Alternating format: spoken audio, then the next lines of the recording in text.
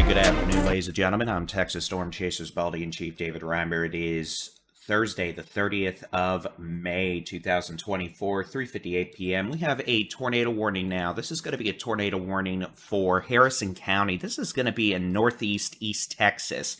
This is going to be a thunderstorm that has developed on Interstate 20. This is almost all the way to the Louisiana border. Flash flood warning has been issued for Cimarron County in Oklahoma, Dallam County in Texas.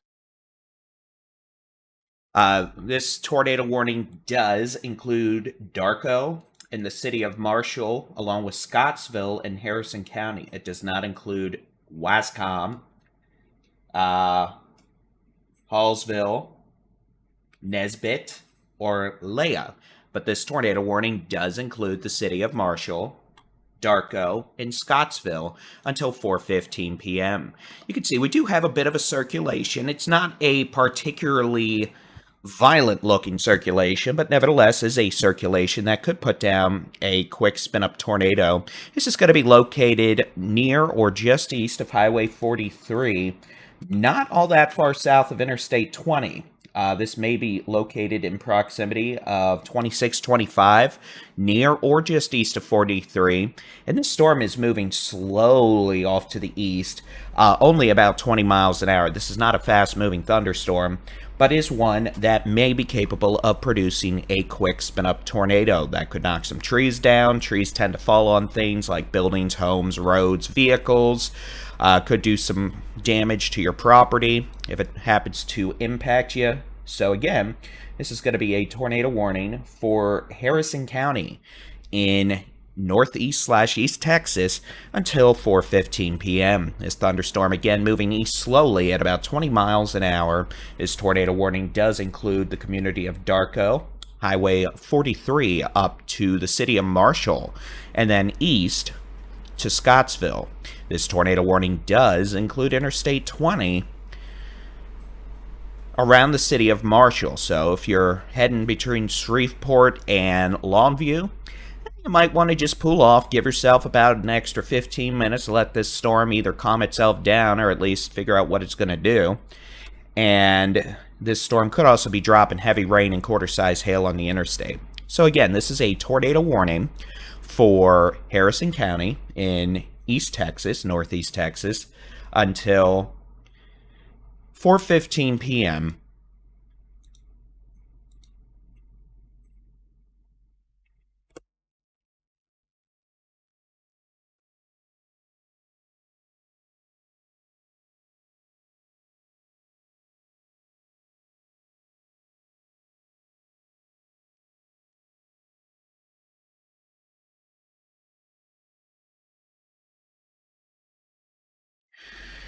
So again, if you're in Darko, Marshall, Scottsville, be in a safe place. That'll be the lowest floor, center room, away from windows. Put as many walls between you and the outside as possible if you're in a sturdy site-built structure.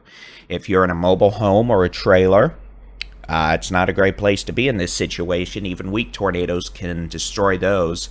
So please keep that in mind. And again, we're not dealing with what I would consider to be a violent circulation, but given the environment, we have tropical moisture in place, all that, the potential does exist for a severe thunderstorm capable of producing a weak spin-up tornado. A new flash flood warning has been issued for Bosque, Hill, McLennan, and Navarro County in Texas. Again, we got flash flooding out the wazoo back in North Texas, even parts of the Panhandle. We have a cluster of thunderstorms, and I'll show you a video from one of our storm chasers in just a second. But back here...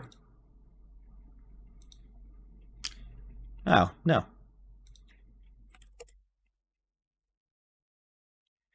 Mind of engineer Mark Jones.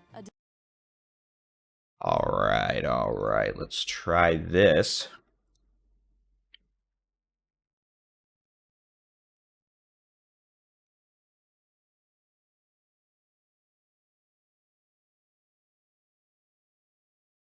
Oh, that's not what you needed.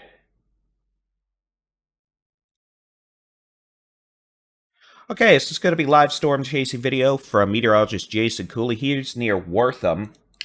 That is going to be southwest of Richland, north of Mahia, with this line of southeastward moving storms, which I'll show you. Give me just a second.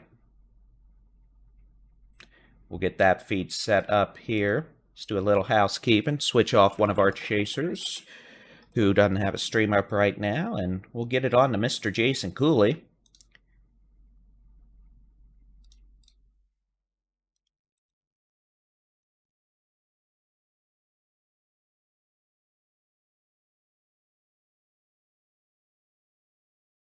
So again, meteorologist Jason Cooley is going to be located near Wortham, which, let me zoom in and it'll pull up there north of Mahia.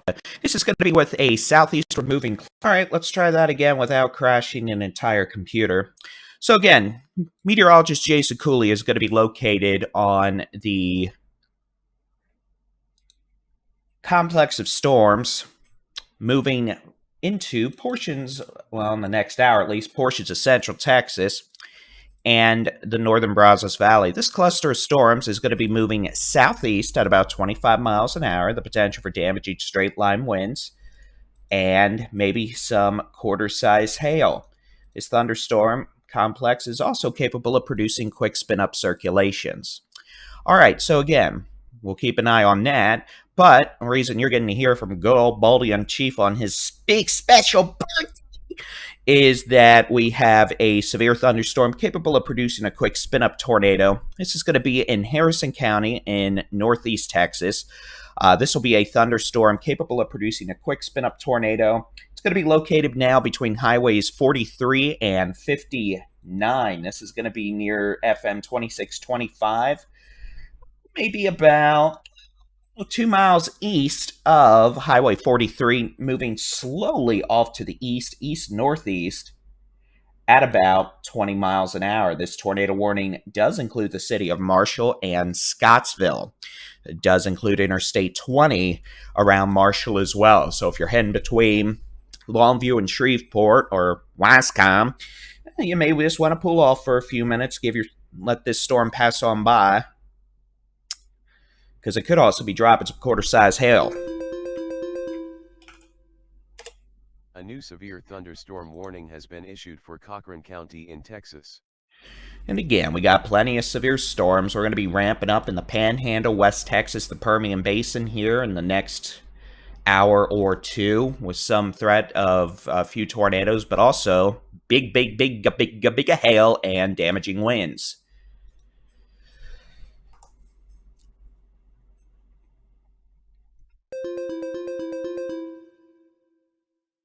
A new severe thunderstorm warning has been issued for Gregg, Smith, and Upshur County in Texas.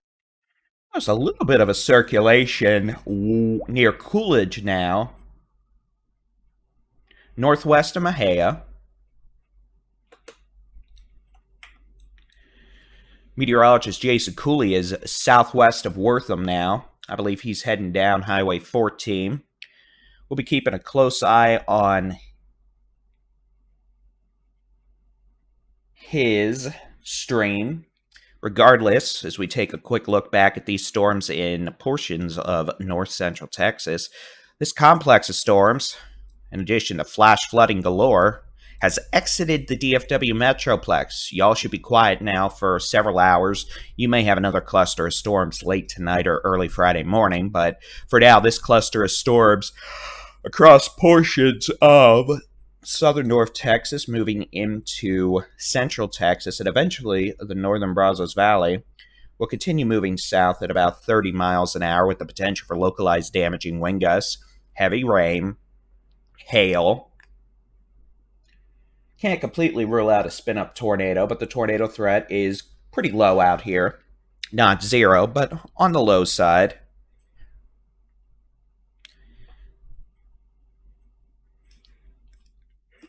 And again, the biggest threat, honestly, may be flooding. At least the most widespread threat. All these blue boxes you see, these are flash flood warnings. Let's see if this feature works. Zoom further. Nope, that didn't work. I have a new camera. It has AI commands, so I'm trying to figure out these fancy things. But again, we have a tornado warning until 4:15 p.m. for Harrison County around the city of Marshall. We may squeak out a brief tornado with that. That would have the potential of producing damaging straight line winds, maybe a quick spin-up tornado that would also have the potential to knock trees down. Yeah, we don't need any trees getting knocked down on buildings. But alas, that's what may happen. Let's see if this works. Zoom in closer. Nope. Zoom in closer. Okay, I tried. I'm done playing with that toy for now. Alright, so again, it is 4:10 p.m. I'm Texas Storm Chasers Baldy-in-Chief David-Reimer. We do have a severe thunderstorm capable of producing a quick spin-up tornado near the city of Marshall. That could knock some trees down. I don't think it's one of these, long track, long duration, strong type tornadoes, but, a tornado's a tornado and it can knock some trees down, which could then fall on things.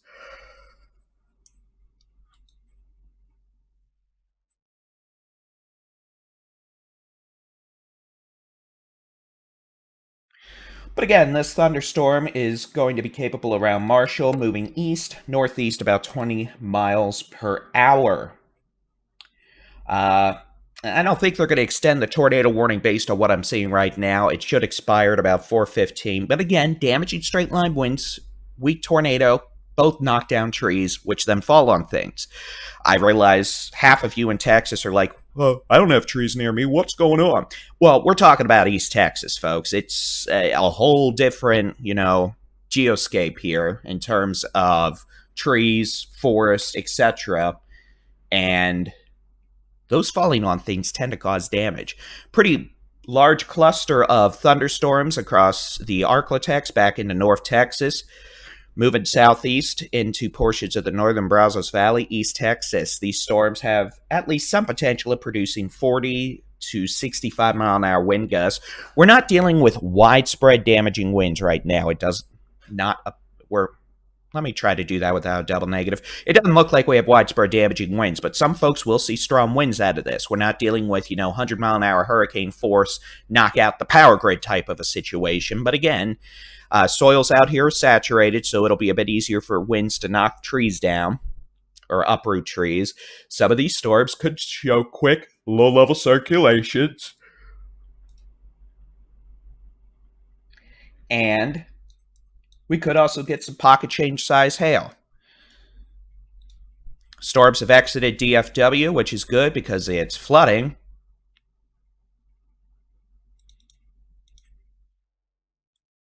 But again, these storms do have the potential of producing strong winds, which could cause some wind damage, knock out power to some folks. Out across western Texas, let's just hit this big button here. We'll pull up the satellite because it looks pretty, and I pay for it every month, so I might as well use it. We have thunderstorms developing now across parts of the northwestern Panhandle. Starting to see a few isolated supercells in West Texas, down into the Permian Basin, and of course near Fort Stockton because, come on now, it's Fort Stockton. We always get a Fort Stockton-ing supercell. Out here, we do have severe thunderstorm watches now in effect, and we actually have a tornado watch in effect now. This is going to be for the Permian Basin, Northern Edwards Plateau, and the Concho Valley. This will be a tornado watch until 11 p.m., the potential for a few tornadoes with the most intense supercells. We have an outflow boundary down here as well. If we get a storm latching onto that, the potential will exist for a spin-up circulation. Back further north in the Panhandle, West Texas, we have storms developing. These could produce large hail, heavy rainfall, damaging winds, and we can't totally rule out the potential of a tornado. Eventually, we're going to see a cluster of storms evolve out here, and that will progress southeast tonight into portions of northwest Texas, the Big Country, the Concho Valley, the Edwards Plateau, Texoma, North Texas, Central Texas, the Hill Country. It's the thunderstorm train.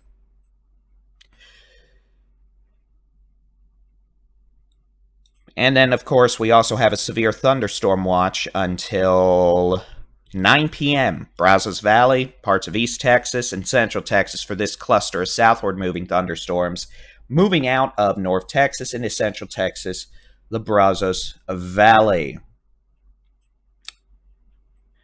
Meteorologist Jason Cooley. We'll pop on over to his stream real quick.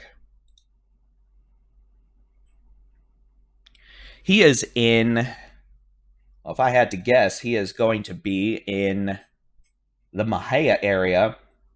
He's taking a look back north. You can see he's having a little buffering issues.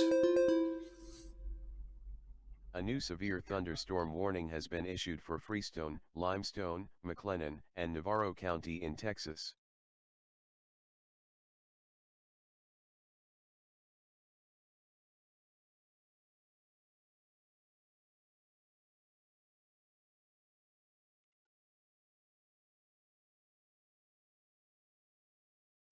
So again, that's going to be a new severe thunderstorm warning. We'll go back, take a peek at that. Again, that's just for these storms moving south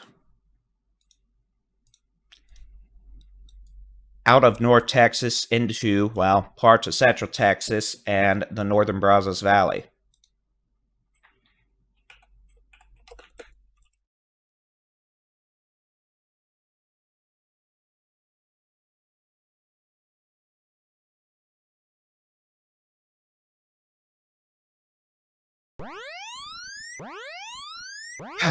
You know when I said they weren't going to probably issue a new tornado warning? Warning has been issued for Harrison County in Texas. I mean, at least it's not a tornado emergency this time. I say that out loud? Oh, well, okay, fair. It's got the rappy hook of doom again, so... Alright, it's going to be a new tornado warning until 4:45. This is going to be for southeastern Harrison County in northeast Texas. A new severe thunderstorm warning has been issued for Cimarron County in Oklahoma, Dallam, Hartley, and Sherman County in Texas.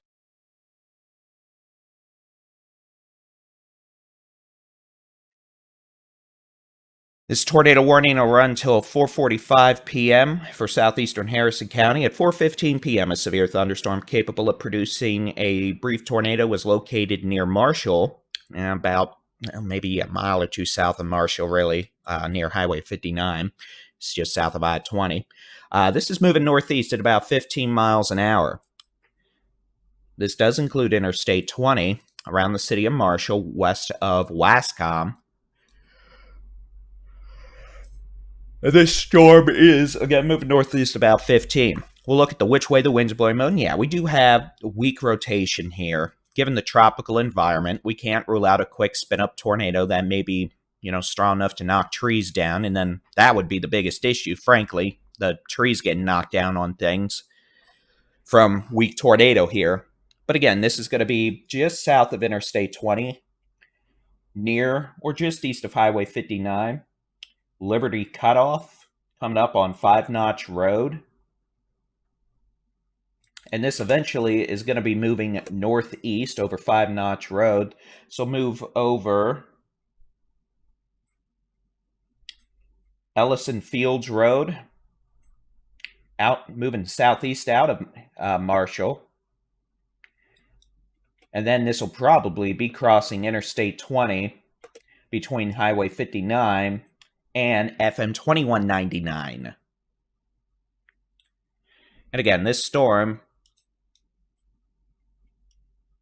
moving northeast at about 15 miles an hour.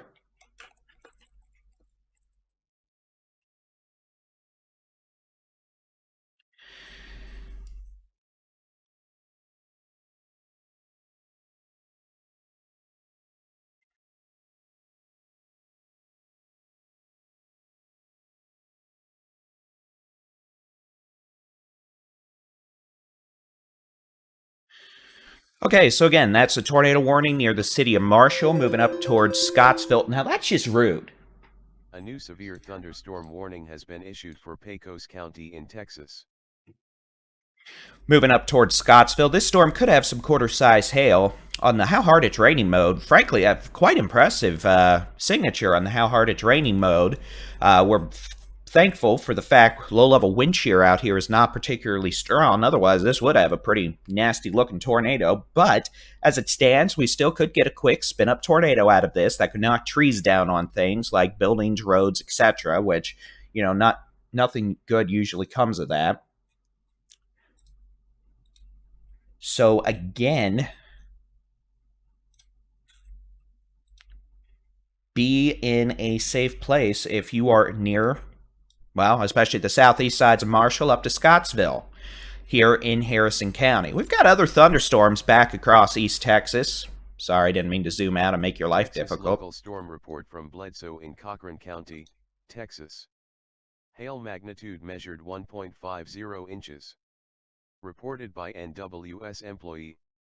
Additional information, quarter to ping pong size. Again, across northeast Texas, we've got scattered showers and thunderstorms with moderate to locally heavy rainfall. We do have a thunderstorm that is just south of Gilmer, northwest of Longview. That might have some quarter-size hail. Localized winds over 60 miles an hour. We've been keeping an eye out just in case it tried to spin itself up into something spinning-like, but so far that's not been an issue. Back across southern North Texas, the rain has exited the DFW Metroplex. It doesn't look like we're getting a wake low event or strong winds on the backside of the storms this time. That's nice. But this complex will move into the Brazos Valley, parts of central Texas, over the next 2 hours. The threat of localized damaging wind gusts. We could see some heavy rain with flooding. We'll take a look at meteorologist Jason Cooley. Oh, that's not the right button. You can see he's got a pretty good view of a striated shelf cloud. He's south of Mahia, moving towards Groesbeck. And that storm is part of this complex capable of producing damaging straight-line winds over 60 miles an hour. That's probably going to honestly keep going until it rides down into southeast Texas, East Texas, the Brazos Valley. We'll probably be done with it when it moves into Louisiana or in the Gulf of Mexico later. And again, the potential will exist for some of these storms in this cluster to produce damaging straight-line winds, maybe some pocket change size hail, and flooding heavy rainfall. Back out into portions of the Panhandle and West Texas, we've got storms. Another cluster underway now across northwestern portions of the Panhandle around Dalhart. We could have some hail, strong winds, threat of heavy rainfall that could cause some flash flooding. As we go south into portions of West Texas, you can see we've got some storms starting to fire up east of the dry line in eastern New Mexico. Those are going to move into the Panhandle and West Texas over the next few hours. We could get some pretty large hail out of that. Back down into the Permian Basin and the Big Bend, we've got our typical supercell cluster developing just east of Fort Stockton. It's so common now, we just call it Fort Stocktoning. We'll see if we end up with any sort of a tornado issue out of any of these storms. There is a tornado watch down here in the eastern, or in the Permian Basin, and across portions of the northern Edwards Plateau down to Del Rio. These storms, once they get going, could start throwing out softball-sized hail like it's nobody's business. A new severe thunderstorm warning has been issued for Falls and McLennan County in Texas. What I'm highlighting here is an outflow boundary. This outflow boundary has the potential to cause some spinny doom issues, a tornado threat, if we have any storms that ride along it. This outflow boundary is currently sitting, pretty much sitting. It's stalled out, it looks like, from near Garden City to the north sides of Odessa up to Hobbs, New Mexico. These thunderstorms will have the potential of producing, well, any storms down here have the potential of producing really big hail, but any storms we have interact with this boundary could have an increased threat of going tornadic. We know thunderstorms developing northeast of that boundary right now. Those could be heavy rain north of Gardendale, north of Midland. With strong winds, stayed for Garden City, we may end up having some hail out of that. And again, we'll keep an eye on that outflow boundary. And then you can also see kind of that extends up into eastern New Mexico, where we're also seeing thunderstorms develop. All right, let's go back to the reason you're getting to hear from good old Baldy-in-Chief, and that's going to be a tornado warning for Harrison County in northeast Texas. This is for a thunderstorm capable of producing a quick spin-up tornado over southeastern sections of the city of Marshall. This thunderstorm is in proximity of Interstate 20 between Highway 59 and FM 2199, moving off to the northeast at about 15 miles an hour. Again, this is not going to be a situation where I think we're going to have, big, bad, very mad tornadoes down for long periods of time. Low-level wind shear is weak, but we can't rule out a quick spin-up tornado that would have the potential of knocking trees down. And trees fall on things and cause quite a bit of damage and can hurt people. So that's why we encourage you to take shelter. Lowest floor, set a room away from windows. For Smith County in Texas. Put as many walls between you and the outside as possible. And that's in a sturdy site-built structure. We would not encourage folks to be in a mobile home, a trailer, or vehicle, or driving around in the middle of this. We may have some nickel to quarter-size hail on Highway 80 around Scottsville, the east sides of Marshall. And again, this storm is slowly moving northeast, at about 15 miles an hour. I need caffeine.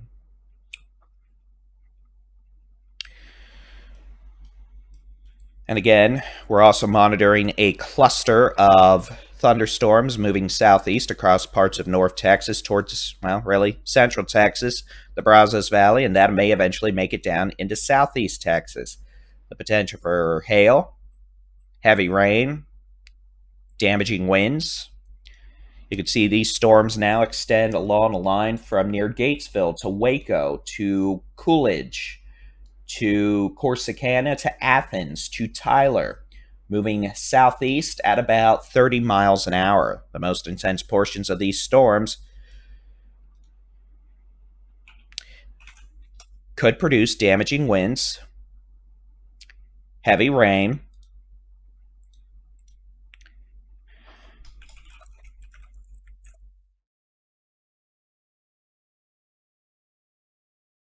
that could cause flooding.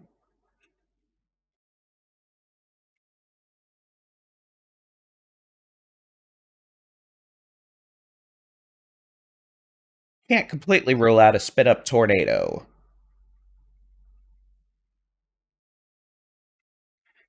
And we're probably going to have another cluster of storms moving out of the Panhandle, West Texas, the Permian Basin.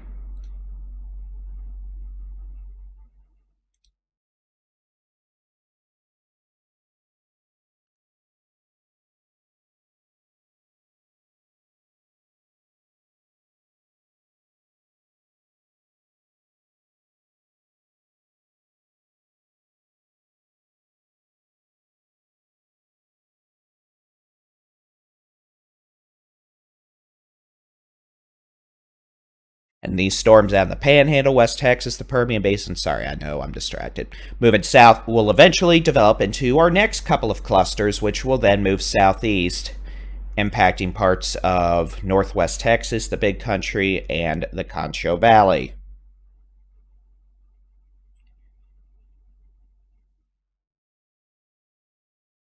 Making all sorts of mayhem and a ruckus.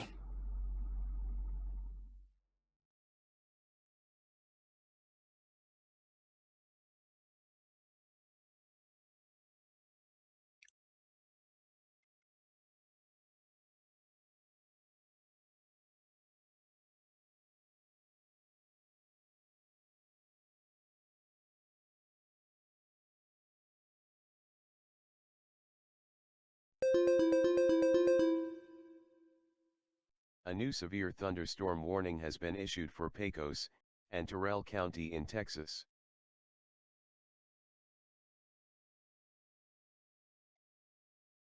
But again, tornado warning does continue for southeastern sides of Marshall up to Scottsville towards Leah until 4:45. And again, I think you can tell by the tone of my voice, we're not talking about big, bad, very mad, long track tornadoes here. but we could get a quick spin up that would have the potential of producing, low-end tornado damage, which can knock down trees, damage buildings. Trees fall on buildings and would probably do a heck of a lot more damage than just the tornado itself. You can see we have thunderstorms, a cluster moving across southern North Texas, down towards the Brazos Valley, southeast Texas. Those could have damaging winds, maybe some pocket change size hail, heavy rain, flooding, and flooding. DFW, you're clear for now, but y'all are going to be under the gun tonight into tomorrow morning with another round of strong to severe thunderstorms with heavy rainfall that will cause flooding, maybe some pocket change size hail. It's going to be a long night. This is round one. Right now in portions of North Texas, East Texas, all this is going to move into Southeast and East Texas this evening. This whole round of just mayhem out here, this is all going to move southeast tonight into Friday morning. We're probably going to see a couple clusters. Yeah, I know, my handwriting stinks. That's why I talk and type. But again, so it's going to be a long night. In fact, real quick, let's just take a look at the high-res rapid refresh model. Let me get rid of my pathetically unimpressive drawings. Let me press a couple buttons here to get it set up.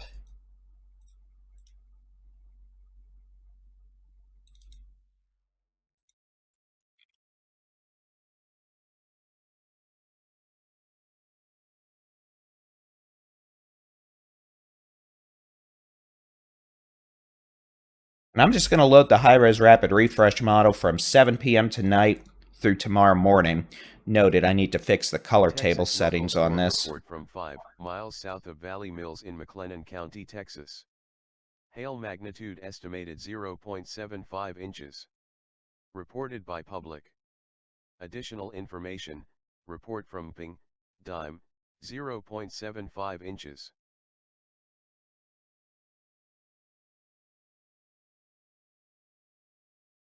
Again, just here's what the model radar looks like tonight. I know the color table's off. I just installed a big update this afternoon. I'll have to go back through and add the color table settings back. Has been issued for Andrews, Ector, Martin, and Midland County in Texas. I'll get that done here after this part of the coverage. But again, you could see one cluster this evening across East Texas.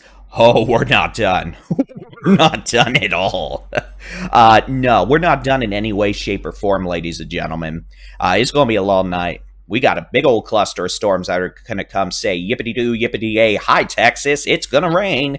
And it's also going to have strong winds. Some of these storms are going to have large to very large hail. Some of these storms could have wind gusts of 60 to 80 miles an hour. We might have a few spin-up tornadoes. The tornado threat is not high today. Heavy rain with flooding. I mean, at this point, it takes 5 raindrops in parts of, the eastern half of the state are flooding. So, yeah, this is going to cause new flooding. So that is what we're looking at tonight. And note to self, I will fix those color table settings to get it back to the normal, happy, accustomed view we have all come to expect.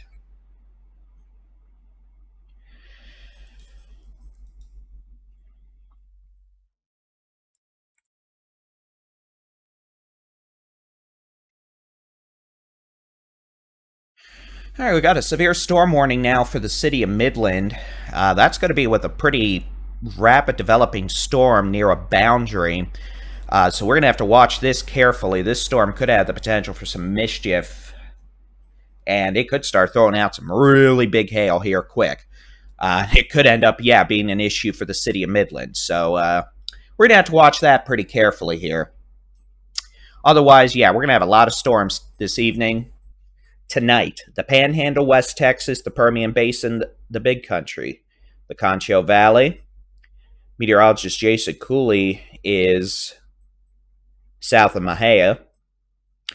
All those storms tonight are going to move pretty much eastern 75% of Texas. You're probably going to get storms at some point. The first round now, moving across the eastern parts of the state, central Texas, northeast Texas, that's round 1. Round 2, it's going to try to hit the eastern 75% of Texas. Tonight into tomorrow morning, strongest storms are going to have damaging winds, hail, flooding rainfall. Tornado threat is low.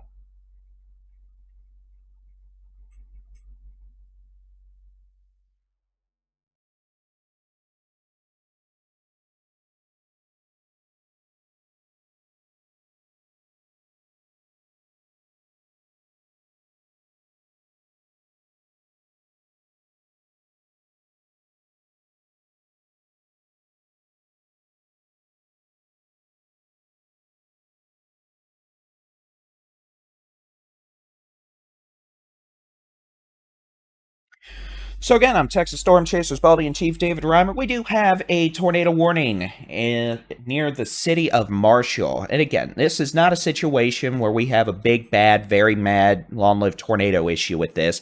This is a situation where we've got a tropical environment with the potential for a thunderstorm to produce a quick spin-up tornado. Most likely area for that right now would be coming up on FM 2199, maybe a mile west of FM 2199 near Interstate 20. We could have a lot of lightning, heavy rain, maybe some quarter-size hail around Scottsville right now. The threat of a tornado, if you are along and west of Highway 59, is done. So pretty much most of the city of Marshall, you are clear from this. Highway 43, you are clear. Stretch. But again, this storm's moving slowly. Northeast 15 miles an hour. We could have occasional damaging straight line winds, some hail, and maybe a quick spin up tornado. Hi, dog. I'm sorry. Can I help you? Hi. What's going on? Hi. Hi. Are you being an attention seeking thing? Yeah, okay. So again, it is Thursday, 30th of May, 2024. I'm Texas Storm Chasers Baldy-in-Chief David-Reimer. It is 4:35.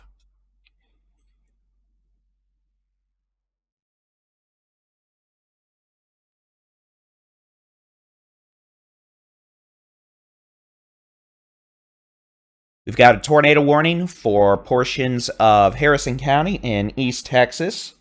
A circulation now approaching FM 2199 near Interstate 20, southeast of the city of Marshall. Marshall, you're pretty much clear from this. This is going to be moving through Scottsville, towards Scottsville. And again, maybe a quick spin-up tornado that has the potential of knocking down trees, along with some localized damaging winds, and maybe some quarter-size hail.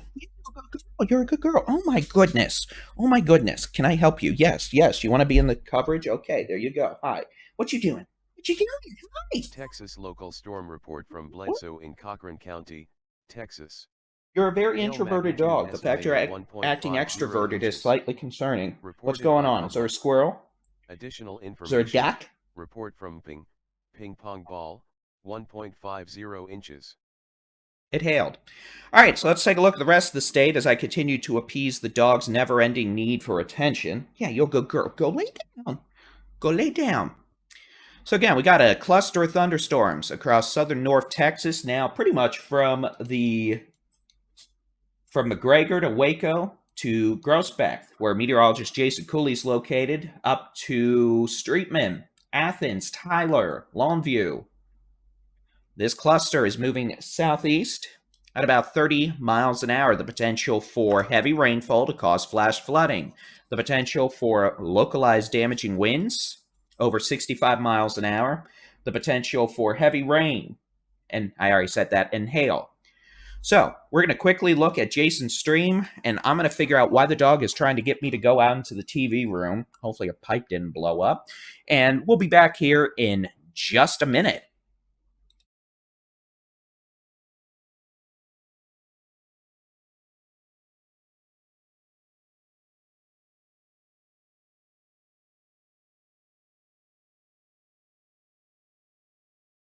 Texas local storm report from Bledsoe in Cochran County, Texas. Hail magnitude estimated 1.75 inches. Reported by public. Additional information, report from Ping, golf ball, 1.75 inches.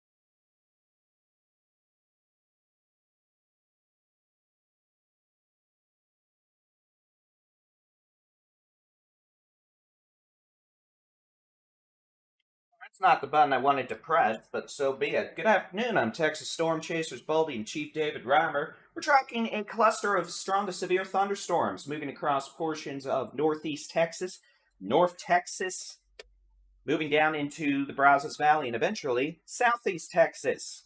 Over the next few hours, these storms have the potential of producing damaging winds over 60 miles an hour, heavy rainfall that may cause flooding. Can't completely rule out a brief spin-up tornado, but the heavy rain with flooding and localized damaging winds are going to be the main threat. And what are you doing? Are you creating me? Yeah, good for you. So again, with these storms, the potential will exist for a lot of lightning, damaging winds, hail. We'll take a look out into the pleasantness known as the western half of the state. Oh, and by the way, this whole cluster this cluster will make it through the Brazos Valley. It's going to make it to the Gulf Coast or Louisiana, whichever comes first. Back out into the Panhandle, West Texas, the Permian Basin, down towards the eastern Big Bend, we have scattered severe thunderstorms developing now. These have the potential of producing, well, the strongest storms, honestly, the potential for softball-sized hail, localized damaging winds over 70 miles an hour, maybe a few tornadoes and heavy rain. Looks like we're going to get a new severe thunderstorm warning here in just a second, so I'll wait for the inevitable interruption from the computerized voice of doom. Case in point. A new severe thunderstorm warning has been issued for Cochran County in Texas. You might be wondering why I'm standing up. That's because, well, the dog sitting's about to begin, so I have to set up the special dog blankie for the dog. Not that the dog will use it, because the dog is just going to do what the dog does, and most likely just make a spot on the floor and ignore the nice little bed I've made for her. But nevertheless, I have tried, like a nice Baldy-in-Chief. And one of the benefits of having a camera that can zoom in on my ugly noggin is that it can do stuff like this, and I can stand up technically if I wanted to, which would be a good idea, you know, for the whole, if I ever got a walking treadmill for the office.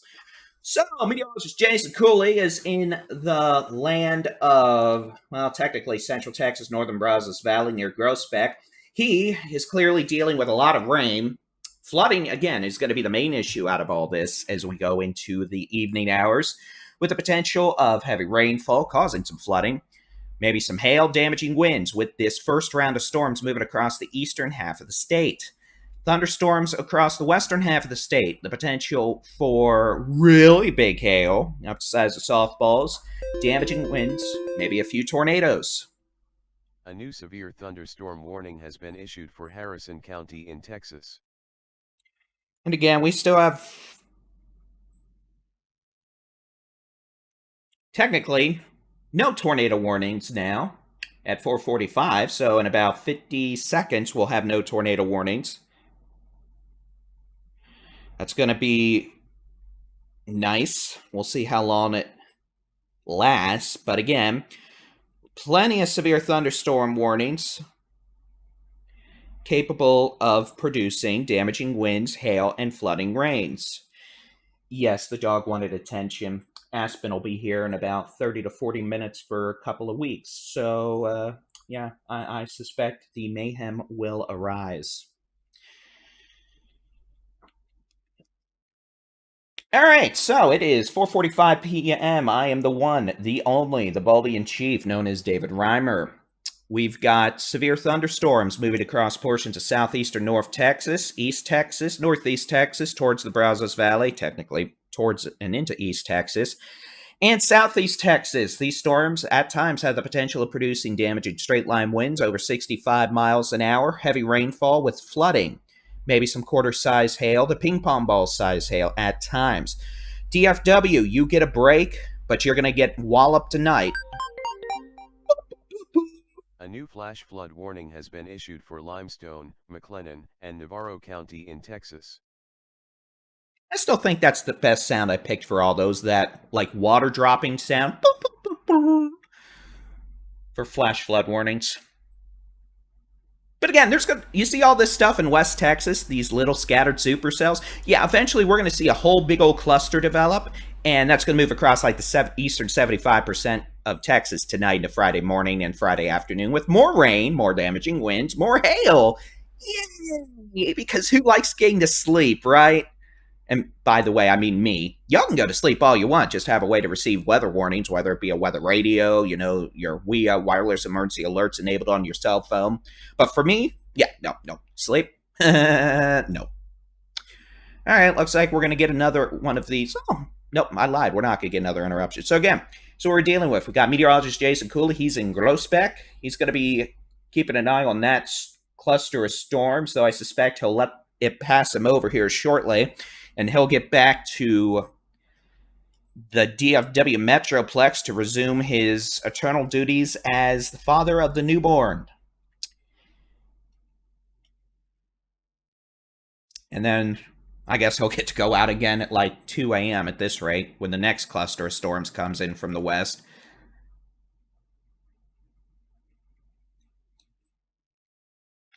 And again, we're going to have to watch these storms out in the Panhandle. You can see we've got a cluster moving southeast. That'll impact Amarillo to Pampa in the next 2 hours. We've got a couple of supercells developing on the New Mexico-Texas state line. We've got a supercell just northwest of Midland. That could be an issue for the city of Midland here in the next 30 minutes with hail and damaging winds and flooding. We've got a supercell north of Bakersfield on I-10 east of Fort Stockton. Fort Stockton's behind the dry line, so it's drier than a popcorn fart. And north of Sanderson, we got a supercell with the potential for hail and damaging winds. All right, so again, let me actually, I need to do two things here. I'll show you the model data here when we come back for our next update at 5 p.m. But again, it's going to be a busy night. Big old cluster of storms will move from West Texas to the east tonight. So more storms, more flooding, more damaging winds, and more hail. We'll be back with our next severe weather update here in about, well, let's say 12 minutes. Until then, you get to enjoy the music.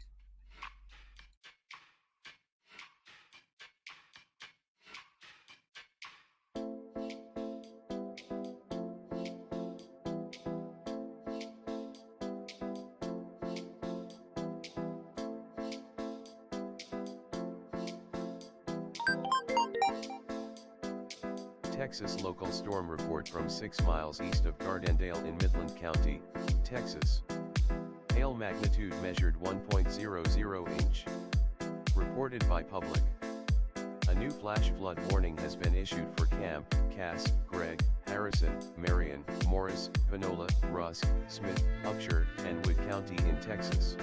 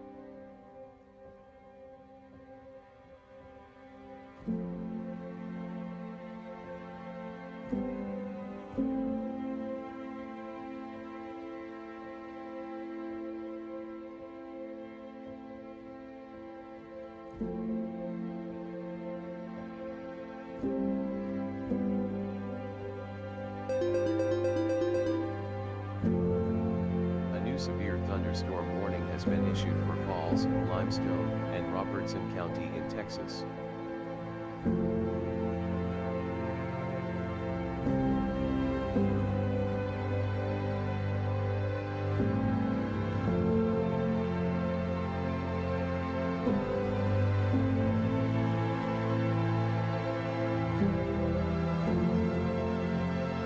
Hi, ladies and gentlemen, good evening. I'm Texas Storm Chasers Baldy-in-Chief David-Reimer. We continue to, how about, look at me, camera. Rude. I know I'm ugly. I'm not that ugly. We've got a cluster of severe storms moving across portions of East Texas, Northeast Texas, Southern North Texas. These storms have a history of producing damaging winds over 65 miles an hour, flooding rainfall, the potential for quarter to ping pong ball size hail at times. And again, these storms do have the potential of producing maybe a spin-up tornado or two across, well, the Brazos Valley, southeast Texas, into East Texas as these storms continue progressing over the next few hours to the southeast at 30 miles an hour. And again, these storms are probably going to make it to the Gulf Coast by this evening. We've got thunderstorms developing across the Panhandle, West Texas, the Permian Basin, into eventually the Concho Valley. Strongest of these storms over the next couple hours will have the potential of producing damaging hail up to the size of baseballs to softballs. Winds over 70 miles an hour. Can't rule out a few tornadoes. With that, we have no tornado warnings right now, which is nice. But we can't say we won't have any more this afternoon, this evening, or tonight. I made the mistake of installing a major program update for this.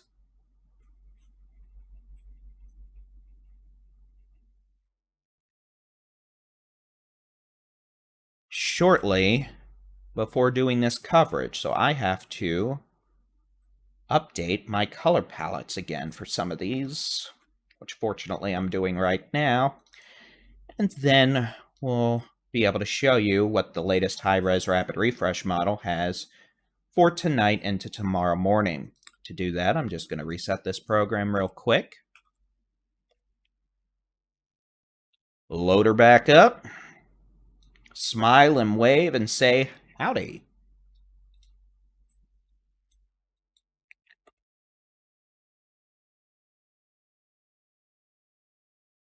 And again, cluster of storms number 1 across southern North Texas and Northeast Texas, continuing to move southeast about 30 miles an hour. The potential for localized damaging winds over 65 miles an hour. Heavy rainfall that will cause flooding. Maybe some quarter to ping pong ball size hail. We have golf ball size hail starting to fall just northwest of Midland. That storm is moving towards the city of Midland and Gardendale, and is about to interact with an outflow boundary that may result in an increased potential of a tornado in the next 30 to 60 minutes near Interstate 20 around Midland. We've got a couple supercells, one north of Bakersfield on I-10 in southwest Texas, one well southwest of Sheffield, north of Sanderson, southeast of Fort Stockton.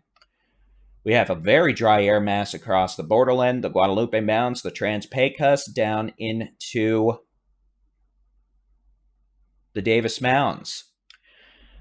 The potential for now, well, we just escalated. Apparently, we're just going to go ahead and start saying softballs. So, potential now for softball size hail. The city of Midland, west to Gardendale, over the next 15 minutes. At 4:55 p.m., a severe thunderstorm was located over Midland to Gardendale, moving east at 25 miles an hour. The potential for baseball to softball size hail. This does include the city of Midland, Midland Air Park, Interstate 20 between mile markers 133 and 141. Again, the potential for baseball to softball size hail from near Gardendale to the city of Midland over the Local next... storm report from 1 mile east of Gardendale in Ector County, Texas. Hail magnitude measured 2.75 inches. Reported by public. Additional information, hail ranged from golf ball to baseball sized. The potential for baseball to softball-sized hail from Gardendale to the city of Midland over the next 20 minutes. This thunderstorm has a history of producing baseball-sized hail and is continuing to intensify. You see this outflow boundary? This storm is moving kind of like this. This boundary is being ingested by this storm. When that happens, the threat of this to produce tornadoes may increase over the next 30 to 60 minutes. If it eats this boundary, threat of a tornado again could increase with this thunderstorm approaching the city of Midland. Midland, you've got problems. You got baseball to softball size hail about to say hi to the city of Midland. So this would be a good time to move away from windows. The potential for baseball to softball size hail in the city of Midland over the next 5 to 15 minutes.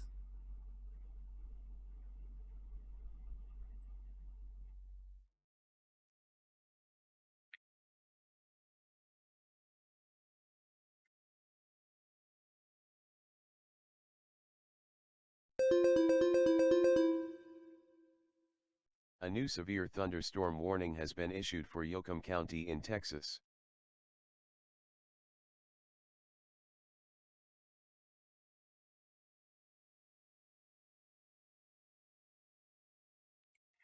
So again, that's one storm. Midland, you're about to have baseball-size hail at least, along with damaging winds. Further north, we've got storms across parts of West Texas near the New Mexico state line, one supercell northwest of Denver City, one southwest of Morton. These storms generally moving off to the east at a very brisk 10 to 15 miles per hour. Got a storm southwest of Muleshoe. Up in the Panhandle, we've got a little cluster of storms. These could have winds over 60 miles an hour from near Stratford, just northwest of Cactus, over the city of Dalhart, moving southeast at 25 miles an hour, moving towards Sunray, Cactus, Dumas, all the way down. Eventually, they may impact places like Stinnett, Borger, Pampa, all the way to the city of Amarillo over the next couple of hours.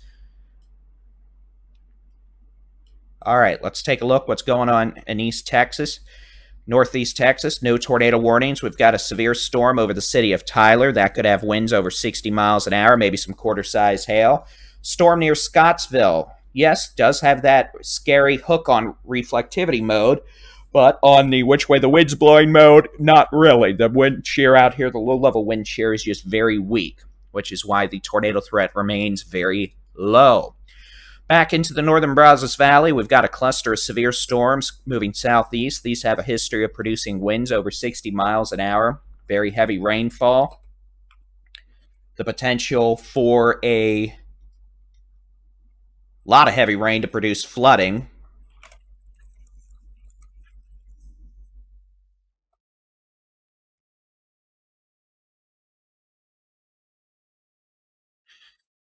Strong winds, maybe some nickel to quarter size hail. And again, this cluster, is going to be moving southeast at about 30 miles an hour. It's caffeine time.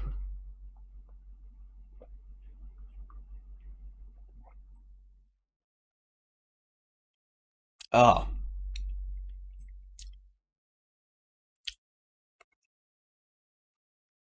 Again, we may have a tornado issue soon, just west of Midland with that storm. Midland, you're about to get baseball-sized hail.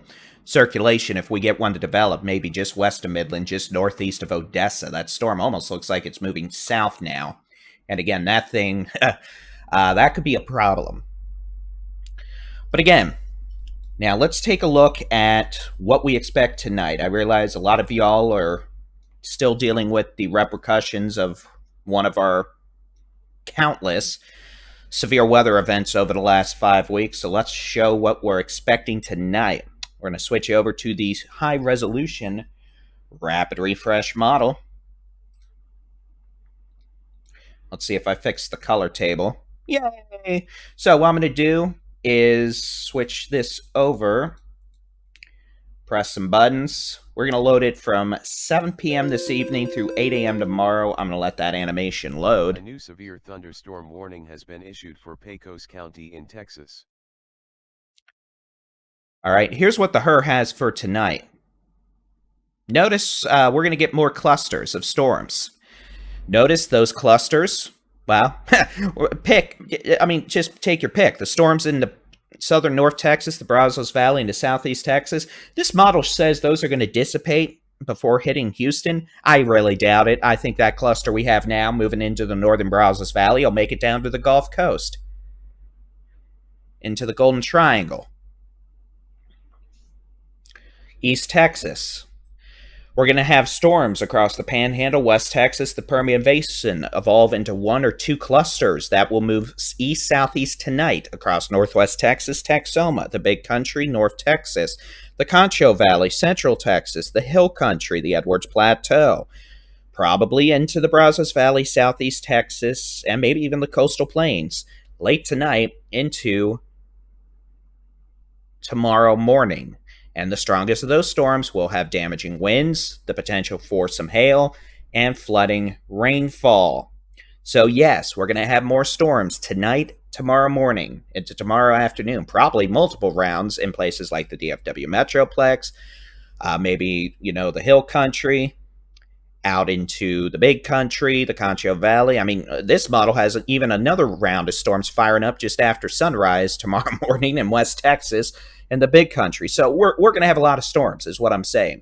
Now, these models have not handled the last week well in terms of all these storm complexes, etc., but it's a pretty good bet. Once the storms get going, they're not going to stop until, well, tomorrow. So that's why storms out in portions of West Texas, the Panhandle, the Permian Basin are probably going to make it to Louisiana or the Gulf Coast tomorrow morning, which means everyone between West Texas, the Panhandle, the Permian Basin, and Louisiana and the Gulf Coast, you're going to get storms, most likely. Now, not everyone will get storms, but most of you probably will, and the strongest will have damaging winds, hail, heavy rain that could cause flooding. Back to the real-time view we go. Where we'll end up, who knows? A new severe thunderstorm warning has been issued for Cherokee, Rusk, and Smith County in Texas. And again, if you're wanting to know about your local weather forecast or want to track storms in your neck of the woods, you can do so with the free Texas Storm Chasers mobile app. Just search for Texas Storm Chasers, where you download apps for your device. We've got interactive weather radars, live severe weather coverage, storm chasing, video, and more. Midland. A new tornado warning has been issued for Ector and Midland County in Texas. All right, we were talking about this, so let's get into it.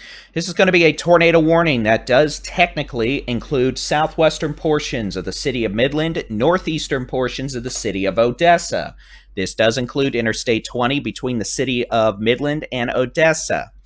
So, a severe thunderstorm capable of producing a tornado is located near Midland International Air and Spaceport, just northeast of Odessa, moving southeast at 25 miles an hour. This thunderstorm is capable of producing a tornado, is capable of producing softball-sized hail, will produce flooding in the city of Midland.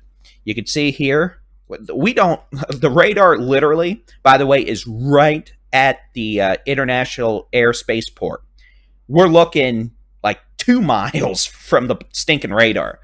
So again, what you're looking at here is, it doesn't get much lower in terms of how close we are to the radar. So we're looking like 20 feet above the ground.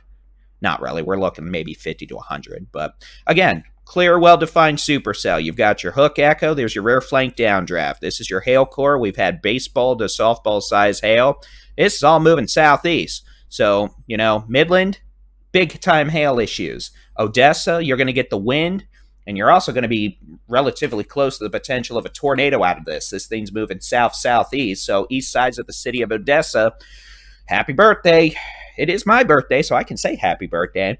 But also, you're under a tornado warning, so you're going to need to take your tornado safety precautions. That in a sturdy site-built structure means lowest floor, center room, away from windows. Put as many walls between you and the outside as possible. hard sole shoes, in case you have to walk on some nails or something after the fact, and a helmet would be a good idea.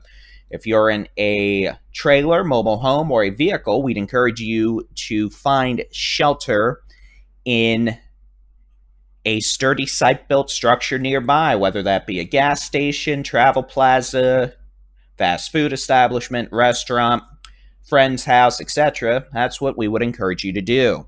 Those of you in the city of Midland, softball-size hail incoming. Those of you in northeast sections of Odessa, tornado, softball-size hail incoming.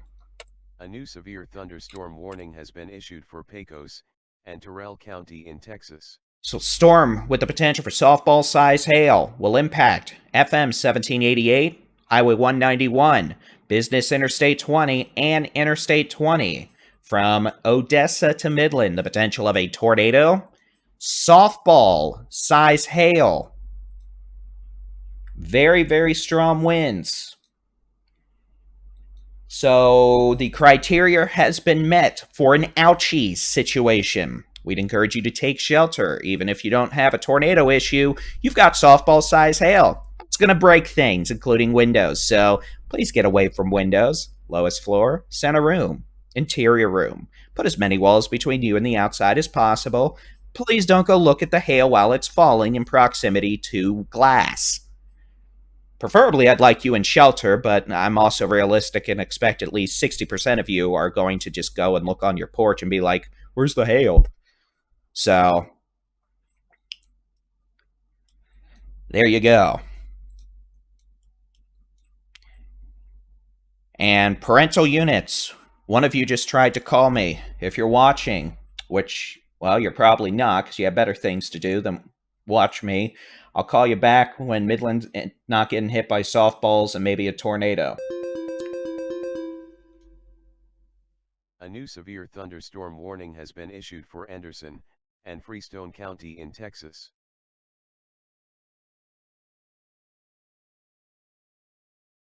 Actually, I'll just call him real quick.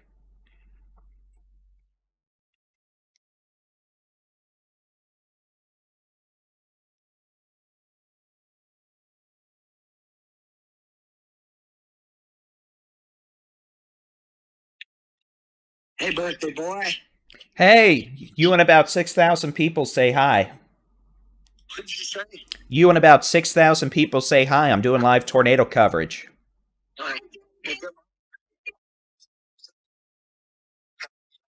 figured it was a good time to call. Well, I better be. Midland's getting hit by softballs and a possible tornado, so. Wow. I figured you'd be busy again tonight. Yeah, But that's the best way you probably want to spend your birthday, right? yeah, pretty much. You got like 6,000 people say happy birthday. Probably. Now everyone knows it's my birthday, yes. Well, I saw Jimmy Brown posted it, so that was really nice.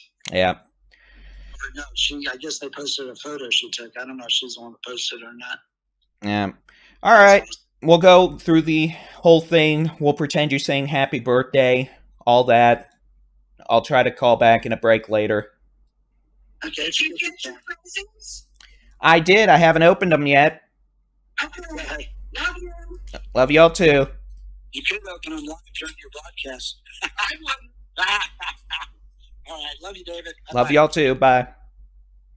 When the parents call on your birthday, you answer. So, there. I've completed my child obligation.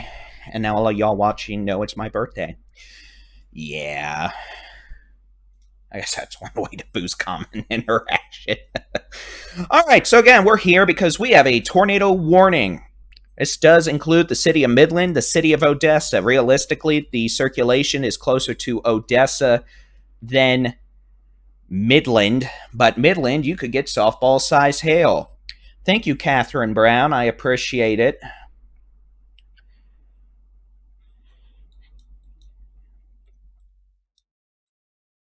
And again, so those of you in Odessa, Midland, Supercell, capable and, well, with a history of producing baseball to softball size hail. That qualifies as giant hail, moving southeast. Crossing 191. Be in a safe place. The storm could go tornadic and produce a tornado as it starts interacting with this outflow boundary. This outflow boundary being this little guy right here, this little fella. That's kind of being ingested up into the circulation right here. The reason this may look a little weird is this is the radar. We're looking really close to the radar.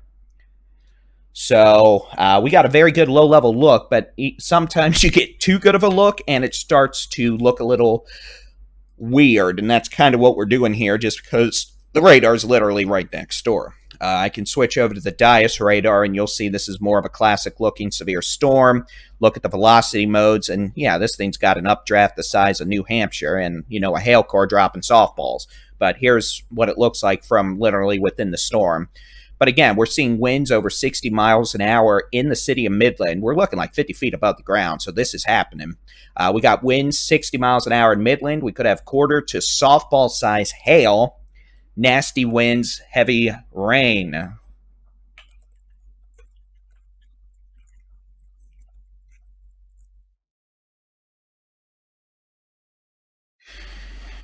All right, back up into West Texas we go. Where we'll end up, who knows? Oh yeah, by the way, down here in the eastern Big Bend, storms north of Sanderson, storms south of McCamey, hail, wind. Back up in West Texas, these storms. We got a storm west of Loveland, southwest of Morin. We got a storm southwest of Plains, north of Denver City.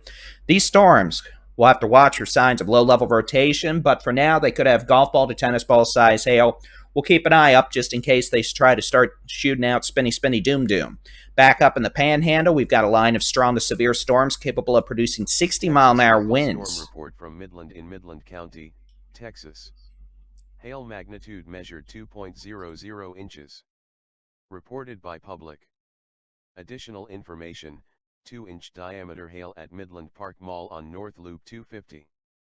All right, gotta close this door. I'm pretty sure I'm about to have a dog party out in the house. Falls and Limestone County in Texas. All right. The camera's really good at following me now, so we're just gonna do, literally, I'll just stand up and do coverage like this for a little while.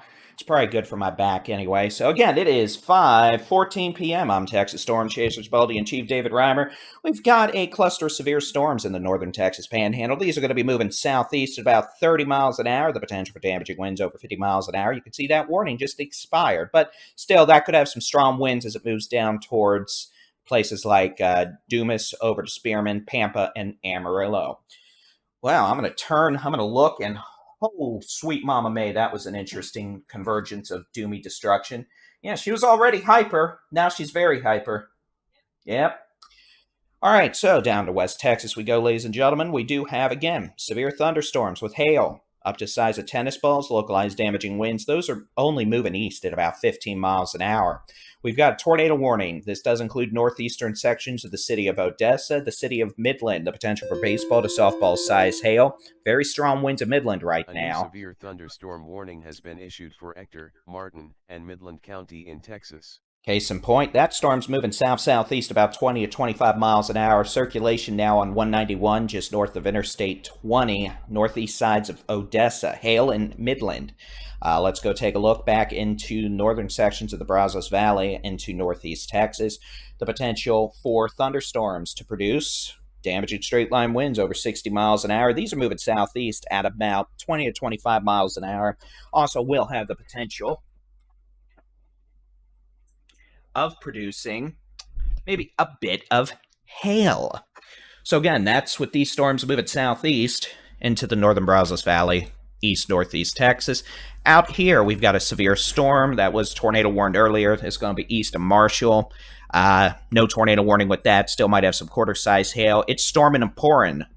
Longview to Tyler. We've got a flash flood warning out here for pretty much all these cities. Again, flash floodings galore. Please don't drive into flooded roadways. And then we've got some storms starting to develop across portions of southeast Texas, east Texas. This cluster of storms from pretty much all the way from near Marlin to Palestine to Henderson will continue moving southeast. We may see some storms develop southeast of all this over the next little while. Regardless, it's going to be a wet evening. We've got some storms starting to develop back around Georgetown, Round Rock, Pflugerville. Those may start trying to throw out some hail here soon. One storm northwest of Temple. Again, there could be some nickel to quarter-size hail with these over the next little while. Localized damaging winds Nothing like we saw over the last couple weeks for what it's worth right now. But again, we have a tornado warning. This is going to be for the Midland, Odessa areas. Mainly Midland, you're getting the hail and wind. Circulation approaching, really, it's the Midland International Air and Spaceport. That's still weird to say. But again, oh boy, that's not good. Really strong winds just north of the Midland radar. We're showing winds of, well, we're getting what's called range folding or velocity mix over here. But again, we're seeing winds of 80 to 90 miles an hour at the airport based on radar data. And we're looking at, we're looking right here. This is 62 feet above the ground. You see that little spinning line of doom and then the little cone of shame or silence? That's the radar. I'm actually a little worried we're about to lose this radar. Please don't destroy the radar. We like our radar. We don't have enough of these as it is. We now have a report of a extremely dangerous tornado near Interstate 20 and the Midland Airport. So again, we're now getting reports of a tornado in progress near or on the Midland International Air and Spaceport, approaching Interstate 20. So again, apparently we have a tornado down, trying to destroy our weather radar, in proximity of the Midland Air and Spaceport, coming up or coming down to Interstate 20. So again, those of you in Northeast Odessa up to the airport, in Midland to Midland, you need to be in a safe place. And again, we've apparently got a tornado down trying to eat the radar, which really needs to stop. So again, Weather Service is calling this, I'll just read the text verbatim. At 5:17 p.m., a confirmed extremely dangerous tornado was located near Midland International Air and Spaceport, 9 miles east of Odessa, moving southeast at 30 miles an hour. This is a particularly dangerous situation. Weather spotters confirm tornado. This tornado warning includes Interstate 20 between mile markers 121 and 134.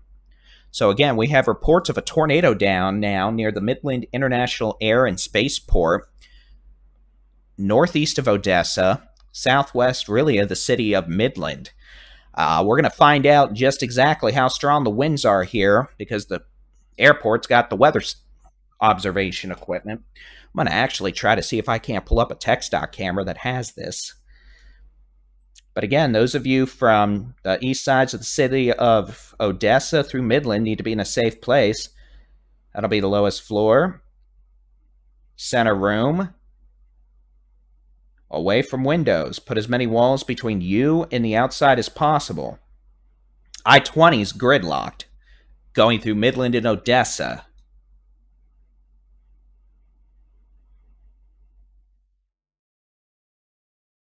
So again, a report of a tornado down near the Midland Air and Spaceport.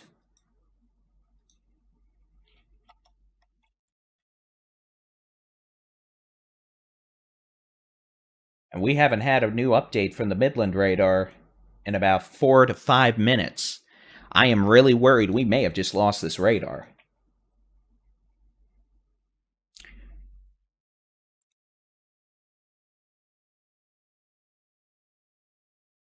No, we just got an update, which means the radar's still there, thankfully.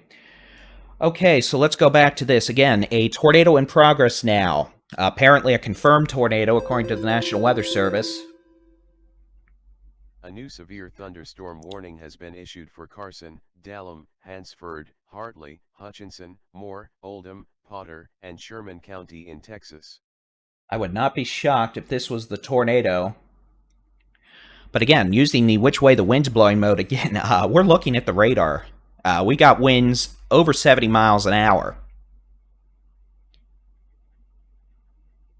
And again, apparently, we do have a tornado down with this thunderstorm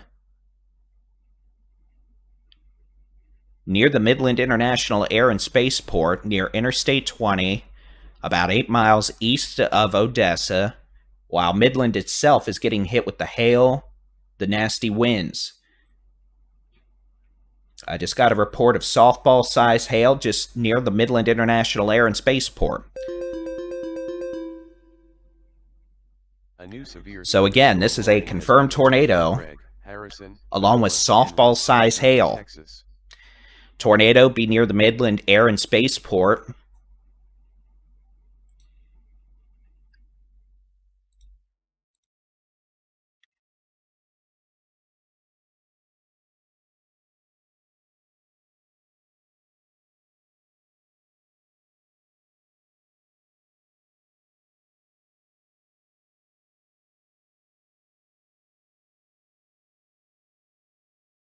And this storm is going to be moving southeast at about 20 to 25 miles an hour. I-20 is probably gridlocked now. So again, this is a confirmed tornado with this thunderstorm near Interstate 20, near the Midland Air and Spaceport. We've got softball-sized hail falling in parts of Midland. Internation in Midland County, Texas. Tornado. Reported by NWS employee. Additional information, view from NWS Midland of tornado south of the airport on I-20. So again, there's a report you don't hear often. The National Weather Service in Midland has a visual of the tornado from their office at the Midland Air and Spaceport over near or on Interstate 20. So again, we've got a tornado down near Interstate 20, south of the Midland Airport, visually confirmed by the Weather Service office in Midland, looking out their window before scuttling to shelter. So again, this storm also has a history of producing softball-sized hail. We've got hail in Midland. The worst hail may be between Midland and Odessa. Likely now on 191, just northwest of the airport. This is going to be crossing I-20 at FM 1788, the potential for, well, a tornado down and softball-sized hail right behind it. Moving southeast at about 20, 25 miles an hour. All right, let's go back to the state view. Let's make sure we're not missing anything. I just lost my Stream Deck. That was interesting. Please don't crash my computer. Please don't crash my computer. Did not crash the computer. That's nice. New tornado warning coming out, so the computer's about to squeal like a happy birthday.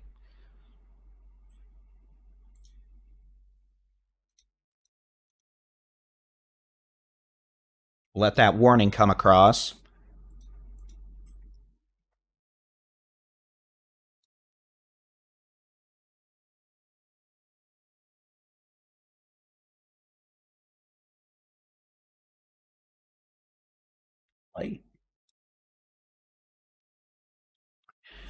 All right, at 5:24.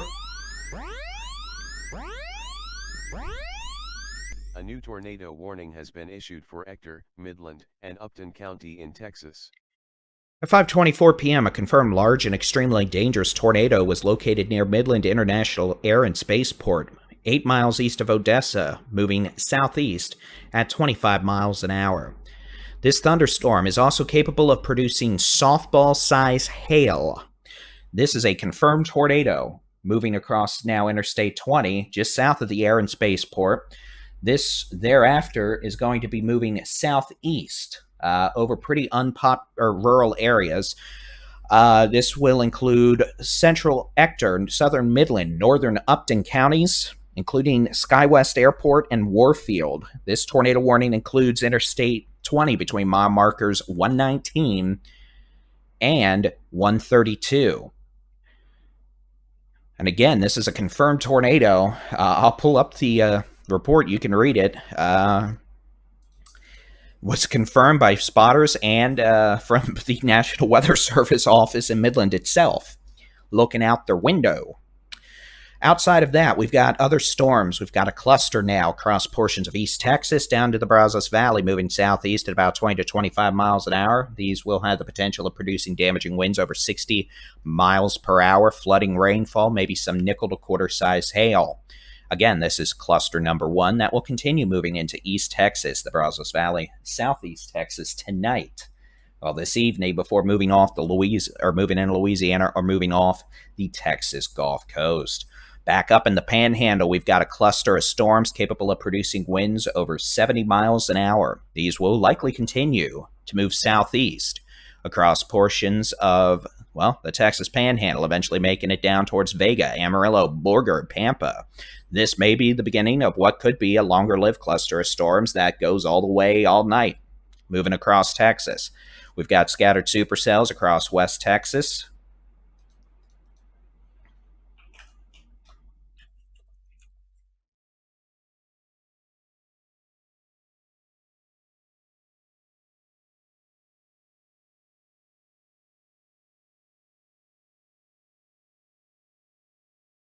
We've got scattered supercells. Storm report from 1 mile west of Longview in Gregg County, Texas.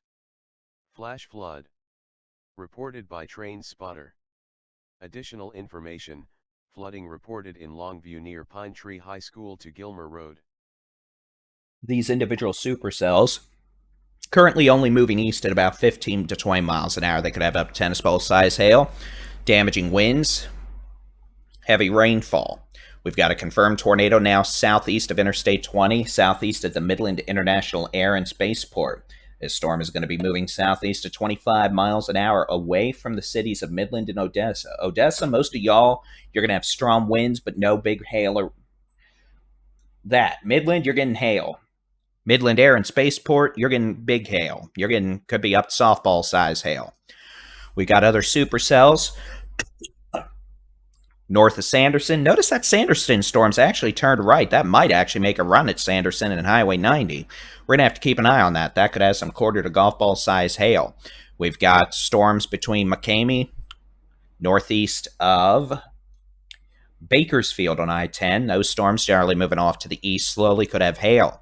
We got a few storms trying to go up in the eastern Concho Valley, but that didn't really succeed. And we've got a cluster of strong to severe storms from northeast Texas and the Arklatex, East Texas, moving towards East Texas in the Brazos Valley. The potential for localized winds over 65 miles an hour.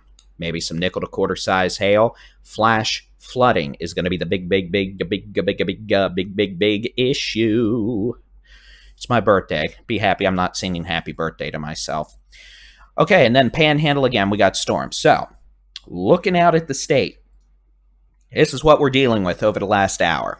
Cluster of storms number 1 across portions of, well, the Brazos Valley, North Texas, Northeast Texas, East Texas. These are going to keep moving southeast into Southeast Texas, the Piney Woods, with the potential of damaging winds, hail, flooding. Notice we have some new storms going up around Round Rock up to Temple Bell, and those could be hailers.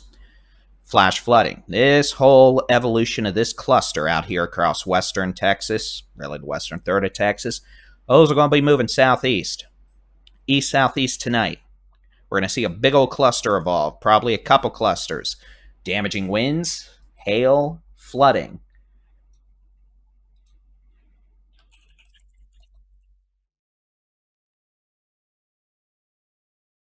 All right, let's get back to Midland. Now we've actually got a pretty nasty looking velocity signature with this, now that we've gotten some distance between the radar. So let's get back to it.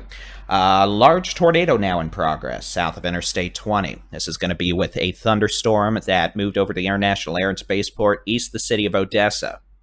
Back to the which way the wind's blowing mode, and yeah, my velocity mode here is not going to do this well. Stand by, I might just have to show you on the camera. If I do, that's fine.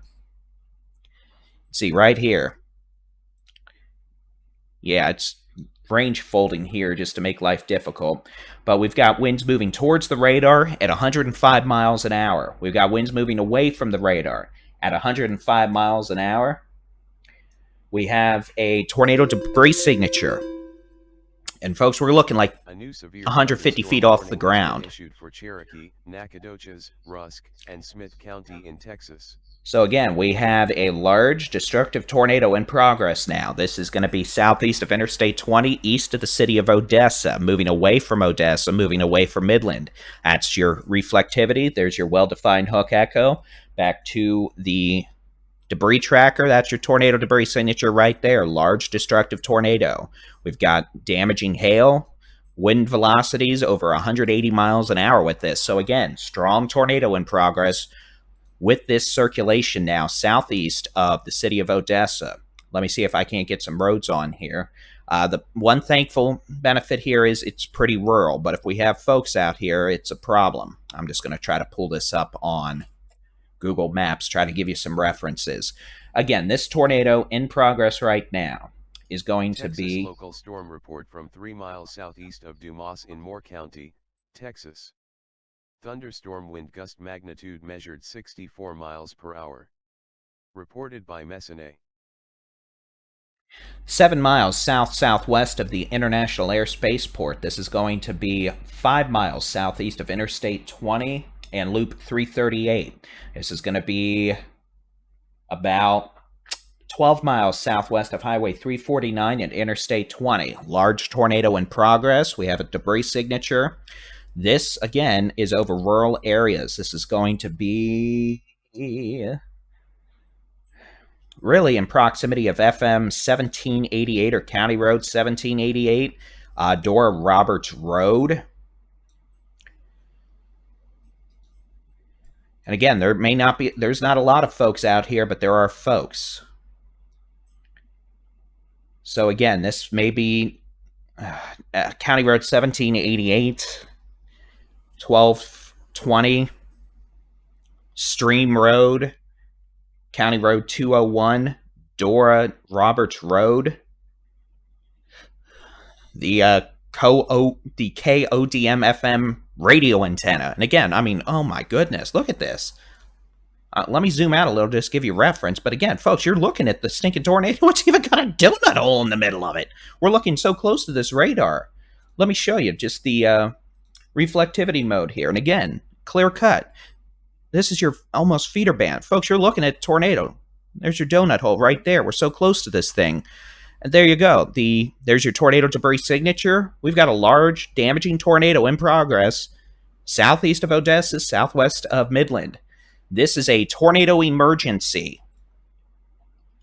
Now, again, this is a tornado emergency for areas south of the Midland International Airport. This is a tornado emergency. A large, violent tornado is located 7 miles south of the Midland, Odessa, the Midland International Air and Spaceport. 9 miles southeast of Odessa. This is a tornado emergency. This is a large, violent tornado. Yes, it is over mostly rural areas, but if you're under this, you've got a big problem. This large, violent tornado is moving southeast at 30 miles an hour. This includes SkyWest Airport. Those of you southeast of the city of Odessa, southwest of Midland, this is a tornado emergency for areas south of the Midland International Air and Spaceport. A large, violent tornado is 8 miles south of the Midland International Air and Spaceport, moving southeast, south-southeast at 15 to 20 miles an hour. This is a tornado emergency. Those of you near SkyWest Airport, southeast of Loop 338, south of Interstate 20, along and west of Highway 349, need to take immediate action to protect yourselves and your family. Anyone who's out here, I realize it may not be many folks, but there are probably folks out here. If you are in a sturdy site-built structure, you need to get to the lowest floor, center room, away from windows, now. Best bet, storm cellar, storm shelter, something like that. If you are in a mobile home, a trailer, or in a vehicle, the best bet you can do for this is just get out of the way. That's all I'm going to say. I can say that because we're in a very rural area. I'd never get that advice in a city. But out here, if you're southeast of Odessa, south of Midland, southeast of Interstate 20, I want to be clear, this is moving away from the city of Midland, the city of Odessa. But you will not survive if you are in a mobile home, a trailer, or a vehicle and you get hit by this tornado.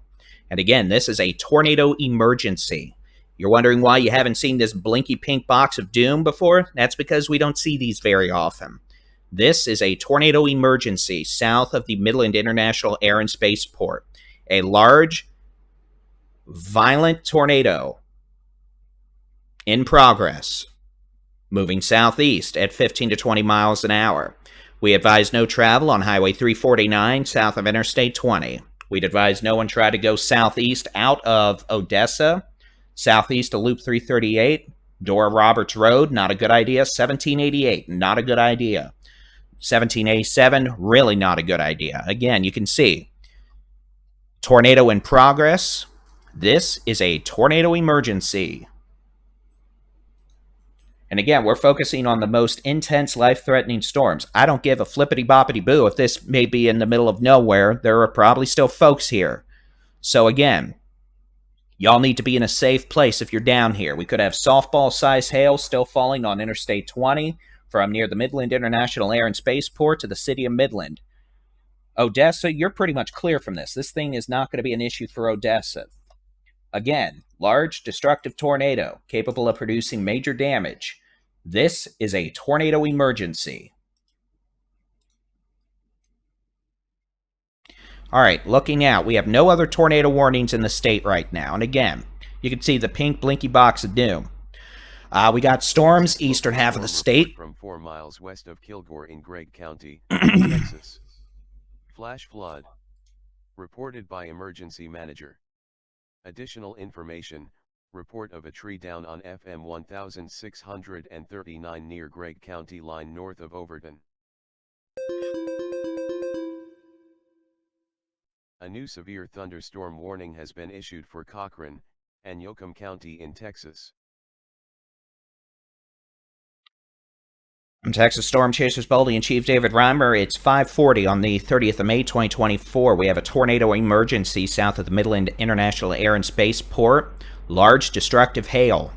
Large damaging tornado. We got large hail in Midland to the airport. Odessa, you got strong winds, but you're mostly clear. Midland, you're clear from the tornado. I want to emphasize the tornado is south of I-20, moving away from I-20, moving away from Midland, Odessa, riding down 1788. It may be in proximity of Dora Roberts Road or at least a few miles thereof. Anyone down there, you need to be in a safe place. We have a cluster of storms moving into the Brazos Valley, East Texas. Could have winds over 60 miles an hour, nickel to quarter to half-dollar size hail. We could have softball size hail in Midland. Cluster of storms across the northern Texas Panhandle moving southeast at 30 miles an hour. The potential for damaging winds over 70 miles an hour. Could also maybe have a wee bit of hail, heavy rain that may cause some street flooding, quick rises along creeks and streams. We've got isolated supercells in West Texas. The potential for damaging wind gusts over 60 miles an hour. Tennis ball to baseball size hail. Heavy rainfall.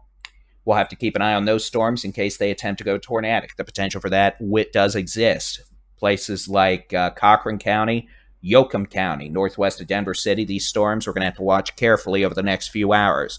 Eventually, the activity across western half of the state will congeal into our next cluster. That will move east with another round of storms late tonight into tomorrow for the eastern two-thirds of the state of Texas, with more damaging winds, more hail, more flooding rainfall. But again, the National Weather Service has declared a tornado emergency for this circulation, this tornado south of the Midland International Air and Spaceport. This is moving down 1788 Dora Roberts Road, County Road or FM 3503. And again, this is going to be a strong to significant tornado. We got winds moving towards the radar, up at the airport, 8 miles away, of about 65, winds moving away of 115. We've at times had a well-evidenced tornado debris signature. There's not a lot down here, but there's definitely stuff, and that stuff is getting lofted.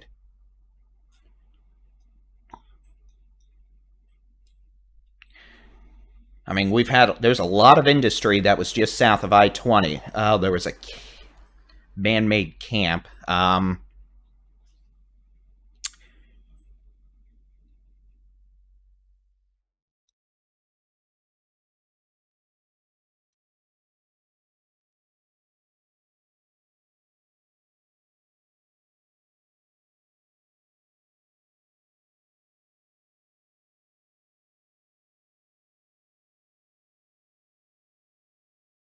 So again, we got a lot of oil-related industry south of Midland down here, south of the airport, south of I-20. Y'all need to be in a safe place, and that's a sturdy site-built structure. Lowest floor, center room, away from windows. Put as many walls between you and the outside as possible.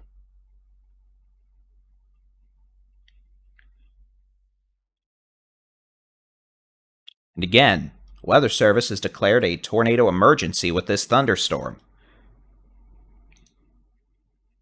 Storms in West Texas, Yoakum County, near Plains, up to Cochran County, Lehman. Those storms are starting to show increased areas of rotation.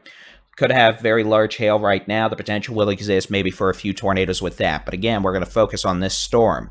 Those of you south of Midland, east of Odessa, 1788, all the way down to 3503 Dora Roberts Road, down to 1787, Highway 349. Y'all need to be in a safe place. And that, in this case, is a very sturdy site-built structure. Lowest floor, center room, away from windows. Put as many walls between you and the outside as possible.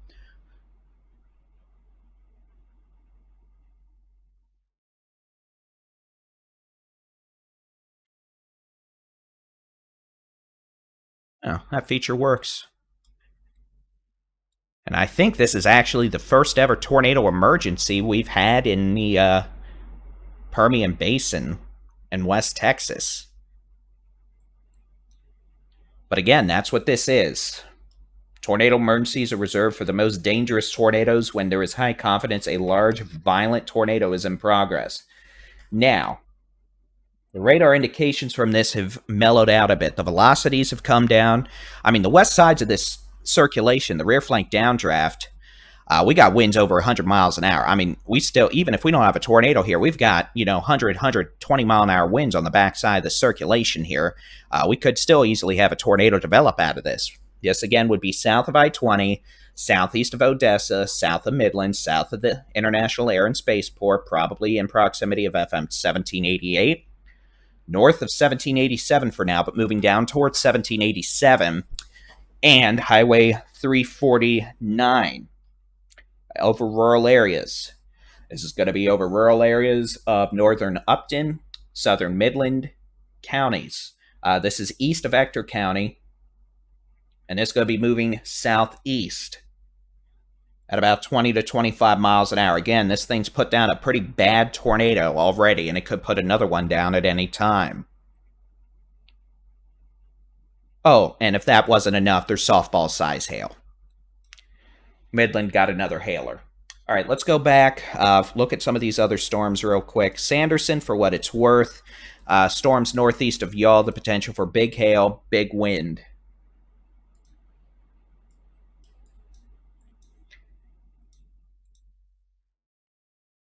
Supercell northwest of Denver City, southwest of Plains. That's a well-organized storm. That could have tennis ball to baseball size hail. That is moving southeast at 10 miles an hour towards Denver City.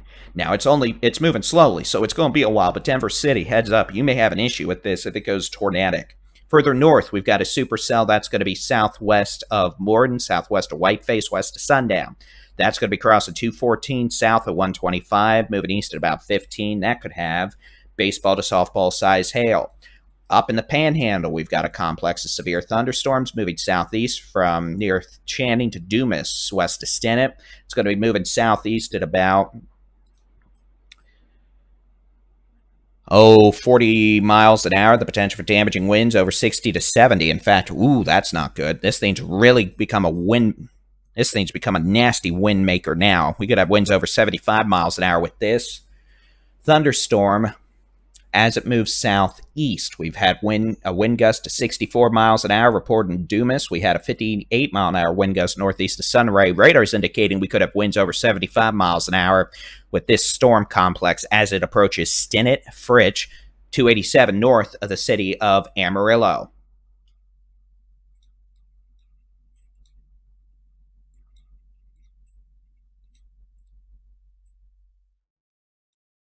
We got a line of storms from Longview and Marshall to Henderson to Jacksonville and Russ to Elkhart.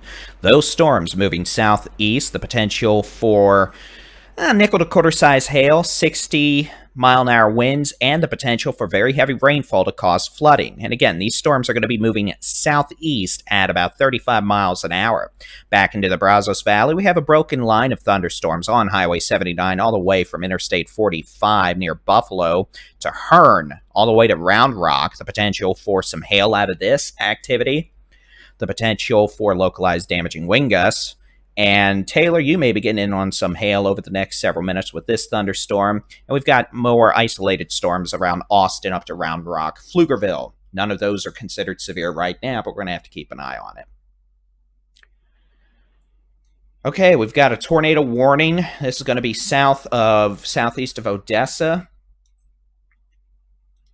Moving southeast.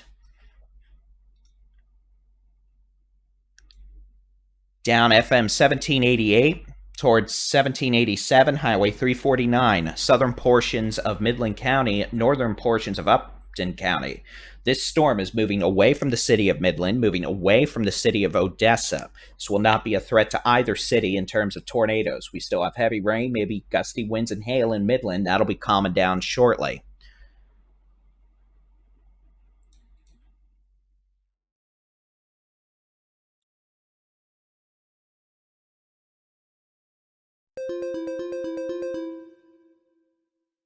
A new severe thunderstorm warning has been issued for Travis and Williamson County in Texas. Okay, so here's what we're going to do. We're going to take a quick 10-minute break. We do note this storm near the city of Taylor has gone severe. The potential for quarter-sized hail, winds over 60 miles an hour. What we're going to do is we're going to take a quick 10-minute break.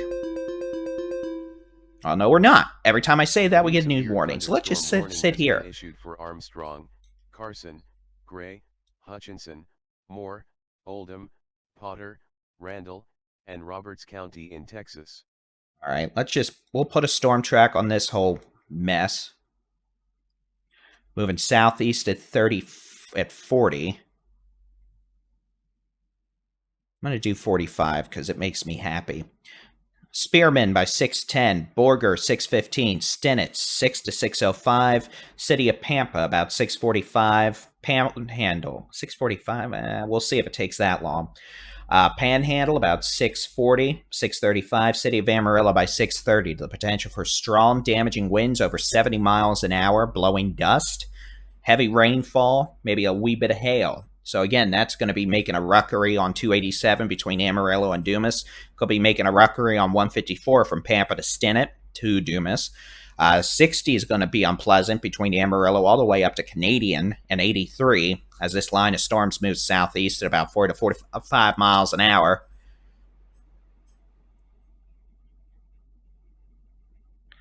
And blowing gusts.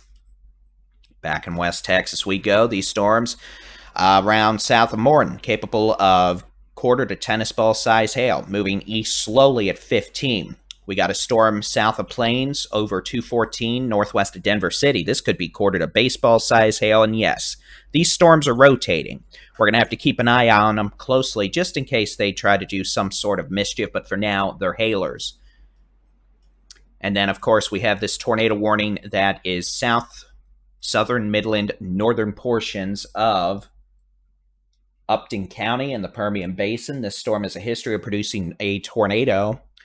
Softball size hail, damaging straight line winds. Let's see if this works. Zoom out further.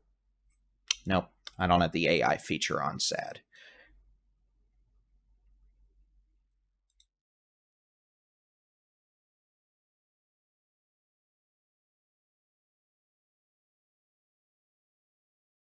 Let's try this. Nope. All right, I tried.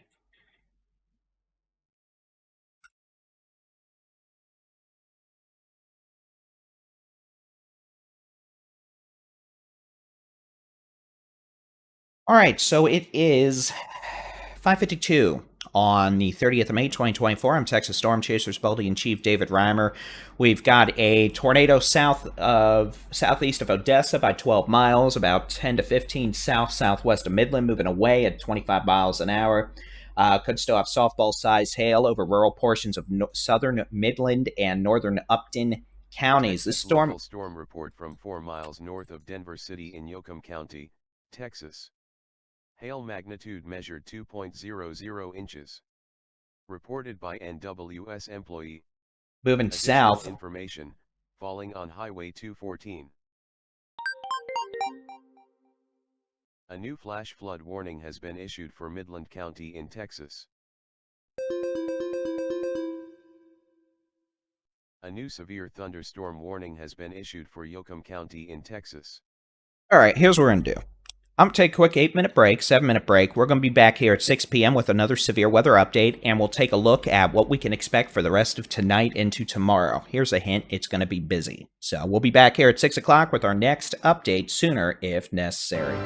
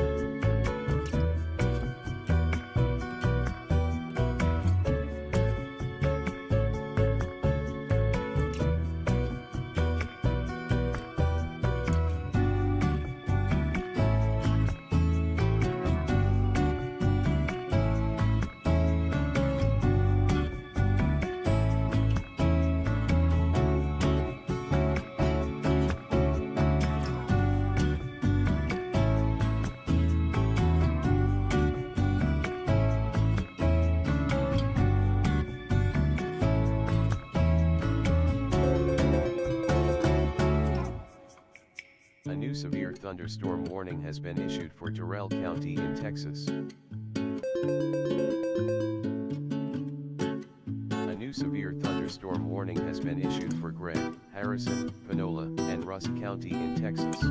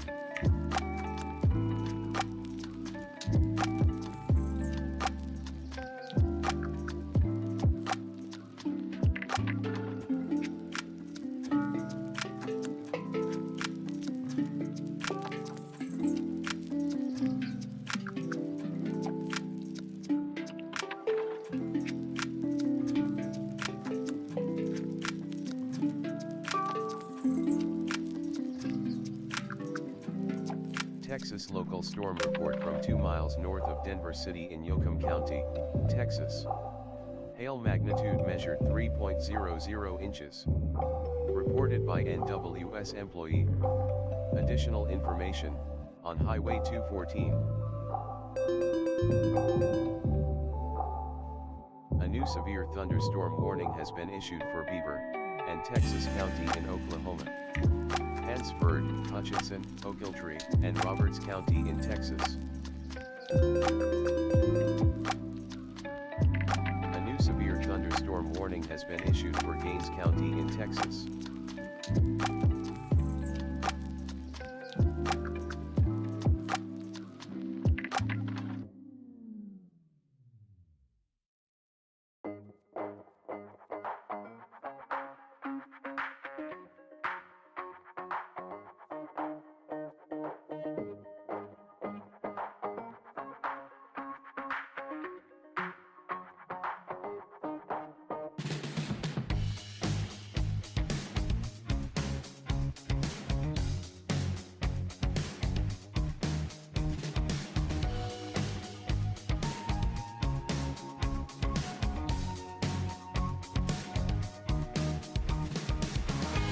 Ladies and gentlemen, good evening. I am the one, the only, the Baldy-in-Chief. Whoa, that was fun.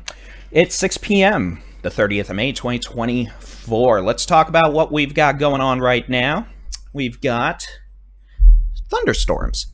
We've got a cluster of storms with damaging winds over 70 miles an hour moving across the Texas Panhandle, southeast towards Amarillo, Pampa, Miami, Groom, Canyon. Those storms may not look super impressive on radar, but they do have damaging winds. We're going to have a squealy warning come out in a second, and when that does, I'll quit talking for a second.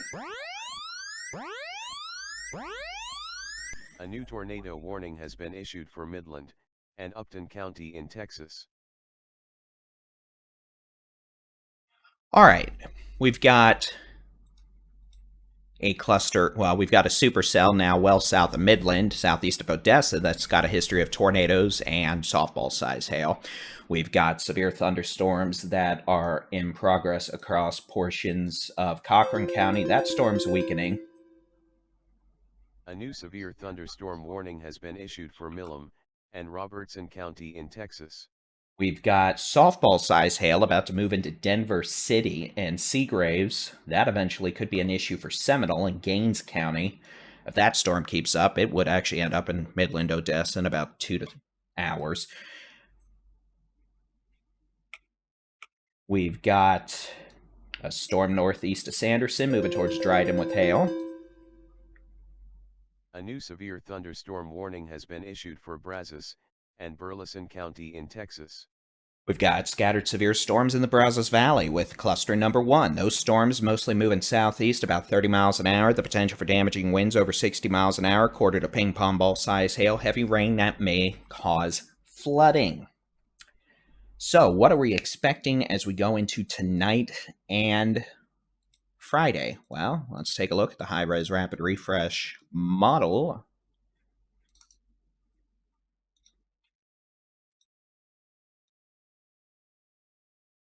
And we'll see. Don't get run over by a fire truck.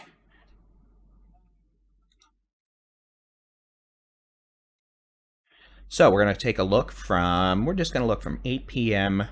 through 9 a.m. tomorrow morning. I'm going to let this data load for a second. A new severe thunderstorm warning has been issued for Midland and Upton County in Texas. These storms, well, southeast Texas storms are probably going to make it into southeast Texas, but then you can see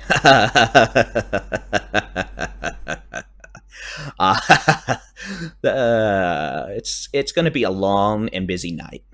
We're going to have a complex of strong to severe thunderstorms moving southeast from the Panhandle in West Texas into northwest Texas, the Big Country, Texoma, North Texas, Central Texas, the Hill Country, parts of the Concho Valley, the Brazos Valley, the Arklatex, and Northeast Texas tonight into the morning hours Friday. Yes, this could be another one of these situations where we have localized hurricane force wind gusts over 75 miles an hour, more hail, maybe a spin-up tornado, and more flooding rainfall. And yes, this is a situation Texas where local storm report from 2 miles west-southwest of Hearn in Robertson County, Texas. Thunderstorm wind gust magnitude measured 60 miles per hour. Reported by AWO. Additional information, measured at KLHB. the potential for these storms to roll into the DFW Metroplex, 3 to 5 a.m.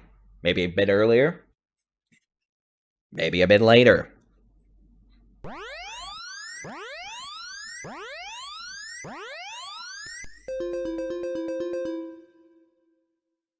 A new severe thunderstorm warning has been issued for Cochran and Hockley County in Texas. A new tornado warning has been issued for Terrell County in Texas. Okay, we've got a report of a tornado near or northeast of Sanderson now, down in Terrell County, moving southwest at 10 miles an hour. So apparently, this little soupy down here has managed to put a tornado down. And again, this is going to probably be just east of Sanderson. I'll be honest, we have horrible radar coverage down here. I mean, we're looking far away, but these storms have the potential of damaging winds, hail, and yeah, we may have a tornado in progress just east of Sanderson. So Sanderson heads up, knowing what most folks do. If you look outside and see a tornado, it'd be a good idea to take shelter. Probably would be northeast of town, but it could be close. Otherwise, this is going to be over the middle of nowhere, but it will be crossing Highway 90 near or east of Sanderson, west of Dryden. So again, this is a tornado warning for a confirmed tornado near Sanderson, moving south at 10 miles an hour. The potential for golf ball to tennis ball size hail with that. So again, that's tornado warning number 2. We've got a thunderstorm. This again has another confirmed tornado with it. This is going to be in southern Midland County, moving into northern Upton County. This is going to be an issue for Highway 349. South of Midland. This is now, we're talking, 20 miles southwest of Midland. This is going to be a good 15 to 20 miles southeast of Odessa. This storm is going to be moving into rural portions of northern Upton County. Eventually, this could be an issue for the city of Rankin, and is probably going to be an issue for Highway 67 between Rankin and Big Lake within the next 2 hours. Again, this thing is on a boundary, which has helped enhance its tornado potential. Bad. And this thing put a big, bad, very bad tornado down a bit earlier south of Midland International Airport. In fact, you could see it from the airport.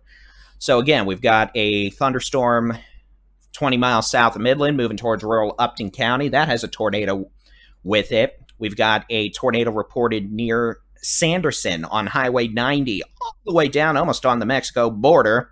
This storm in no man radar land, again, the potential for a tornado with this just east of Sanderson. That's going to be crossing over Highway 90. So those who may actually have a cell signal down there and can, hear us, no travel between Highway 349 and Highway 285 on Highway 90 until this thunderstorm makes it farther south. For those of you wondering, yes, this is Terrell County, Texas. The word county being affixed to the end of it is a good indication that, yeah, we're talking Terrell County, Texas. It can be confusing. If you heard Terrell, we're concerned. No, we're not talking about the Terrell up in Kaufman County. We're talking about Terrell County down in the Big Bend. There's 254 counties in Texas, and some are named like big cities too. I bet you didn't know there's 2 Cedar Hills, one in Dallas County and one out here east of Lubbock. Okay, I'm sorry. Jason's going to take my caffeine away. I'm going to actually, at this point, I'm going to have to figure out what I'm going to do for dinner.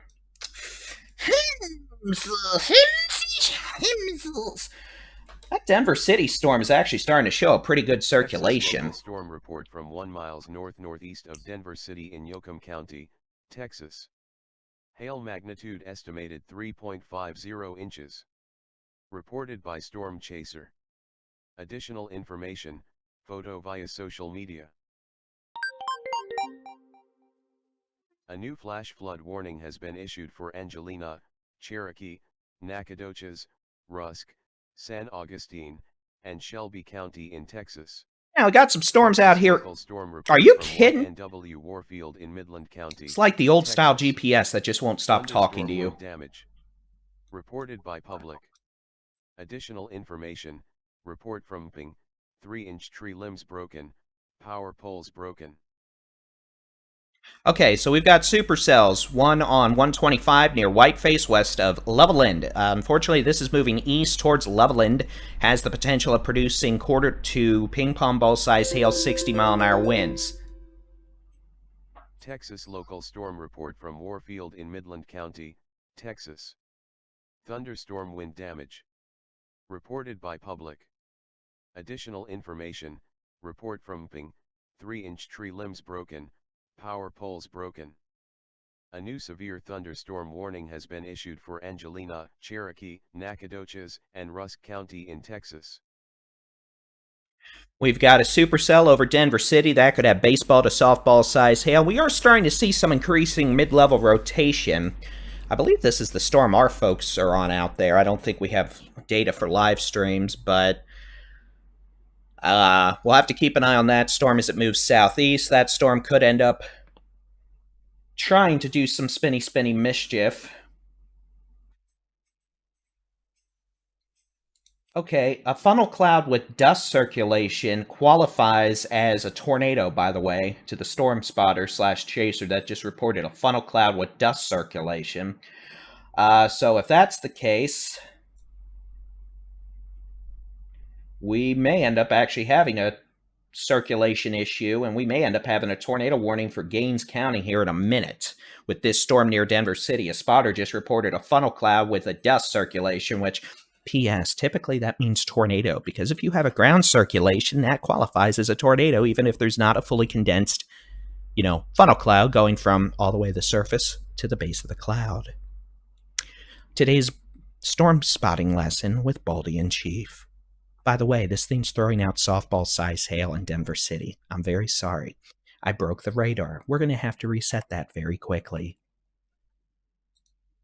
I don't like this new camera and how it's super high res and just pointing out all the ugliness of this face. I look over and I'm like, oh, wow, that's sharp. Oh, wow, that's ugly. Yeah, pretty much. All right, so again, we've got a tornado warning for Sanderson. We've got a storm capable of producing a tornado near Sanderson, just east of Sanderson on Highway 90. Once that moves south of 90, it's in no man's land. We've got a severe thunderstorm with a history of producing tornadoes now about 20 to 22 miles south of Midland. This storm is going to be approaching Highway 349 soon. This thing has a history of producing tornadoes, could have winds over 100 miles an hour, softball-size hail. Back up into West Texas, this storm near Denver City has a history of softball-sized hail. Can't rule out a tornadic circulation with that over the next little while as it moves down 214 towards Seminole in Gaines County. Up north, we've got a severe storm capable of quarter to ping-pong ball-sized hail on Highway 125 near Whiteface, moving east, unfortunately, right towards the hard-hit Loveland, who were hit with 120-mile-an-hour straight-line winds yesterday. It may have been 2 days ago. The days are, it's hard to keep up. But yeah, that's what they got hit by along with hail. And then a supercell on 214. That is going to be crossing 214 about 15 miles north of Plains.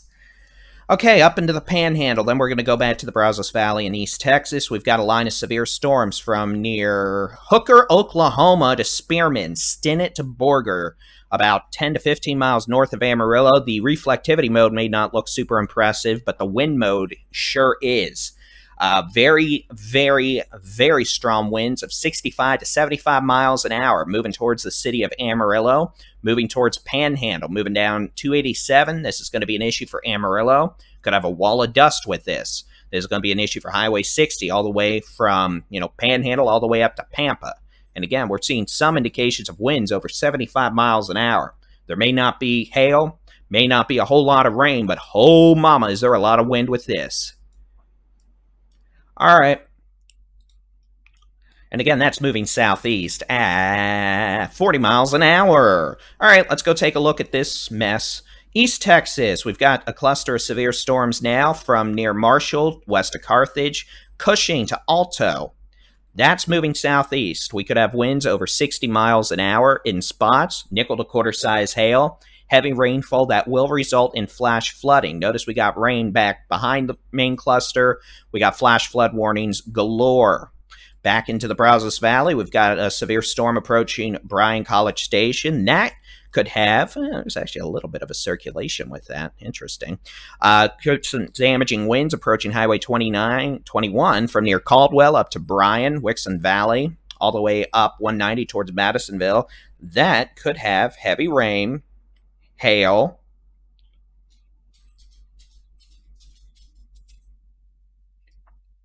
flooding rains, too. Back over Central Texas, we've got a storm over Taylor. That might have some nickel to quarter size hail.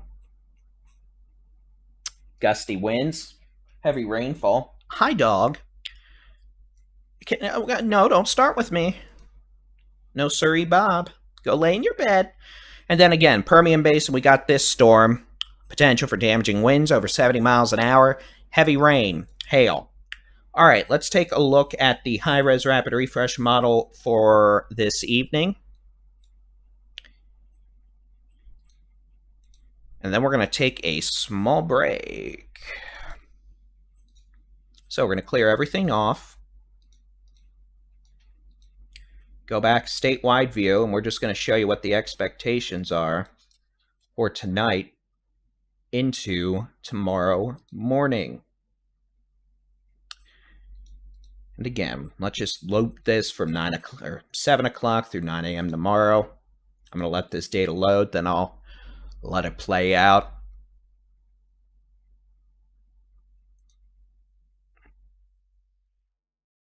Here you go. It's going to storm. Yeah, that means those of you in Northwest Texas, Texoma, North Texas. Another round of severe storms coming in tonight into tomorrow morning.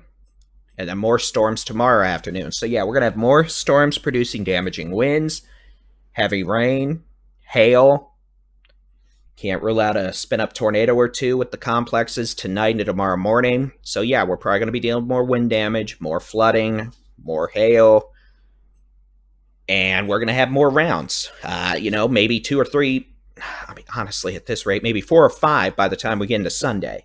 So it's like a train on the tracks. We're just going to keep on getting these storms rolling on in. They develop out in the Panhandle, West Texas, the Permian Basin. They develop in the western half of the state. They just come on down like Bob Barker on The Price is Right. Coming on down, moving southeast. Tomorrow night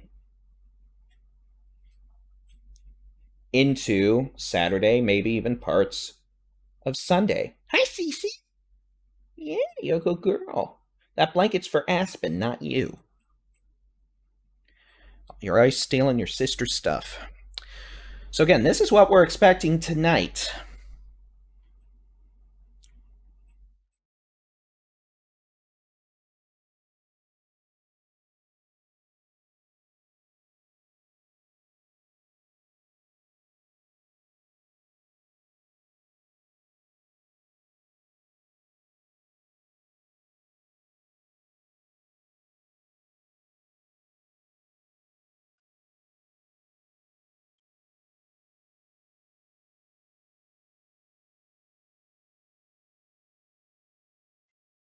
All right, so let's switch back to the real-time radar.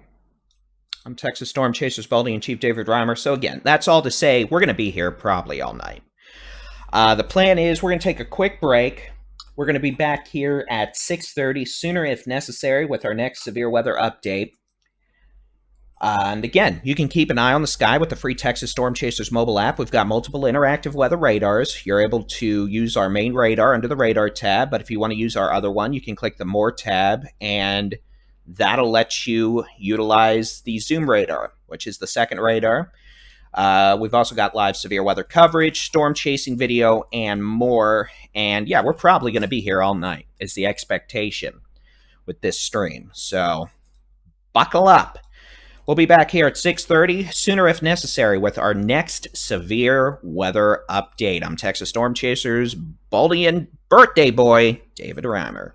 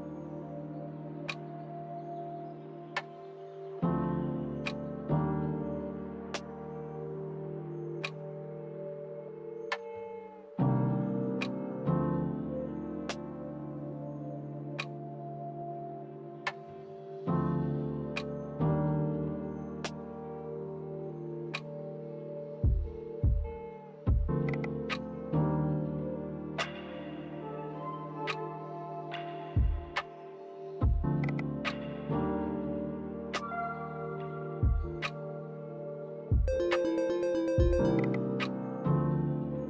new severe thunderstorm warning has been issued for Houston, Madison, and Trinity County in Texas.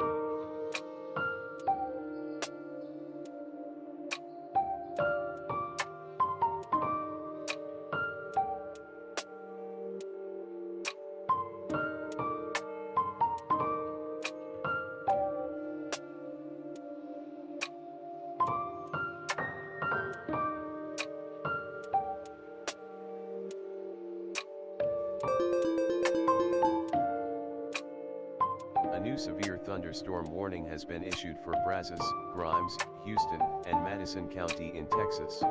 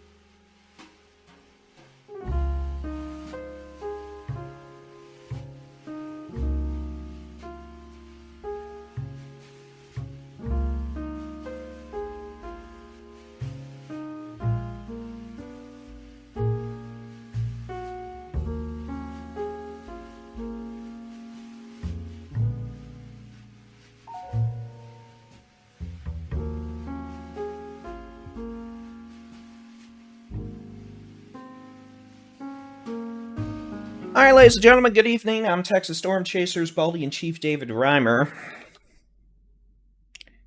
Here, little camera. Hi, here we are. Hi. Focus. Focus. There you go. I'm proud of you, camera. Good job, y'all. Hey, you focused. I'm Texas Storm Chasers Baldy-in-Chief David-Reimer. It is Thursday, the 30th of May, 2024, now 6:30 p.m. We've got storms, we've got rain, we've got flooding, and we've got more storms. All right, let's talk about what's going on. I think we have no tornado warnings now. That's a nice change of pace. We're back to severe thunderstorm and flash flood warning, so we have no tornado warnings. Unfortunately, we've got a lot of storms, and we're about to have a lot more. If you're wondering, is it going to storm again in DFW tonight and tomorrow? It's probably going to storm 3 more times in DFW over the next 24 hours. Late tonight, tomorrow afternoon, tomorrow night to Saturday morning, and then chances continue Saturday and Sunday. So, yeah, storm complex number 1 down in the Brazos Valley, East Texas, Southeast Texas. Strongest of those storms have damaging winds over 60 miles an hour, heavy rain, hail.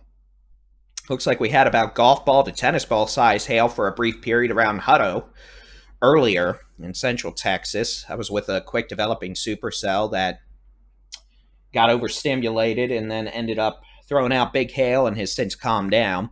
That complex is going to make it into southeast Texas in the Golden Triangle, the Piney Woods of East Texas over the next 2 to 5 hours. Strongest storms in that, damaging winds, hail, heavy rainfall with flooding. Next wave, we've got a big old bow echo now in the Texas Panhandle from Spearman to Amarillo to Adrian, moving southeast at about 40 miles an hour. That could have winds of 60 to 75 miles an hour. That's about to move into Amarillo and Pampa. That could have some real big wind with it, unfortunately. We've got scattered severe storm supercells, West Texas, west of Lubbock, west of La Mesa, now south of Midland. Down towards Sanderson, the Midland storm, the Denver City storm, the Sanderson storm have all had a history of producing at least brief tornadoes. Eventually, we're going to see a big old cluster of storms evolve and move southeast tonight. In fact, that cluster in the Panhandle, that's going to be in DFW probably by 3 to 4 a.m. with damaging winds and hail and heavy rain and flooding and lightning. So yeah, it's going to be a rowdy night. And as you might be able to tell, I'm thrilled. For those of you who can't see my facial expressions, it is not a face of excitement and joy. It is a face of stoicism and realization that I'm going to be up all night. We're tired of it too, by the way. If you're wondering, oh, the storm chasers, are they tired of all these storms too? Folks, we've been going almost nonstop for 5 weeks. We want a break. We're tired. We're tired of the power going out. We're tired of driving all over the place. We're tired. But we're going to be here until it's done. So again, we'll stop the loop here. Let's just take a look at what's going on right now. On the higher res radar data, we got this bow echo in the Panhandle. That's moving southeast. Again, that's from near Spearman, approaching Skellytown, down to Bishop Hills and Amarillo. We could have winds and hail. In fact, the wind department, this thing's got some nasty winds about to move into Amarillo, up Highway 60 towards Panhandle. We could have winds of 70 miles an hour. So that's going to bring some dust, some strong winds, probably power outages to portions of the Panhandle. Up into, yeah, pretty much. All right, and that's moving southeast at 40. This may end up in the Metroplex by 4 a.m. West Texas, we have isolated to scattered severe storms. We've got a storm just west of Levelland on 114/125. That has the potential of some gusty winds and small hail. It's weakening. Much stronger supercell, southwest of Whiteface, southwest of Sundown. That could have quarter to tennis ball size hail. That's moving southeast. That may be an issue for places like Brownfield and Meadow by 8 o'clock. Denver City. This storm is a history of producing a brief tornado near Denver City and softball size hail a bit earlier. This storm is moving southeast at about 20 miles an hour, the potential for softball-sized hail. Damaging winds over 70 miles an hour. Can't rule out a tornado. This could be an issue for Seminole in northern Gaines County over the next little while. That's moving southeast. Cluster of storms around Midland. We've lost that real organized supercell, which is good. This thing's calmed itself down quite a bit, but now we have storms building back up into Odessa. We could have some gusty winds. We could have nickel to quarter size hail. Midland, you're doing well. You're fine for now. It's dry, but you're probably going to have more later, it looks like. So again, we've got storms southeast sides of Odessa now to southern Midland County. And those are generally progressing off to the east, southeast, the potential for quarter to golf ball size hail, winds of 60 to 70 miles an hour. We've got a nasty storm on Highway 90 near Highway 349. This storm has the potential of baseball to softball size hail on Highway 90 around Dryden, the Sanderson County Airport. Otherwise, that's going to be over very rural areas before it moves over the Rio Grande and down into Mexico. Back in the Brazos Valley in central Texas. We've got storms southeast of Taylor. May have quarter-size hail with that one. Not really showing too much wind. We've got storms on Highway 21 from Caldwell to Bryan, Wixon Valley, up 190. Through Madisonville, up 21 through Midway, Crockett. A new severe thunderstorm warning has been issued for Cochran, Hockley, Terry, and Yoakum County in Texas.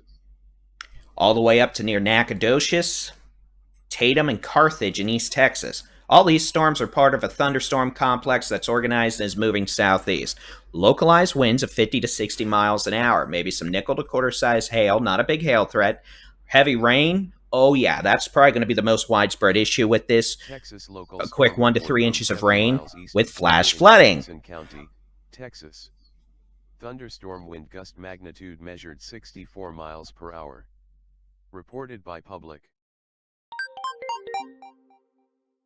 A new flash flood warning has been issued for Angelina, Cherokee, and Nacogdoches County in Texas. And then back to the radar we go. Again, ladies and gentlemen, it's going to storm. So again, round 1, Brazos Valley, parts of central Texas, East Texas. Moving southeast at 30 miles an hour towards southeast Texas, the piney woods of East Texas, the Golden Triangle through this evening. Strongest storms, winds over 60 miles an hour, the potential for nickel to quarter size hail. Flooding rainfall that will cause flooding. Hence the word flooding rainfall. Goodness, now I'm hiccuping. I should have gone to cookie cake. All right, back and then the western half of the state, you see that whole broken line of storms? Yeah, that's going to roll east tonight across the eastern two-thirds of Texas. A thunderstorm warning has been issued for Caddo and DeSoto County in Louisiana. Harrison, Nacogdoches, Panola, Rusk, and Shelby County in Texas. All right. A new severe We'll be back here at 7 o'clock, sooner if necessary, with our next severe weather update.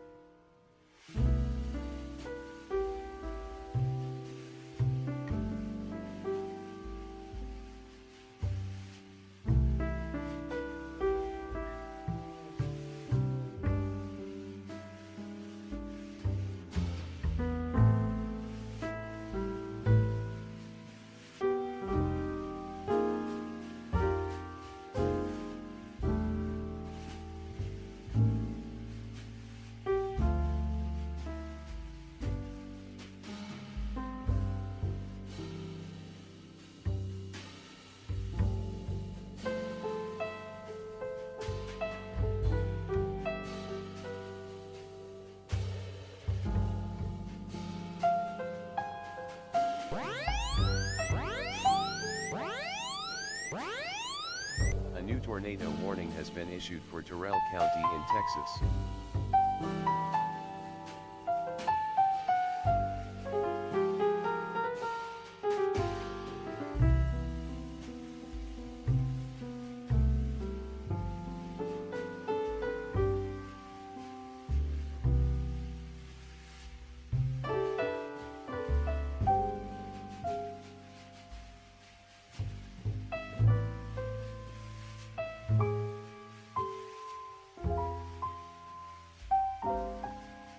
And ladies and gentlemen, again, that's going to be a new tornado warning for far southern Terrell County.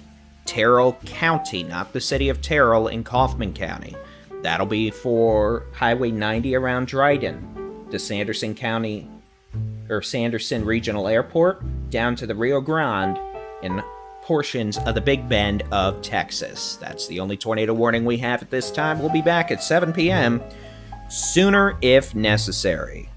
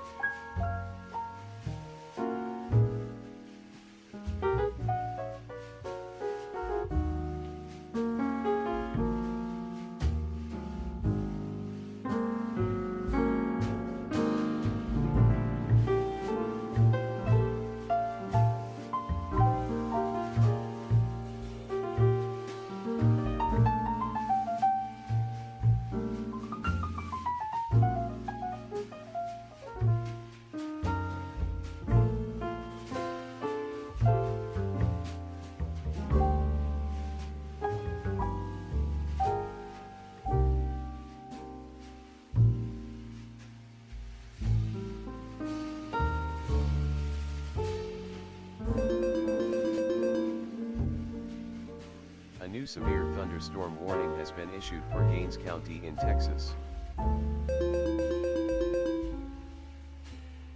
A new severe thunderstorm warning has been issued for Brazos, Grimes, Houston, Madison, Montgomery, Trinity, and Walker County in Texas.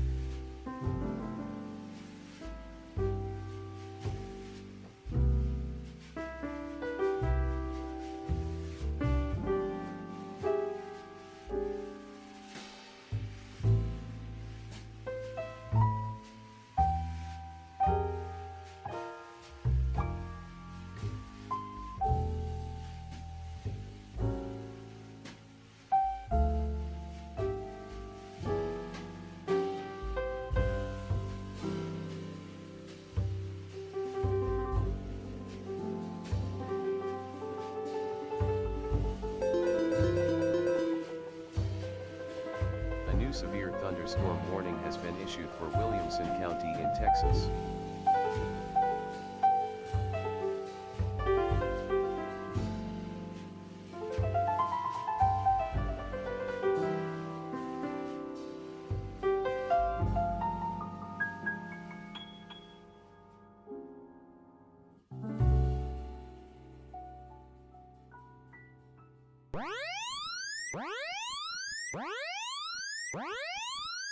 A new tornado warning has been issued for Midland and Upton County in Texas.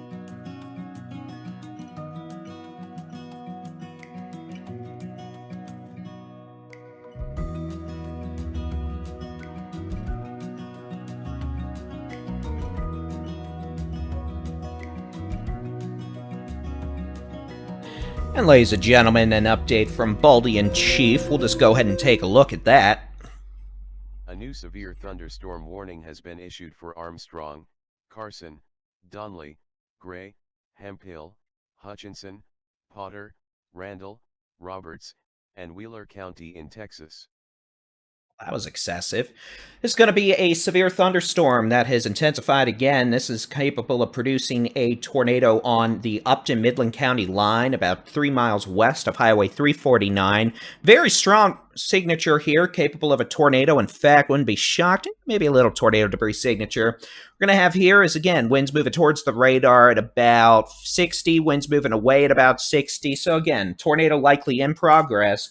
Far northern portions of Upton County. This is in the very, very, very rural area, about 25 miles south of Midland, about 20 miles southeast of Odessa, moving south-southeast right now only at 5 miles an hour. It's just sitting. So again, this is on the Midland-Upton County line, about 5 miles west of Highway 349.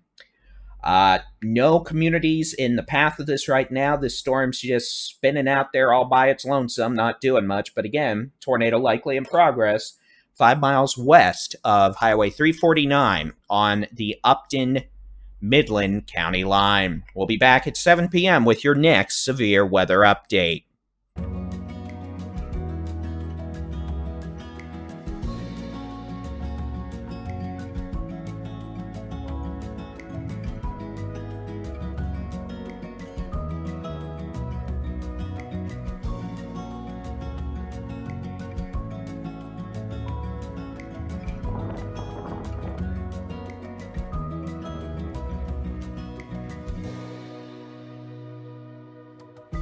Texas local storm report from 8 miles east-southeast of Pleasant Farms in Upton County, Texas. Tornado. Reported by NWS employee. Additional information. Large tornado formed on the Upton/Midland County line.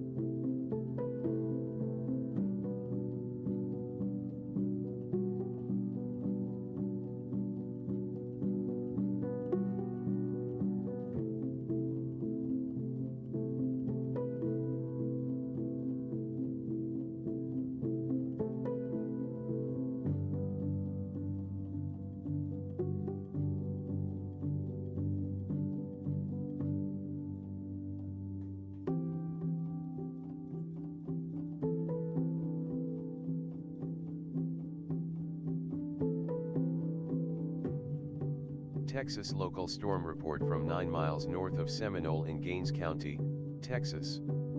Hail magnitude measured 2.00 inches. Reported by other federal. Additional information, 2-inch diameter hail on US-62.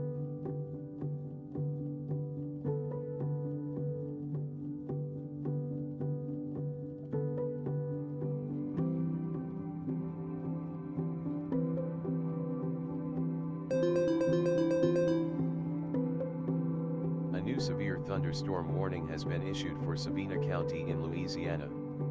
Angelina, Nacogdoches, Sabina, San Augustine, and Shelby County in Texas. A new severe thunderstorm warning has been issued for Polk, San Jacinto, and Trinity County in Texas.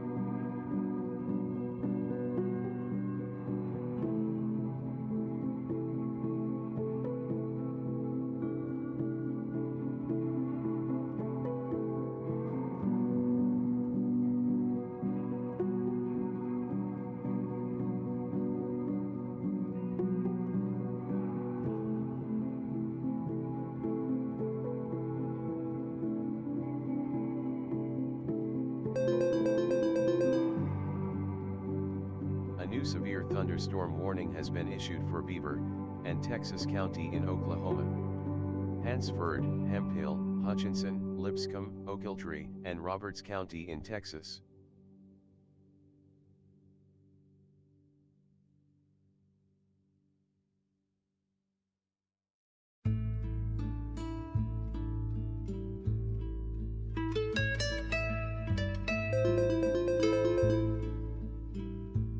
A new severe thunderstorm warning has been issued for Cochran County in Texas.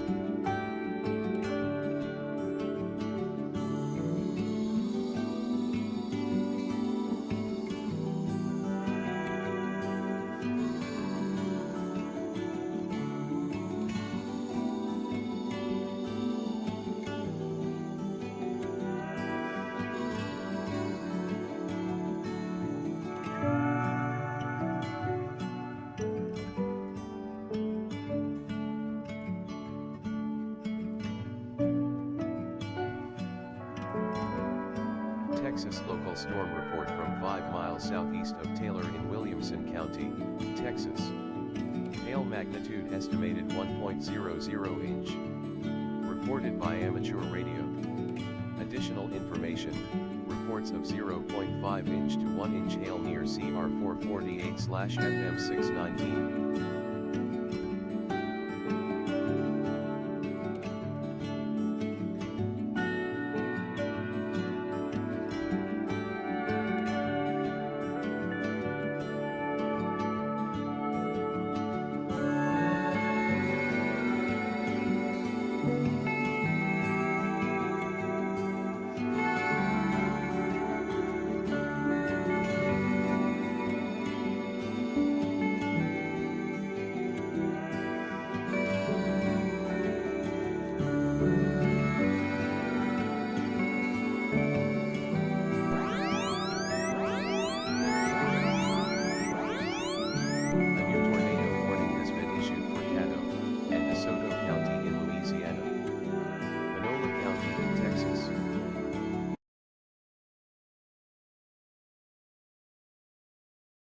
Alright, that's going to be a tornado warning for these storms on the Texas-Louisiana border. A very small tornado warning.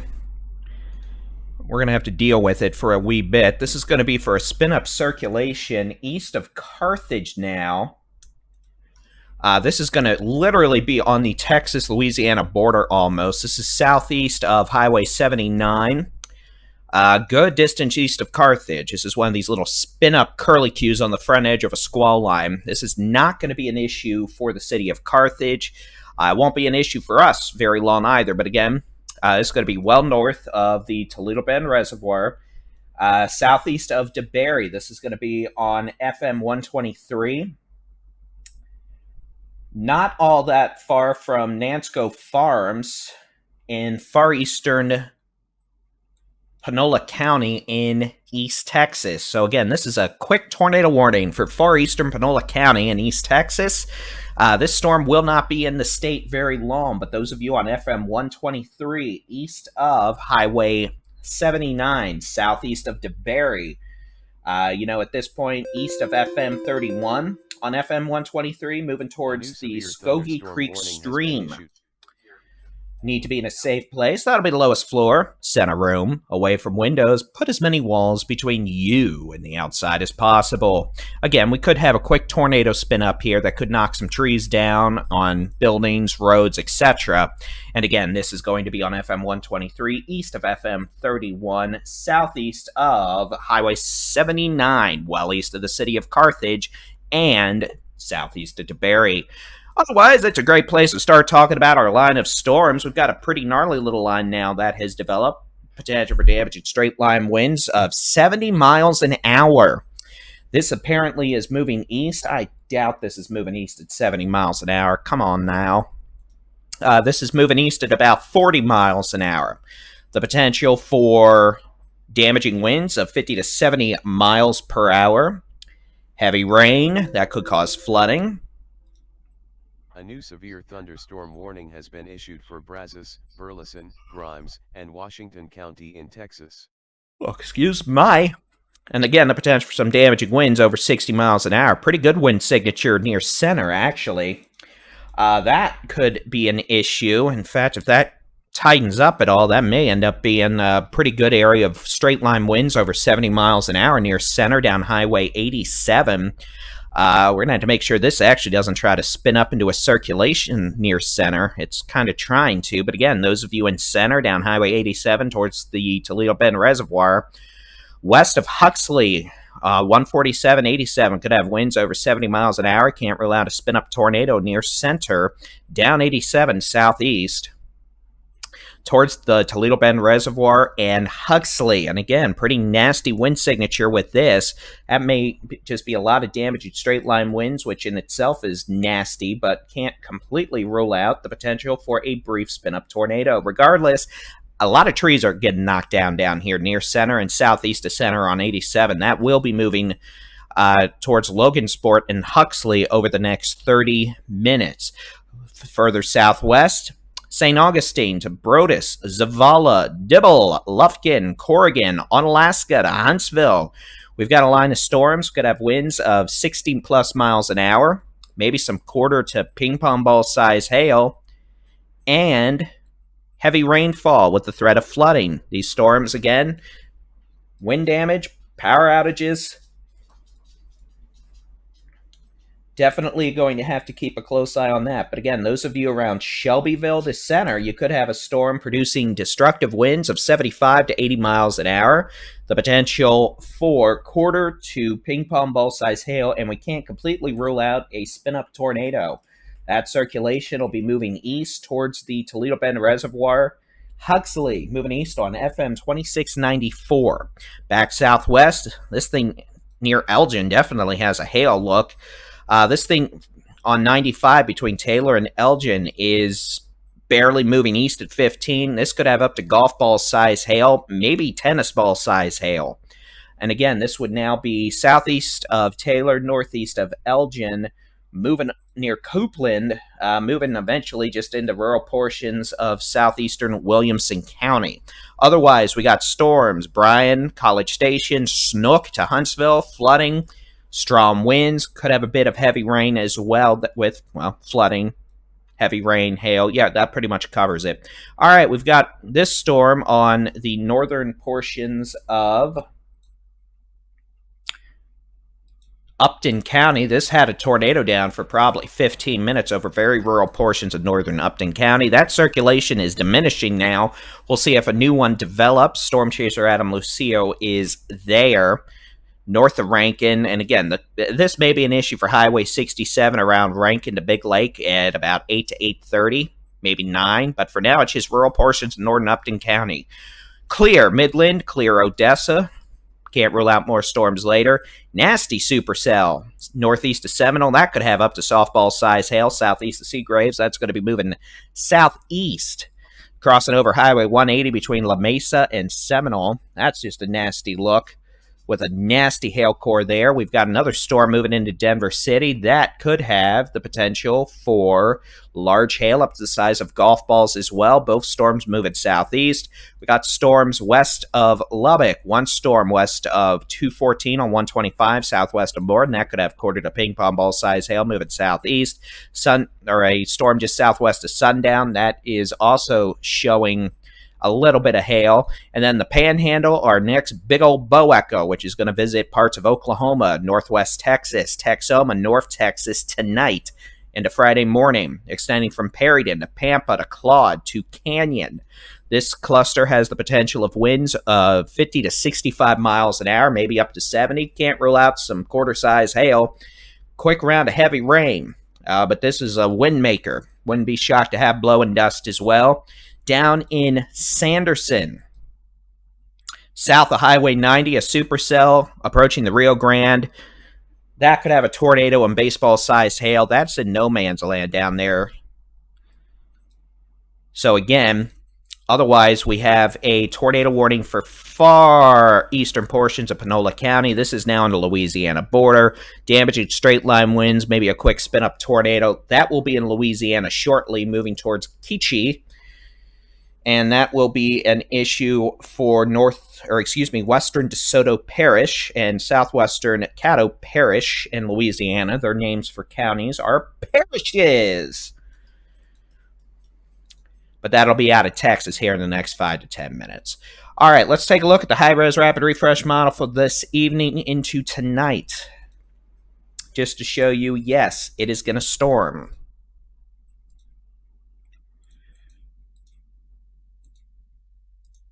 We're going to look at it, well, back at 7. Yeah, it's not doing too bad. So again, let's just load it up. I'm going to load this from 8 o'clock through 10 a.m. tomorrow. Let the load loop for just a second. Give it a moment. And here we go, ladies and gentlemen. You can see, help if I put the timestamps on. Yeah. The cluster of storms of the Panhandle, that's going to evolve into a larger cluster that's going to move southeast tonight. May evolve into a derecho, or a long-lived cluster of damaging windstorms producing winds, well, over 58 miles an hour over a 250-mile stretch. This could be an issue for Northwest Texas, West Texas, the Big Country, the Concho Valley, Texoma, North Texas, Central Texas, the Hill Country, the Brazos Valley, maybe even parts of Northeast Texas, the Arklatex, and East Texas. And again, we're talking about this cluster of storms around Amarillo to Perryton now. By 7 a.m., we'll probably be in the Brazos Valley to Austin, moving through the DFW Metroplex, Wichita Falls, Abilene, maybe parts of San Angelo, maybe Brownwood, Stephenville, Paris, by 7 a.m. So the strongest of these storms, damaging winds over 75 miles an hour, potential for quarter to golf ball size hail, heavy rainfall with more flooding issues. So buckle up. It's going to be a loud and rough night with more damaging wind makers. So, in case you're wondering, yes, it is going to storm tonight in Wichita Falls. It is going to storm tonight in DFW. It is going to storm tonight in Abilene. It is going to storm tomorrow morning, again in Austin. It is going to storm tomorrow morning in Waco. It is going to storm tomorrow morning in Bryan College Station. It's probably going to storm tomorrow morning in Houston. And yes, the strongest storms, damaging winds, heavy rain, hail, and lightning. But that's all storms. So, yeah, we have storms now. We're going to be dealing with severe storms probably for the next 15 hours at least. And then we're going to do it all over again tomorrow afternoon into Saturday morning. Yay. So, yeah, you're going to want to keep an eye on the weather overnight. Have a way to get weather warnings, all that. So, with that being said, we'll be back here at 7:30. Sooner if necessary with our next severe weather update. You can always keep an eye on the sky with the free Texas Storm Chasers mobile app. We've got multiple interactive weather radars, live severe weather coverage, storm chasing video, and more. So again, we'll be back here at 7:30, sooner if necessary. The Panola County storm with a brief tornado potential moving in Louisiana. We've got a storm in northern Upton County, 30 miles south of Midland. That had a relatively long-lived tornado. That tornado's lifted. And we've got a tornado possibly on the Rio Grande, well southeast of Sanderson, south of Highway 90, moving into Mexico. Again, we'll be back here 7:30 p.m., sooner if necessary, with continuing severe weather coverage.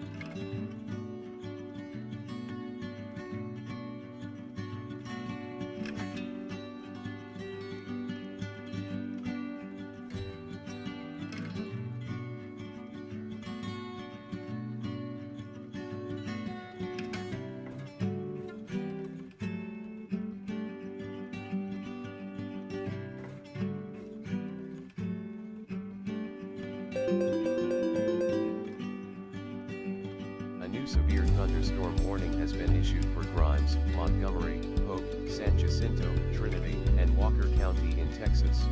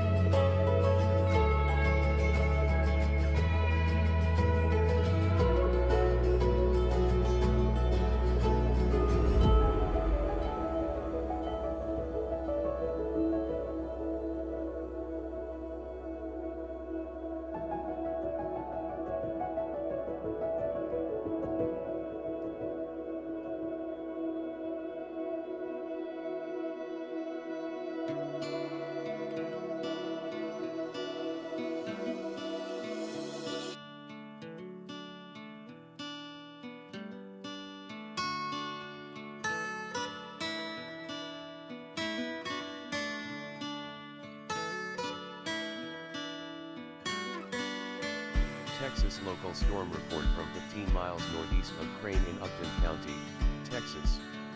Hail magnitude measured 1.50 inches. Reported by Train Spotter. A new severe thunderstorm warning has been issued for DeSoto and Sabina County in Louisiana. Shelby County in Texas.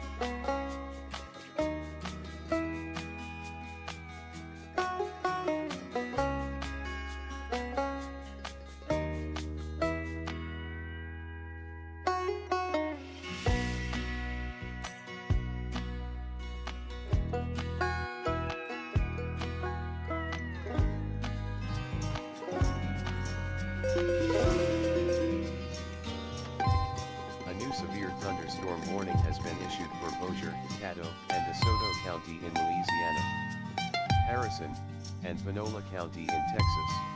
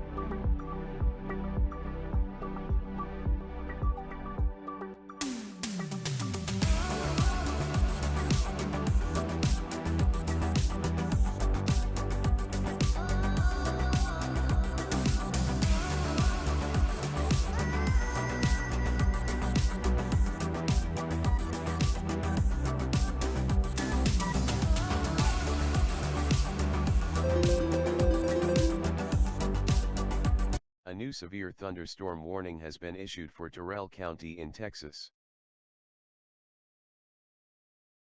All right, it's 7:30 on May the 30th, 2024. I'm Texas Storm Chasers Baldy-in-Chief David-reimer. Let's get back to it. We've got plenty of storms to talk about. We've got a cluster of storms moving southeast across, well, the Brazos Valley, East Texas, now approaching southeast Texas, the Piney Woods of East Texas, that'll eventually be making its way into the Golden Triangle. Those storms moving southeast at 40 miles an hour. The most intense of those storms producing damaging winds over 60 miles an hour. Heavy rainfall with a flooding risk. We had a tornado warning for Panola County. That storm is in Louisiana and the tornado warning is gone. We have a storm in southeastern Williamson County, east of Austin. We'll talk about that one in a minute. That one may be dropping tennis ball size hail now, so impactful weather. Well, again, we'll talk about that in just a minute. We got a cluster of severe storms. A new flash flood warning has been issued for Terrell County in Texas. In the eastern Texas Panhandle, those storms are moving southeast at about 40 miles an hour with the potential of 70-mile-an-hour winds. Heavy rain, maybe some quarter-size hail. We've got scattered severe thunderstorms capable of producing tennis ball to softball size hail across parts of West Texas and the Permian Basin. We just had a tornadic supercell southeast of Sanderson move into northern Mexico. You don't see that too often. All right, so let's start off. We're going to go from east to west because, well, I'm dyslexic and it makes me happy. So again, here's what we got. This big old line of storms moving from west, well, technically west to east and southeast. This storm, the potential for, or line of storms from near Navasota to Conroe to Livingston to Zavala, up to nearly the Toledo Bend Reservoir, north side of the Toledo Bend Reservoir, certainly, into Shreveport, Louisiana. These storms, some of them are producing damaging winds over 65 miles an hour, the potential for pocket change size hail, heavy rainfall. They will continue moving southeast this evening into southeast Texas, including the Houston Metro, the Golden Triangle, Jasper down to Beaumont, before moving into Louisiana and the Gulf of Mexico. Back here, Central Texas, let's take a quick look at this little guy. This one's apparently throwing out some relatively nasty size hail. We'll pop on the high-res radar. Radar, oh radar, why do you not load? Please be kind to me, or else we'll watch Mary Poppins. All right, this is going to be a severe storm capable of producing tennis ball size hail moving towards Highway 77 around Lexington, northeast of Elgin. This thing's dropping some pretty big hail. It's only moving about 15 to 20, but again, this warning includes Lexington, Tanglewood, Fedor, Knob Springs, Blue, and Leo. The potential for tennis ball size hail. Localized wind gust over 60 miles an hour as it moves east-southeast at about 20 miles an hour. Looks like we got a few storms going up here in the big country around Abilene down towards Winters. These could have some nickel-size hail, maybe some wind gust over 55 miles an hour. If those intensify further, we may see severe thunderstorm warnings issued. So heads up, Abilene to Tuscula. Warning has been issued for Cochran, Hockley, Terry, and Buffalo York Gap County in Texas. to Potosi. All right, Permian Basin. This supercell cluster that's been producing tornadoes off and on for about 2.5 hours now. Move it southeast towards Rankin. It does look like this will be approaching Highway 67 around Rankin by 8:30 p.m. And again, this has been producing tornadoes off and on, but is certainly capable of producing baseball-size hail, 70-mile-an-hour winds. Move it southeast towards Rankin and Midkiff at about 30 miles an hour. We'll have to keep a close eye on that. Holy moly guacamole. Talk about softball size hail. We got a storm now just southwest of Denver City, moving south-southeast at about, 10 to 15 miles an hour. That could easily have baseball size hail. And then we've got a storm now about to cross over Highway 180 east of Seminole, west of La Mesa. That storm's moving southeast about 15. Both these storms capable of producing destructive hail. Moving southeast at about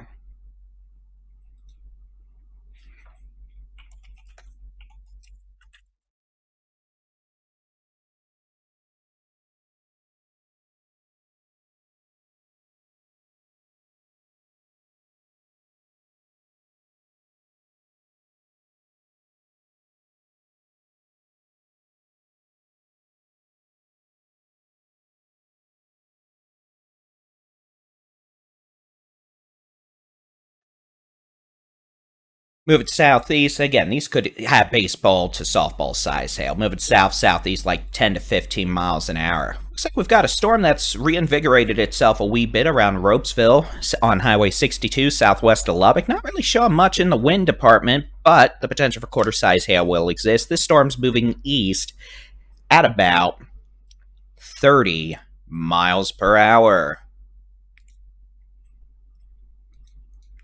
All right, back out we go. Ho, ho, ho, ho. And just because life wasn't eventful enough, we've got a severe storm north of Plains, moving kind of towards Plains. That could have quarter to golf ball size hail, move it southeast at 30. That warning. Oh, let's see if they give times on here. No, but it's about 13 miles northeast of Broncos, 16 miles north of Plains, move it southeast at 30. And again, that could have strong winds and nasty size hail.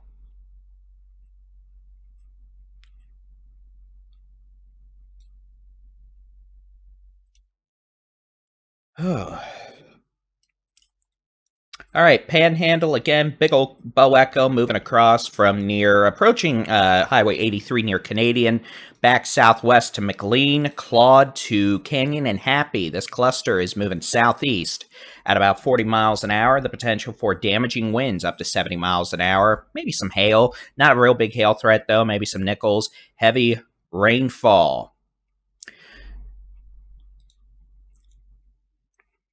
And again, this is going to be moving southeast. This is part of the bow echo that's going to come say, yippity-doo, yippity-yay, ha, ladies and gentlemen, let's play tonight to, well, a good chunk of the state, unfortunately, with damaging winds in the strongest portions. All right, let's pop on over to the high-res rapid refresh model. Let's show y'all what we are anticipating as we go into tonight.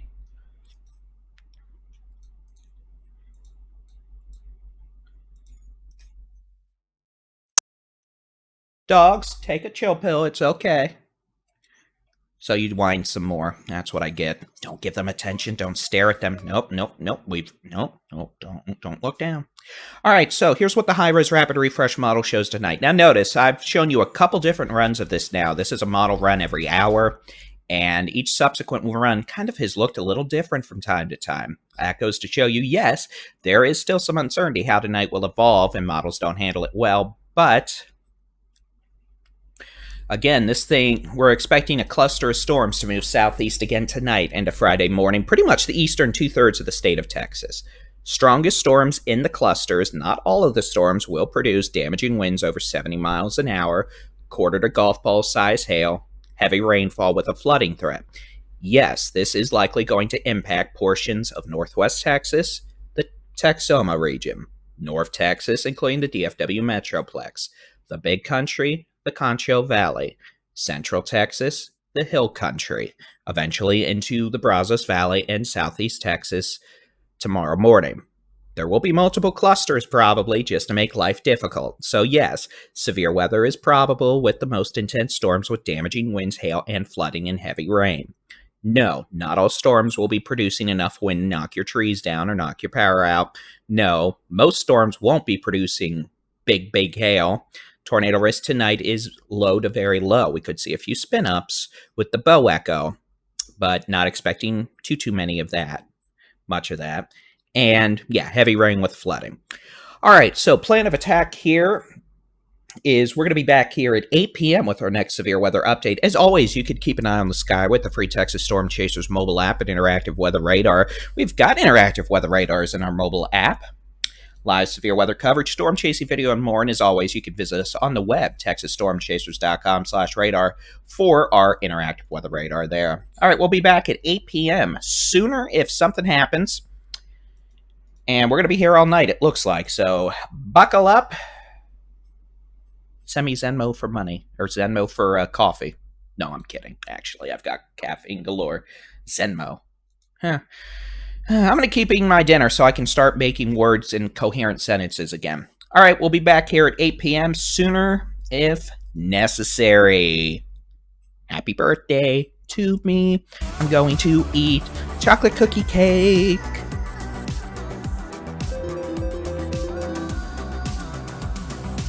severe thunderstorm warning has been issued for Sabina County in Louisiana. Sabina, San Augustine, and Shelby County in Texas.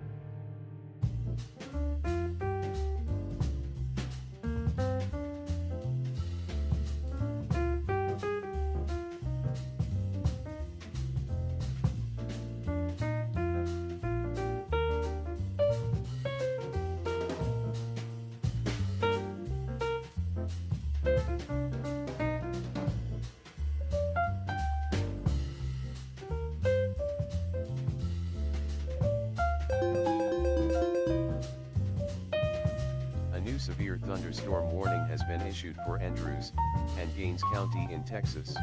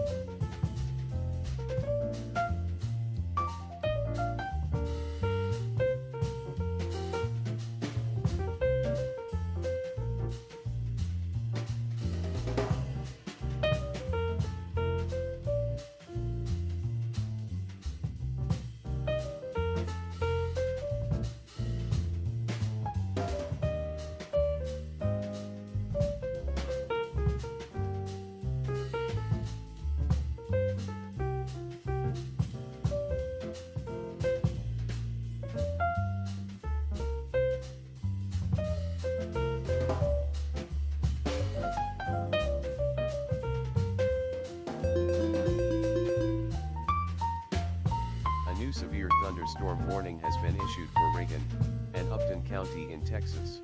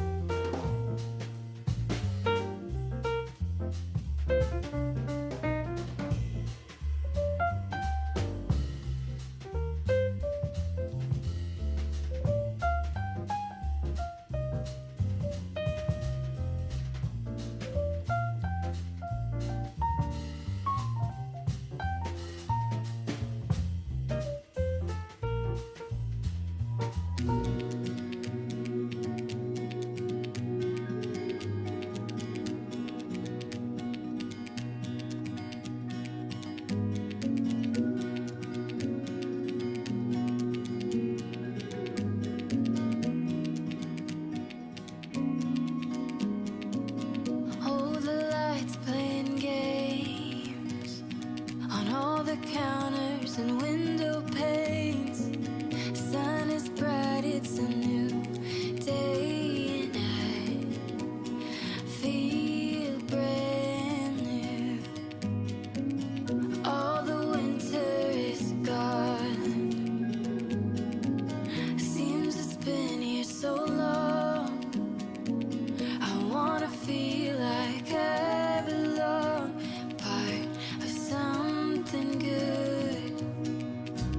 Catching on like a wildfire, feeling for a brand new start. Rain is gone, now it's so much brighter. A new song in my heart.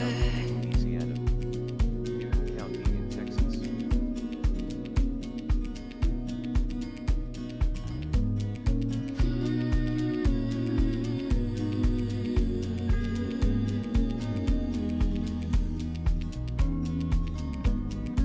I'm seeing everything new, like for the first time, a perfect view. You could feel like this too.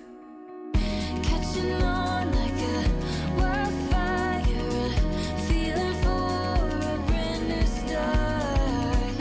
Rain is gone, now it's so much brighter. A new song in my heart. Rain is gone, now it's so much brighter. A new song in my heart. A new severe thunderstorm warning has been issued for Deaf Smith County in Texas.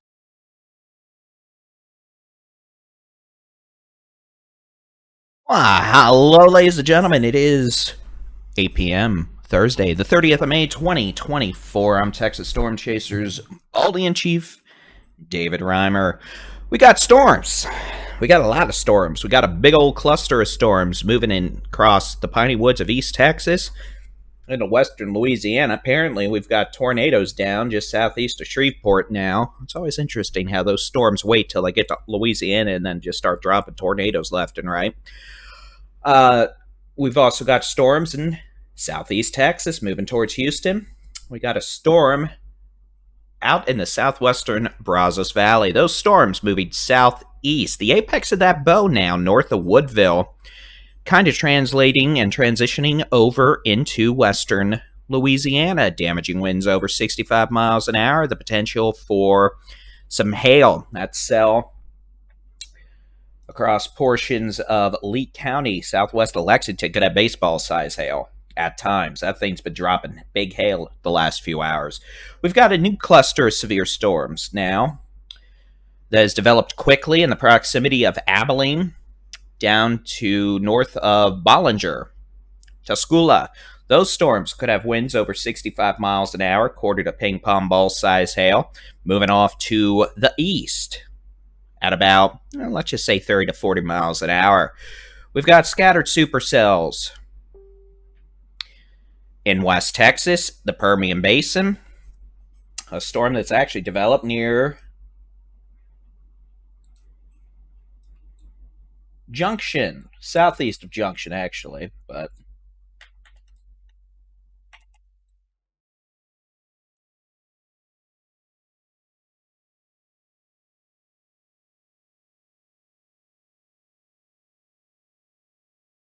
again, this is going to be a pretty long night. We're going to have another big old cluster of thunderstorms across the Panhandle, West Texas, the Permian Basin. Those are going to move into northwest Texas, the Big Country, the Concho Valley, northwest Texas, Texoma, North Texas, Central Texas, the Hill Country by sunrise Friday, with the potential for storms overnight continuing to be severe with damaging straight-line winds over 65 miles an hour, some higher, the potential for hail, flooding rainfall. And then storms will continue into tomorrow, and we'll do all this over again tomorrow afternoon, tomorrow night, into Saturday morning. All right, I'm going to turn off this loop. Let's take a gander, pop on into the high-res radar. We're going to go from west to east this time, just to mix it up and confuse those of you who have gotten used to my dyslexia / dysgraphia.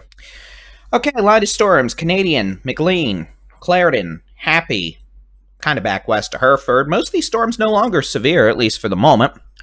But still, we could have some strong gusty winds, moderate to heavy rainfall, and hail. Back, and those are moving east-southeast about 30 to 40 miles an hour. West Texas, we got a trifecta of supercells. Soupies.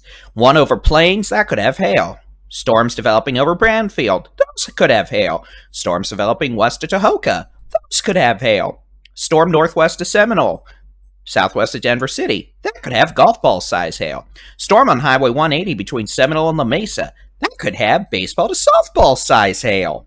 All these storms, mostly, are moving to the southeast at about 20 miles an hour. Storm near Plains may be trying to move northeast if it's a left split supercell, but we're going to ignore it because it makes me happy.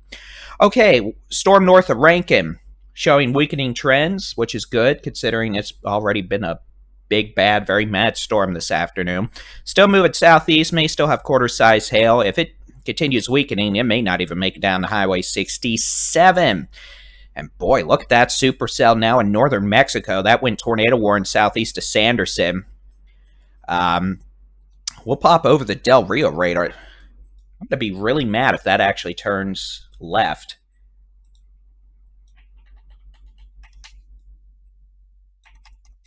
We'll have to keep an eye on it just in case this tries to say hello to parts of the Edwards Plateau later. But again, that thing's probably throwing out bowling balls in northern Mexico. Storm over Junction, that one there earlier, will pop up back into this area, say hi-ho. Storm could have quarter-size hail on I-10, probably about 20 miles southeast of Junction. That's moving slowly northeast. Let's go from west to east. We've got a storm southwest of Lexington. This thing's dropped softballs earlier back northwest. Let me see if we don't have a storm report on here from it.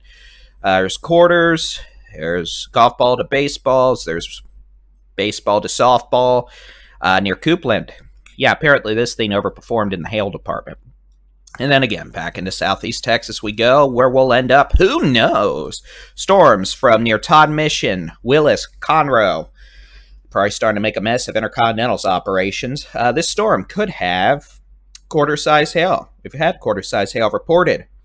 The wind mode, yeah, there might be some wind. We'll pop to Intercontinental's radar, and yeah, we see a bit of wind here, maybe up to 60 miles an hour.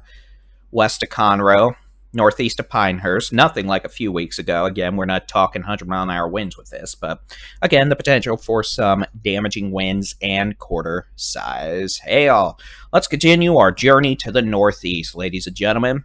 Woodville, well, Cleveland to Woodville to Jasper, up toward Hemphill. Line of storms capable of winds of 40, 50, maybe 65 miles an hour. Heavy rain, maybe some nickel to quarter-size hail. Looks like the apex of this bow is really trying to move into Louisiana now, which is A-okay with me. Sorry, Louisiana. You can see this thing's actually starting to spin up a lot of circulation. Seeing a lot of damaging winds with this now all of a sudden. We don't really have any damaging wind reports out of East Texas right now.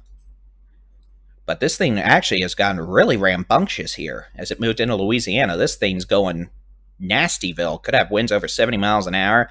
We note had a tornado southeast Shreveport earlier. We got circulations out the wazoo on the north side here on the mesoscale convective vortex. Again, this thing could be spin up tornadoes down left and right, along with damaging straight line winds. But that is a Louisiana issue now, I'm afraid. Y'all in your parishes. All right, so we talked about what's going on. Let's talk about what will go on.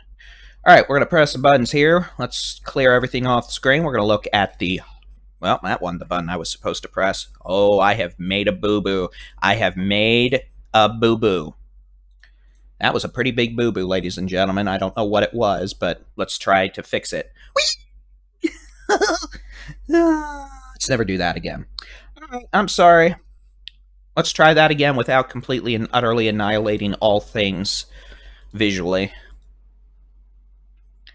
All right, back to the high-res radar we go. So what we're going to do is load this. Let's show you what this has at 8 o'clock. Notice the lack of supercells attacking San Antonio in the real world right now versus what that is showing. So, okay, it's not perfect, but we can at least still use it as we go into tonight. So we'll go from 10 a.m. to 11 a.m. I'm going to let this load. Baseball size hail reported at 8:04. From 7 miles west-northwest of Seminole in Gaines County, Texas. Hail magnitude measured 2.75 inches. Reported by emergency manager. Additional information, baseball-sized hail on FM 1757 and CR 208. So again, high-res models are not going to do super well with these setups, as has been clearly demonstrated over the last week. But the idea is we're going to have a cluster of storms coming on. What? Whoa. Apparently doing that really upsets the camera. Cool. Good to know. Apparently, we're going to have another cluster of storms moving southeast tonight. Out of the Panhandle, northwest Texas, west Texas. This model seems to think the Panhandle storms will weaken. And then we're going to see new storms fire up after midnight that get real rambunctious in northwest Texas, into west Texas, the big country. And those sweep southeast across Texoma, north Texas, central Texas, the hill country, the Concho Valley, the big country, parts of the Permian Basin. And then we get into tomorrow, late morning, towards lunchtime. That first cluster that developed in northwest Texas, Panhandle now, is moving into Houston by, well, probably late Friday, while another cluster has gotten underway and is moving in the big country, the Concho Valley. But as we switch back over to the real-time radar, let me turn off satellite. That's kind of not needed here right now. We have enough going on this map. You can see we still got storms going on. We're actually seeing new storms fire up now, parts of the big country in central Texas. That's indications we still have lift in the atmosphere. So to be completely honest with you, we're going to have to see what these Abilene storms do. Like I said in my video, well, this morning, yesterday morning, this has been more of a nowcasting situation the last week. Literally, we're seeing where storms are going up and beginning to extrapolate it from there. So these storms near Abilene, we're going to have to see how long they last. I mean, is it impossible for them to reach 35 later? No. Do I think they will right now? I'm not confident on it, but we're going to have to see. Because if that happens, clearly those will get to 35 before a complex in northwest Texas does at, 5 a.m. So again, we got one cluster of storms moving out of East Texas into Louisiana, moving into the Golden Triangle, southeast Texas. We got storms in the Panhandle, moving towards western Oklahoma. We got storms in West Texas, moving back towards the Permian Basin. We got new storms in the Big Country around Abilene, moving towards western North Texas. We've got a few storms trying to go up again around central Texas. And then we've had a supercell move out of Sanderson down to Mexico. And the clear-cut messages, for those of you asking, well, Mr. Baldy-in-Chief dude there, what do you think's going to happen tonight? I think we're going to have a lot of storms. I think the strongest storms are going to produce damaging winds, hail, and flooding rains. Storm warning has been issued for Beauregard and Vernon County in Louisiana. And those are going to continue. Jefferson, Newton, Orange, and that was actually pretty funny. Texas. And those storms are going to continue into tomorrow. And we're going to have multiple waves or clusters, if you prefer, of this thunderstorm activity continuing into tomorrow, Saturday, maybe even Sunday.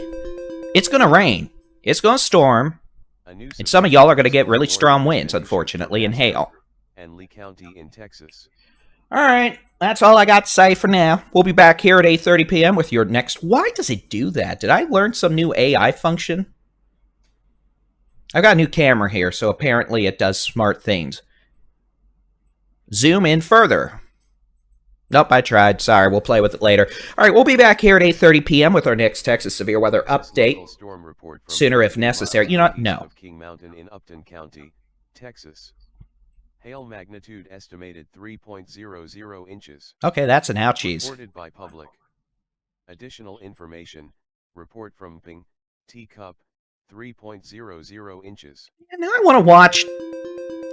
What's the movie with a teacup in it? A new severe Beauty and the Beast. Warning has been issued for Andrews, Dawson, Gaines, and Martin County in Texas. Or someone in an interview yesterday referred to me and meteorologist Jason Cooley. Beauty, Jason. Baldy. Yeah. Okay, so we'll be back here at 8:30 sooner if necessary with the next severe weather update. We're going to be here all night. Rip electric bill. You can keep track of the storms with the free Texas Storm Chasers mobile app, interactive weather radars, live severe weather coverage, your local weather forecast, and more. And of course, interactive weather radar on our website, TexasStormChasers.com. We'll be back here at 8:30 sooner if necessary. Storm report from 5 I'm done talking. This thing keeps interrupting. County, Texas. Thunderstorm wind damage. Reported by public. Additional information. Report from Ping. 1-inch tree limbs broken. Shingles blown off. Texas local Storm is over, it's a new morning, it's something beautiful, oh so wonderful. I can feel it now, sun comes through the clouds, it's a brand new day. Catching on like a wildfire, feeling for a brand new start. Red is gone, now it's so much brighter. New song in my heart. Catching on like a wildfire, feeling for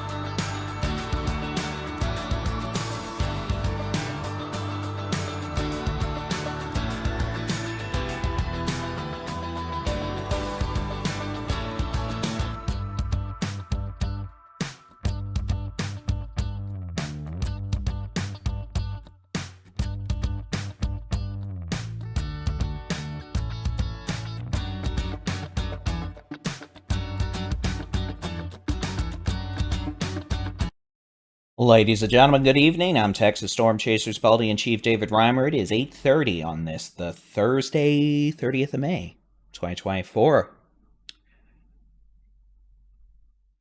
We've got multiple severe thunderstorms underway. We've got one complex of thunderstorms now moving into the Golden Triangle, southeast Texas, and Louisiana. The strongest of those storms do have the potential of producing damaging wind gusts over 60 miles an hour, perhaps some pocket change hail, and heavy rainfall. Those will be moving southeast into the Houston area by 10 p.m. Same with Beaumont, Orange, and then eventually out into the Gulf of Mexico and Louisiana.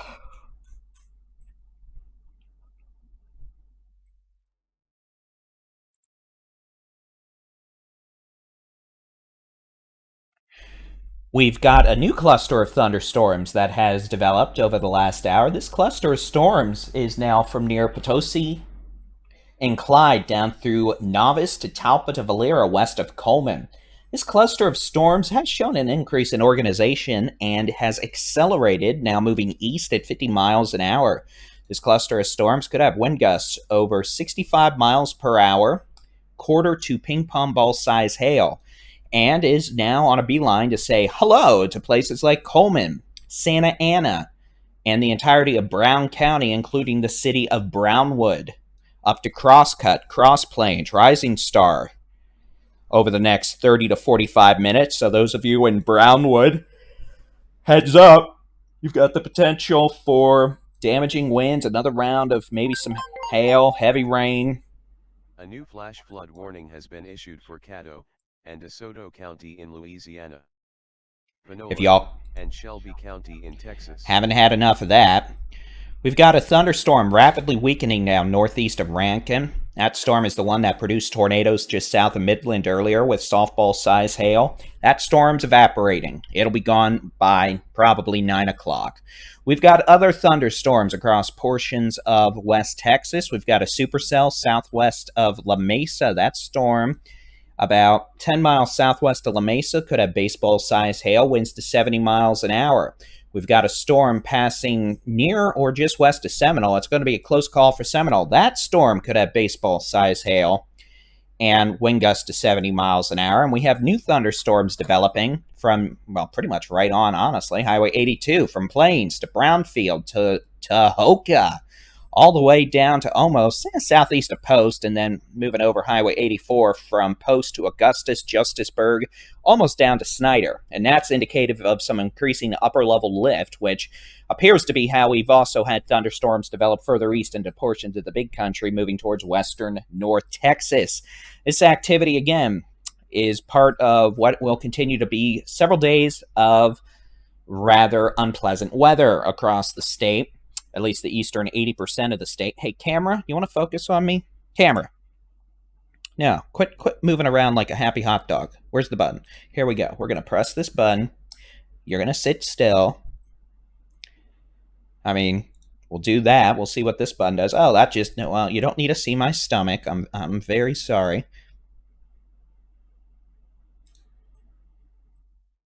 You get my face. Merry Christmas. Zoom out further. It works. Zoom in further.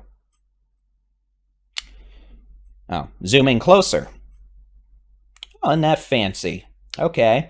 So we do have storms. The Big Country, parts of the Permian Basin, the Panhandle. Storms in the Panhandle continue to move southeast. They honestly have shown a little uptick in the last 30 minutes. The potential for maybe some small hail, gusty winds, mostly under 55 miles an hour at this point, but there are indications this may intensify a bit as it moves into northwest Texas.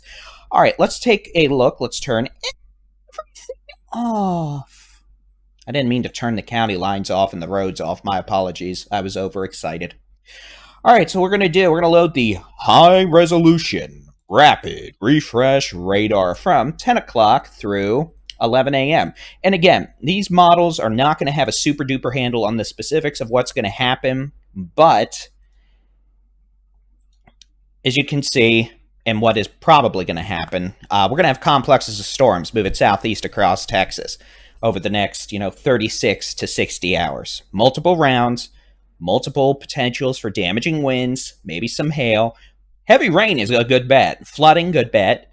And yeah, some of these storms are probably going to be pushing out 60 to 80 mile an hour wind gusts. Not all of them, but again, as you can see as we go into Friday morning, we're going to have multiple lines of storms moving from the Panhandle in West Texas, across Northwest Texas, the Big Country, the Concho Valley, Texoma, North Texas, Central Texas, the Hill Country, the Brazos Valley, East Texas, Northeast Texas, Southeast Texas, the Coastal Plains, South Central Texas, maybe even the Edwards Plateau.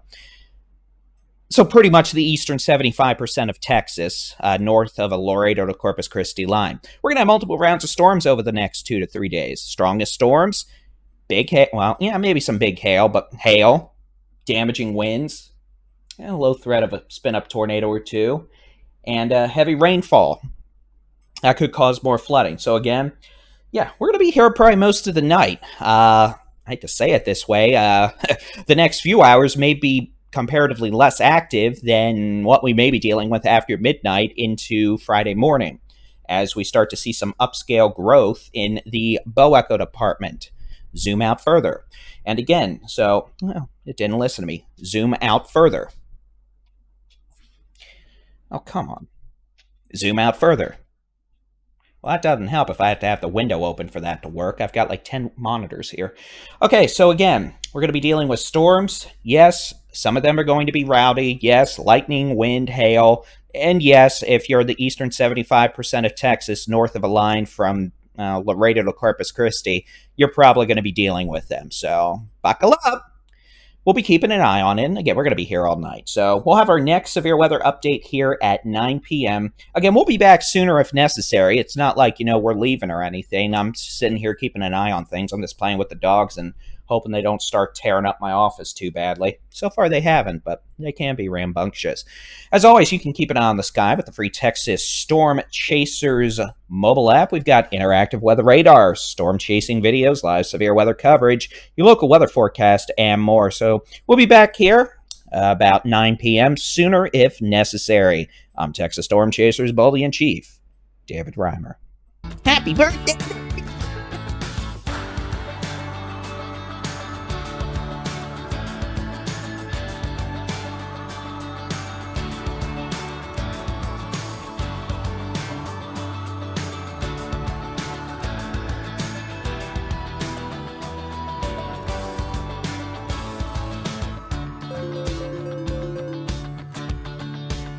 A new severe thunderstorm warning has been issued for Terry and Midland County in Texas.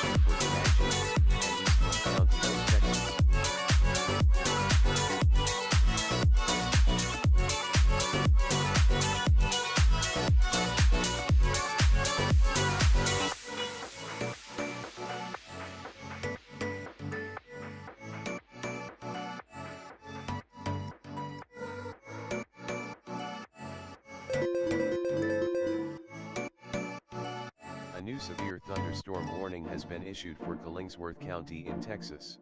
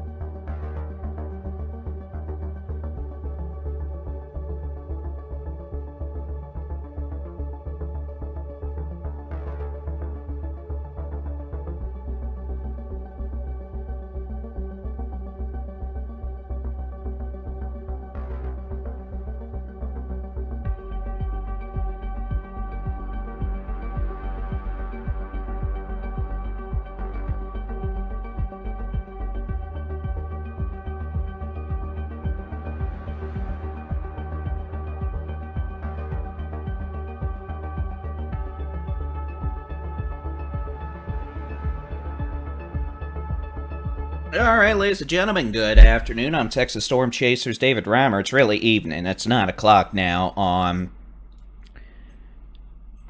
Thursday, the 30th of May, 2024. We've got a cluster of storms that are now moving into southeast Texas, the Golden Triangle, Louisiana. That's cluster number 1. A second little cluster has developed in the eastern big country from near Cross Plains to Coleman. That is moving towards Eastland, Comanche, and Brownwood over the next 30 to 45 minutes. Both Cluster 1, Cluster 2 could have winds over 65 miles an hour in spots. Pocket change size hail, heavy rainfall with the potential for flooding. So we go back into portions of West Texas. We've got a line of storms. Storm southwest of Shamrock's taken off. Same with the storm west Cheyenne, Oklahoma. That storm near Shamrock has a pretty nasty hail core crossing over Highway 83 right now, probably about 5-10 miles south of Shamrock. Otherwise, we have some renewed thunderstorm development occurring along the southeastward moving outflow boundary from Memphis to the town that doesn't get named because, well, Esteline's a speed trap town of famous proportions. Back to Turkey and Kittikay. And that line is moving southeast. And then we've got storms out here in portions of West Texas. These scattered severe thunderstorms have a history of producing baseball-sized hail over the last hour. One storm passing south of La Mesa, about to move over Ackerley and Highway 87. A storm now near Seminole. That's moving southeast, east-southeast really. That could have large hail and a flash flood warning. And then we've got a storm on Highway 380, south of Plains now, moving towards Seagraves, Denver City for like the third time today. That storm could have another round of tennis ball to baseball size hail. Y'all just been getting hit over and over again today. It's been like non-stop, storm after storm after storm. Weakening supercell near Big Lake, that thing's evaporated. That produced tornadoes, softball-sized hail around Midland. We got these storms in the eastern big country moving again. Cisco, Eastland, Comanche, Brownwood could have winds over 60 miles an hour. Quarter to ping pong ball size hail. Heavy rainfall, that'll probably cause some flooding. And then we've got a storm on the Mexico side of the Rio Grande. So far, that's not an issue again for us. We'll have to keep an eye on it. And then again, these storms moving into northern and eastern Harris County, north and east sides of the Houston metro. Houston kind of on the tail end of this, with sub-severe storms now on Interstate 10 from, well, really not Interstate 10, but Highway 90 and Liberty to Interstate 10 around Beaumont to Orange. Nasty line of storms moving east across Louisiana now. All right, so you're asking, well, Mr. Baldy-in-Chief, is that it? Are we going to be in for a good old night? Well, would you like the good news or the bad news? The good news is it's not 115 degrees and extreme drought across the state. The bad news is, we're going to have a lot more storms tonight, tomorrow, Saturday. Let's pull up the super, the duper, the high-resolution rapid refresh model. Let's just take a gander. This is what this model shows at 9 o'clock. So notice how it does not have anything in the big country. It's late with the storms in the Panhandle. So that should tell you a couple things here. 1, there are more storms than this model thinks, which is not abnormal based on its behavior over the last several weeks. 2, going forward, keep in mind storms may arrive earlier than this model shows at your particular location. And 3, let's just see what it shows from midnight tonight to tomorrow morning. And while it does, let's see how much of a change it has shown. Oh, it's still loading the data fine. Okay, so this is going to be the high-res rapid refresh model. Notice, this thing doesn't have that big old cluster of storms now out of the Panhandle, West Oklahoma. Every model run has looked different, but the clear, concise message is, we have storms right now in the eastern big country approaching Eastland to Brownwood. They're showing no signs of weakening. They have a history of producing large hail, damaging winds. We'll see. That could continue for a while. So southern North Texas, we're going to have to watch that. You know, towards Comanche, eventually maybe even Hamilton to Hiko, Glen Rose to Meridian to Clifton, Cranfill's Gap, maybe even I-35 around, Cleburne, Alvarado, all the way down through Hillsborough, West Waco. Cluster of storms may make it your way. But in terms of activity, it looks like we will see an uptick in thunderstorm coverage and intensity around or after midnight into the pre-dawn hours across portions of the Panhandle, West Texas, the Big Country, Northwest Texas, Texoma, North Texas. Whether that be from new...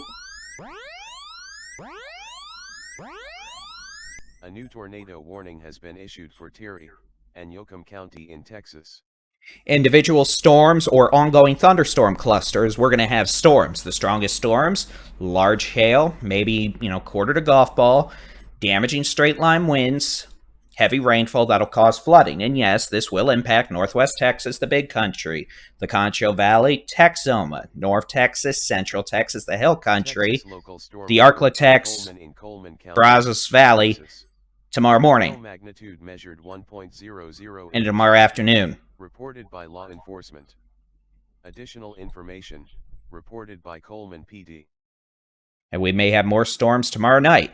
All right, it's going to be a new tornado warning. This is going to be for a cell in eastern Yoakum, western Terry counties in West Texas.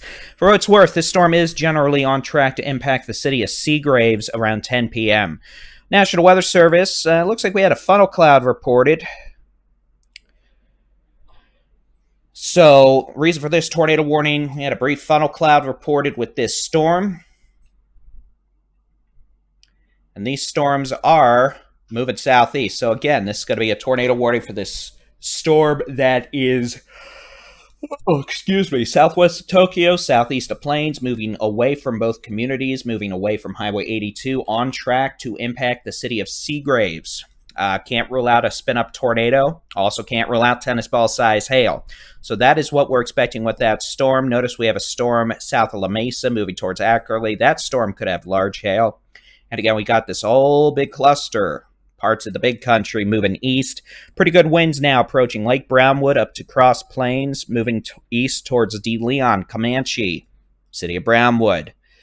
So again, that's what we've got with this cluster, and we'll just have to see what more we get overnight. But again, yes, we're going to stay active overnight. More storms after midnight, and then those storms will move southeast into really the eastern two-thirds of Texas tomorrow morning and tomorrow afternoon. So we'll keep an eye on things here at the Texas Storm Chasers. That tornado warning northwest of Seagraves is in very rural portions of eastern Yoakum, western Terry counties. We're going to keep an eye on it, and if that gets closer to Seagraves and is still capable of producing tornadoes, we'll do continuous severe weather coverage with that. But otherwise, we'll plan on doing our next update here at 9:20 p.m. That's in about 12 minutes. And we'll be back sooner if necessary. You can always keep an eye on the sky with the free Texas Storm Chasers mobile app. We've got interactive weather radars, storm chasing video, live severe weather coverage, and of course, your local weather forecast. We'll be back here in about 12 minutes, sooner if necessary.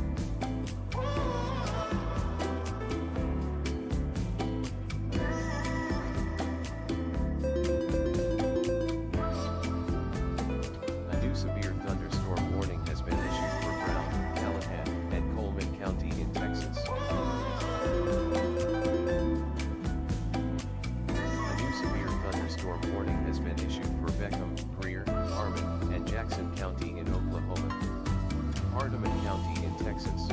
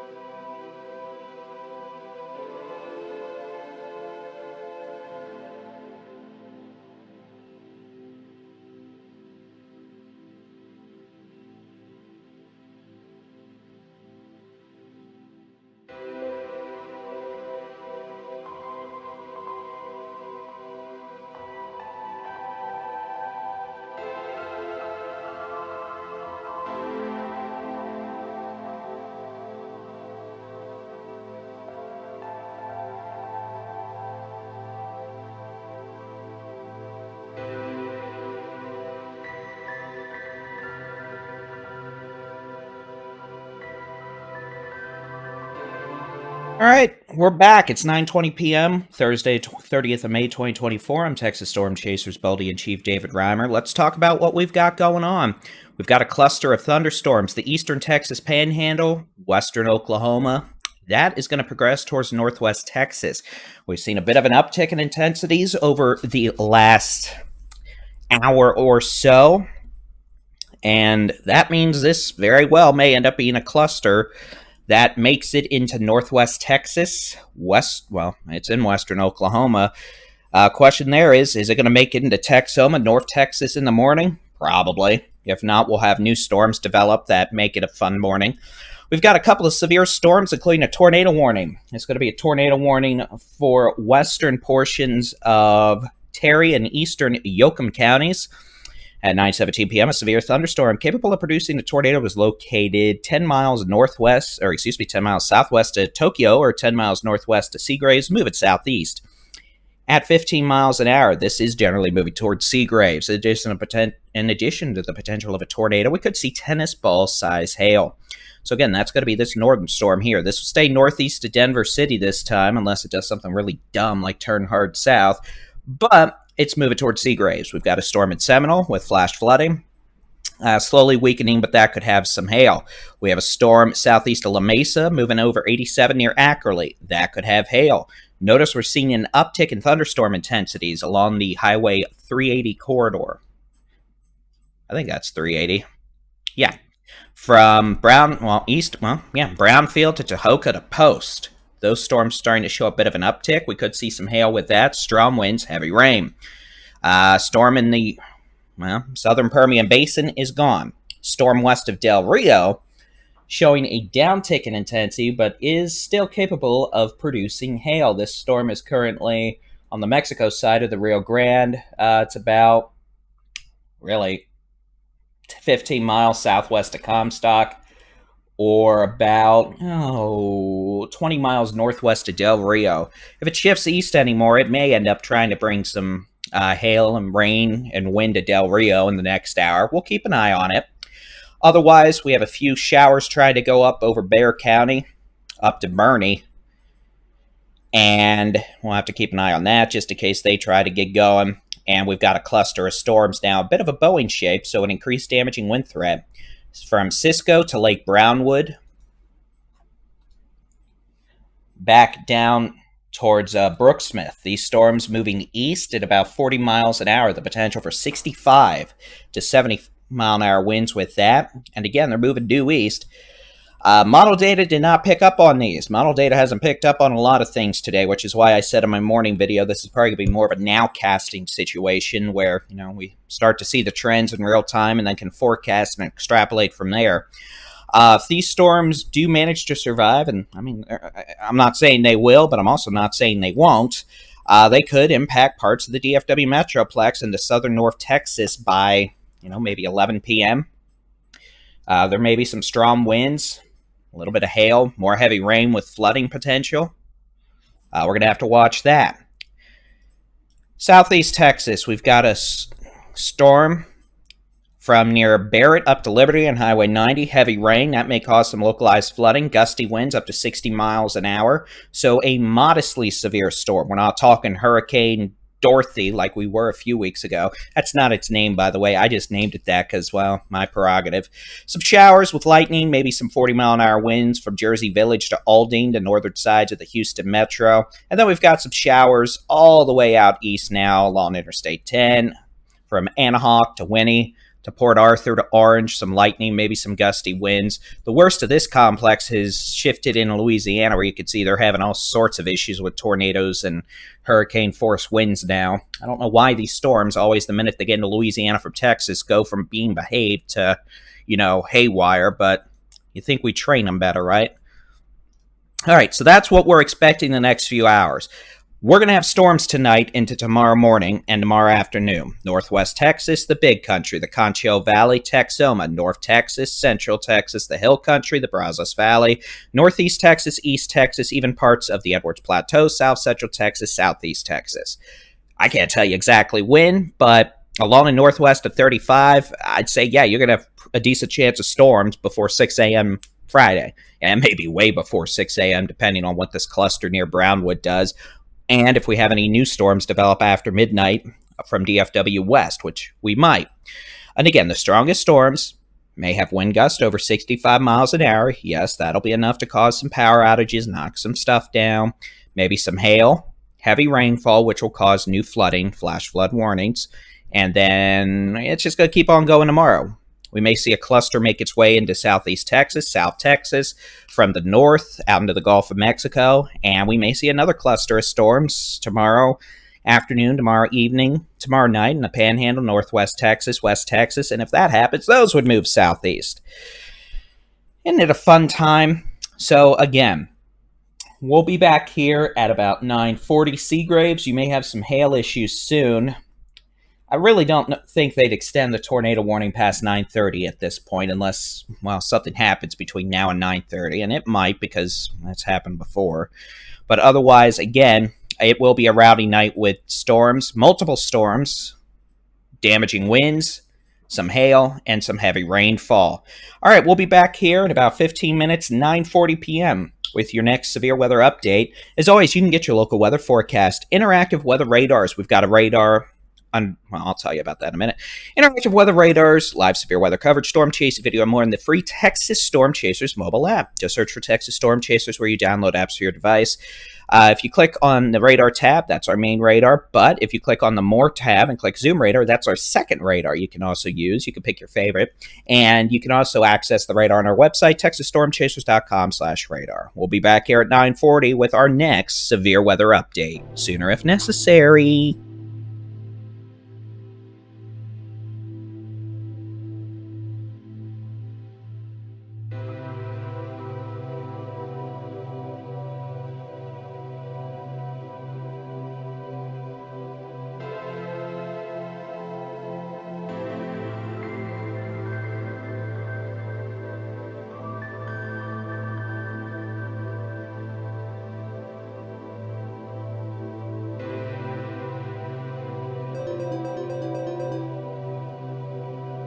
A new severe thunderstorm warning has been issued for Terry and Yocum County in Texas.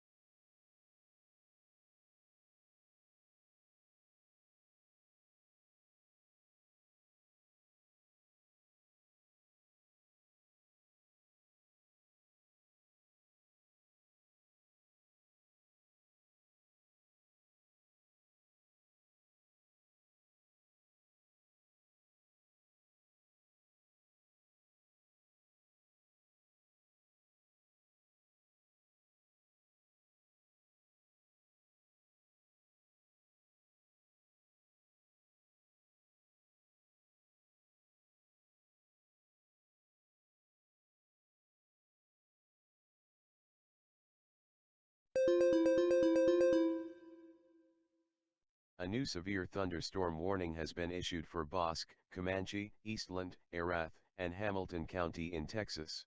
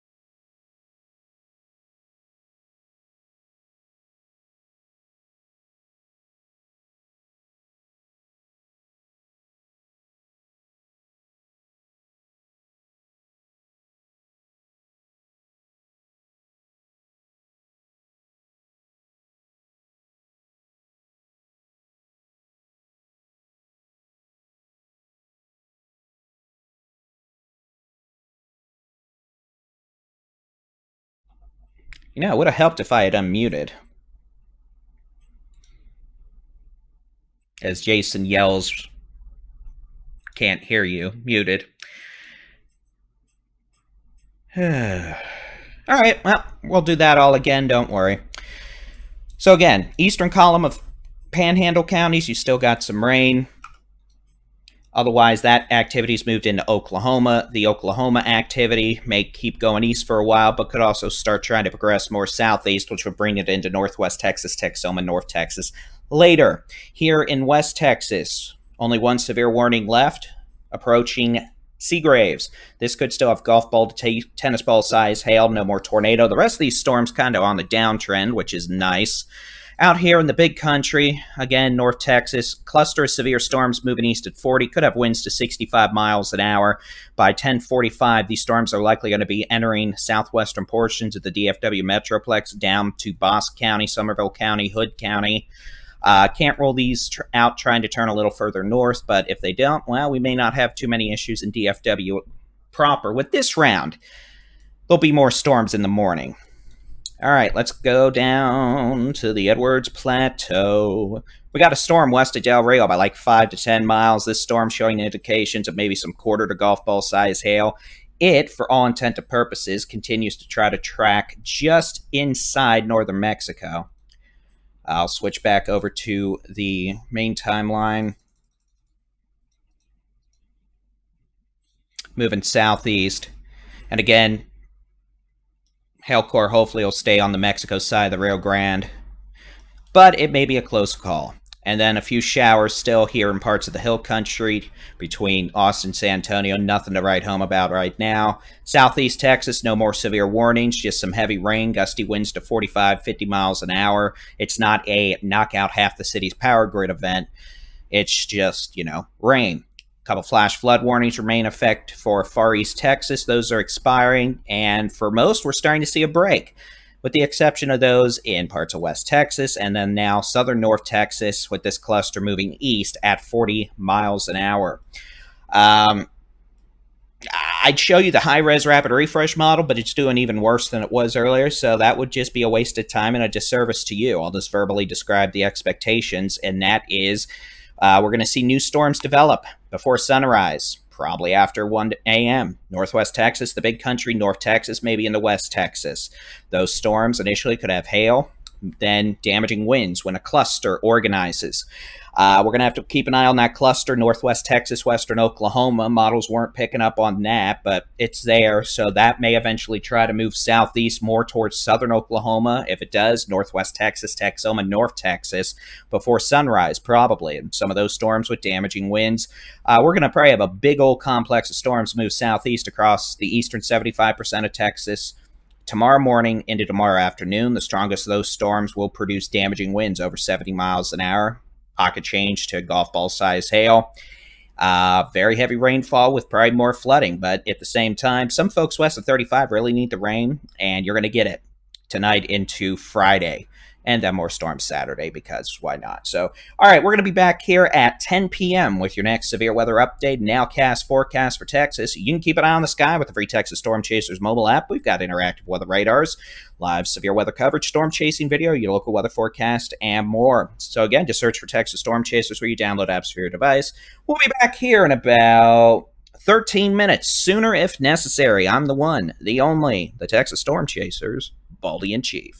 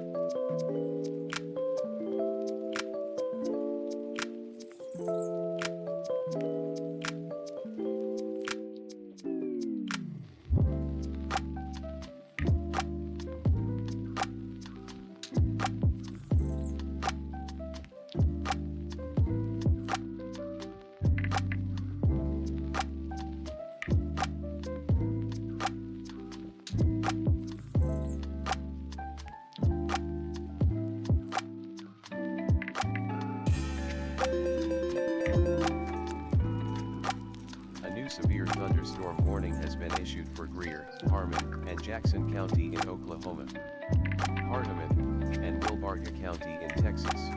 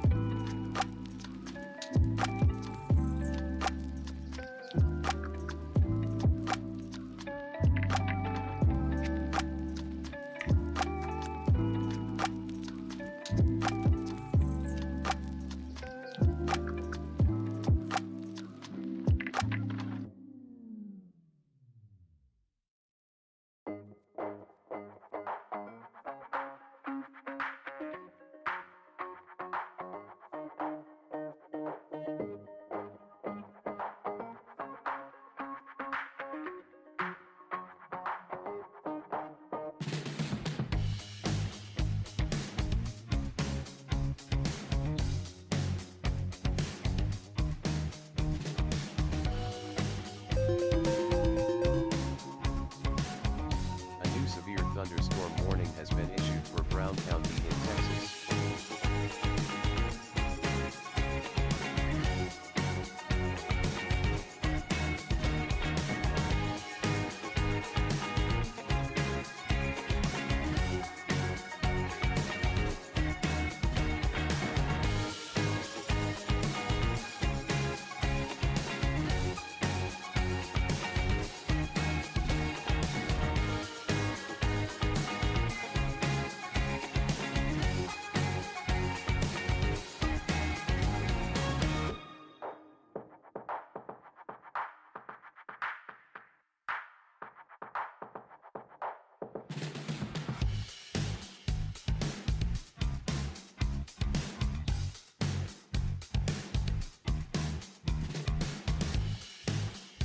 Ladies and gentlemen, boys and girls, it's 10 p.m., the 30th of May, 2024.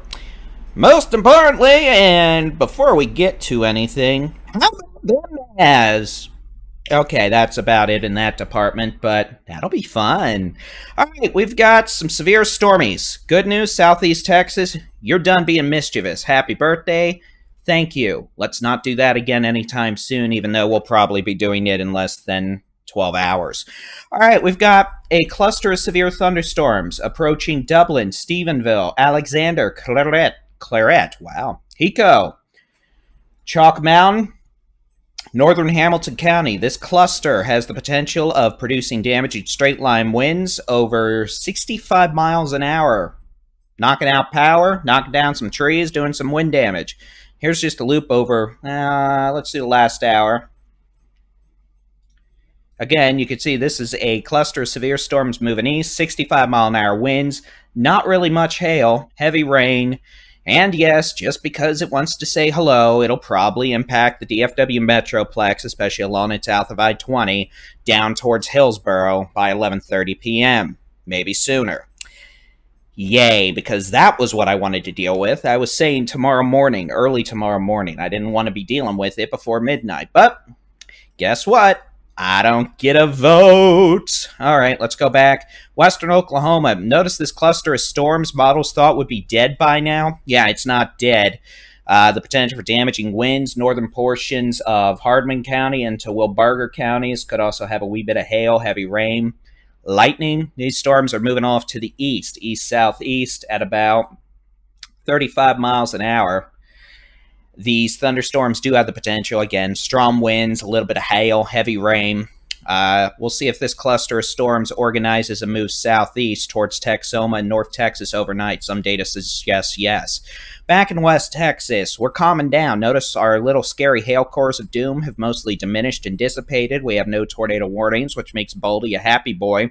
So watching this area west of Snyder, north of Big Spring, for signs of any wind organization. We are starting to see a bit of a hail core develop again just east of Akerly, northeast of 87. So there may be a severe thunderstorm warning for parts of Howard County soon for that. We'll see. If that doesn't start dissipating soon, it may end up trying to be our next little thunderstorm cluster.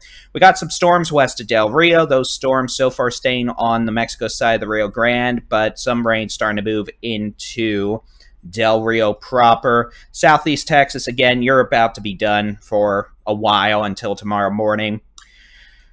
But we're going to need to deal with this nonsense. I'm unmuted. Am I unmuted? Okay, we're not making that mistake again.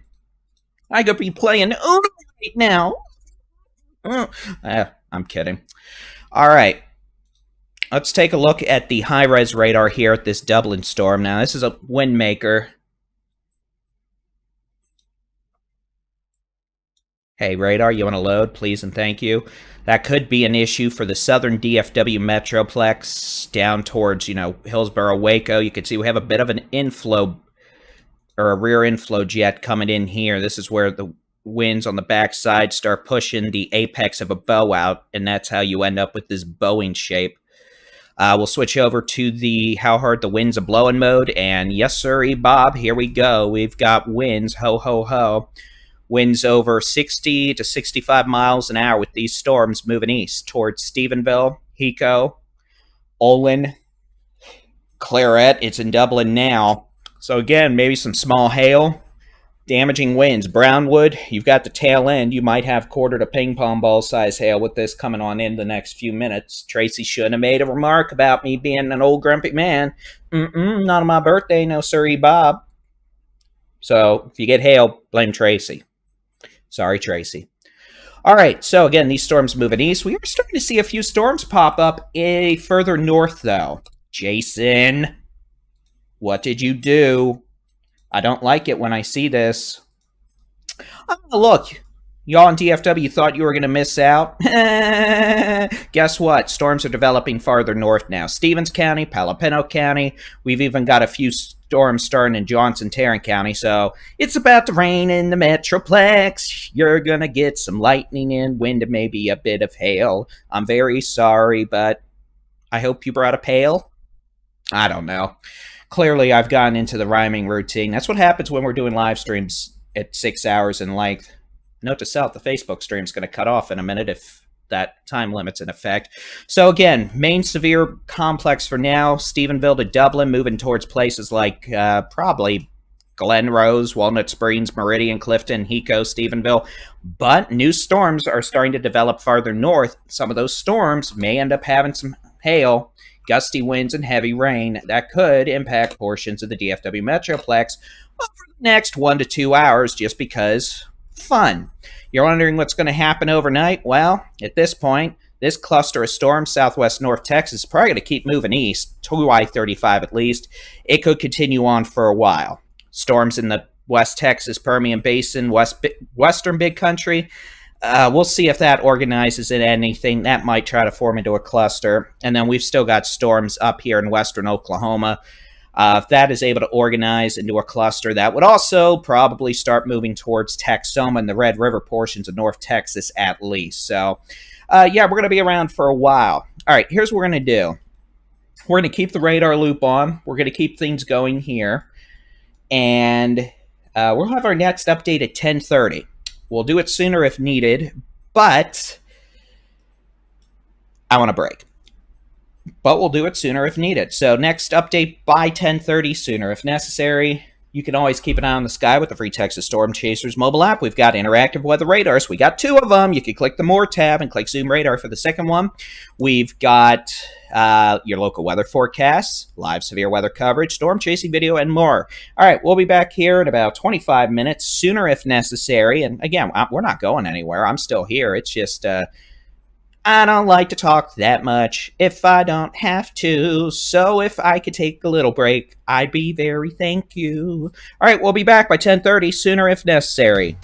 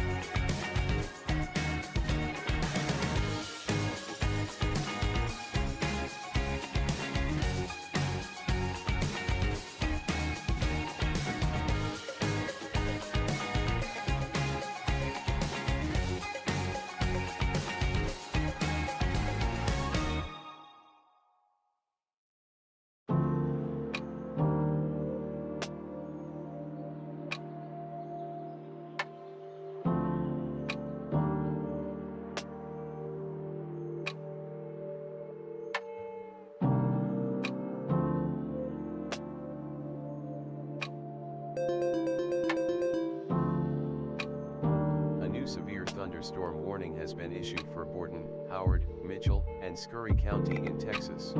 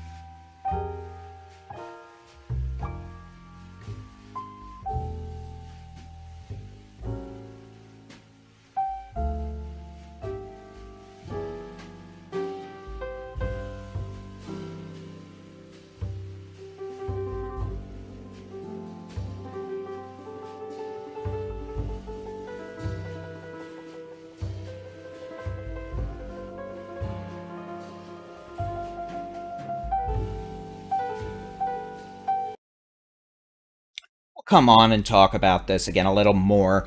Again, we've got a couple clusters of storms now evolving. You can actually see storm coverage is increasing already now across parts of North Texas into the big country, Northwest Texas. We've got a cluster of storms now near pretty much Stephenville to Hico to Lampkin, northwest of Hamilton. That's moving east. That could have the potential for wind gusts over 65 miles an hour. We're starting to see some new thunderstorm development. So far, they're behaving from near Lipan to Millsap into Tarrant County, Johnson County, pretty much, Burleson, Briar Oaks, Alvarado. We've got a storm going up on 287 between Ennis and Waxahachie. Those storms are actually slowly moving east, while the main cluster down on Highway 281 between Hamilton and Hico is moving east much more quickly at about 40 miles an hour. But again, we're seeing storms develop back around Haskell. Those could have some quarter-size hail. We've got a severe storm once again northeast of Big Spring. That's actually showing a pretty impressive hail signature now. There could be golf ball-size hail in Vincent on Highway 350 in the next 20 minutes. Storm near Snyder starting to show maybe some dime to nickel size hail. And then we're quickly seeing a line of storms erupt now in northwest Texas, all the way from Quanah to Paducah to Glen, back to almost Rawls. So it's about to get rowdy, at least in terms of some of these storms producing large hail, damaging winds, flooding rains. So, yeah. All right. We'll be back in 5 minutes with a full update at 10:30 p.m.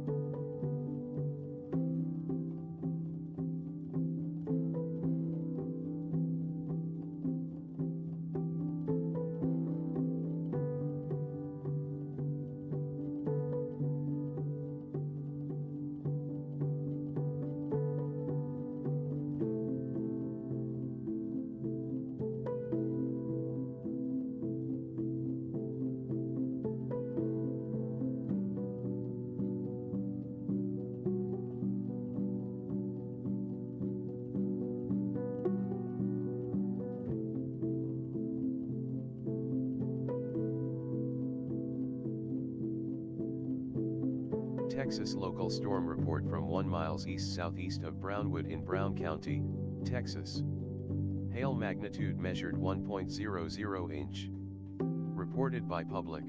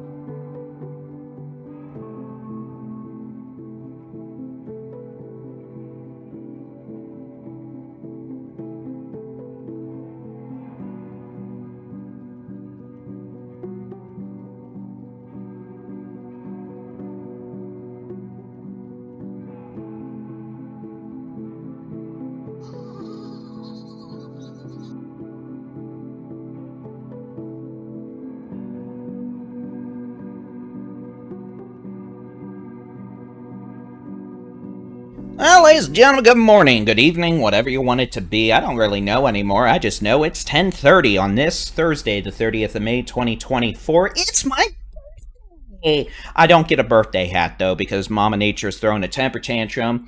And you remember how we said we were hoping it would be till Thursday morning till we had storms in North Texas, Texoma, the big country again?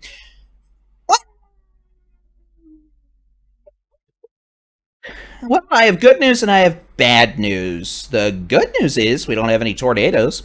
The bad news is the stormies are not waiting until tomorrow morning. We're just going to go ahead and start doing this now. Yay. Yay.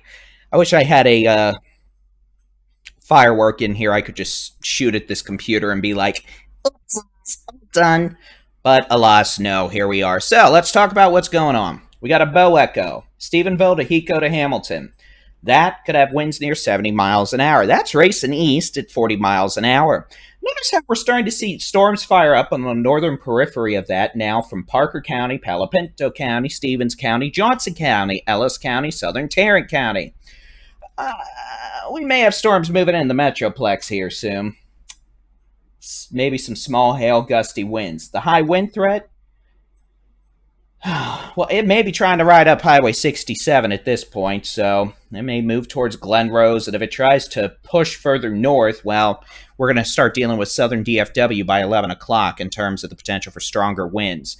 Notice how the whole line of storms, we got storms firing up real quickly now. Western North Texas, the big country, and the whole outflow boundary from Quanah all the way down to Rawls in northwest Texas just unzipped in the matter of 10 minutes. I mean, look at that. All hunky-dory, nice and happy storms. So, yeah, we're not going to wait till tomorrow morning to have our next round of storms because they're getting underway now.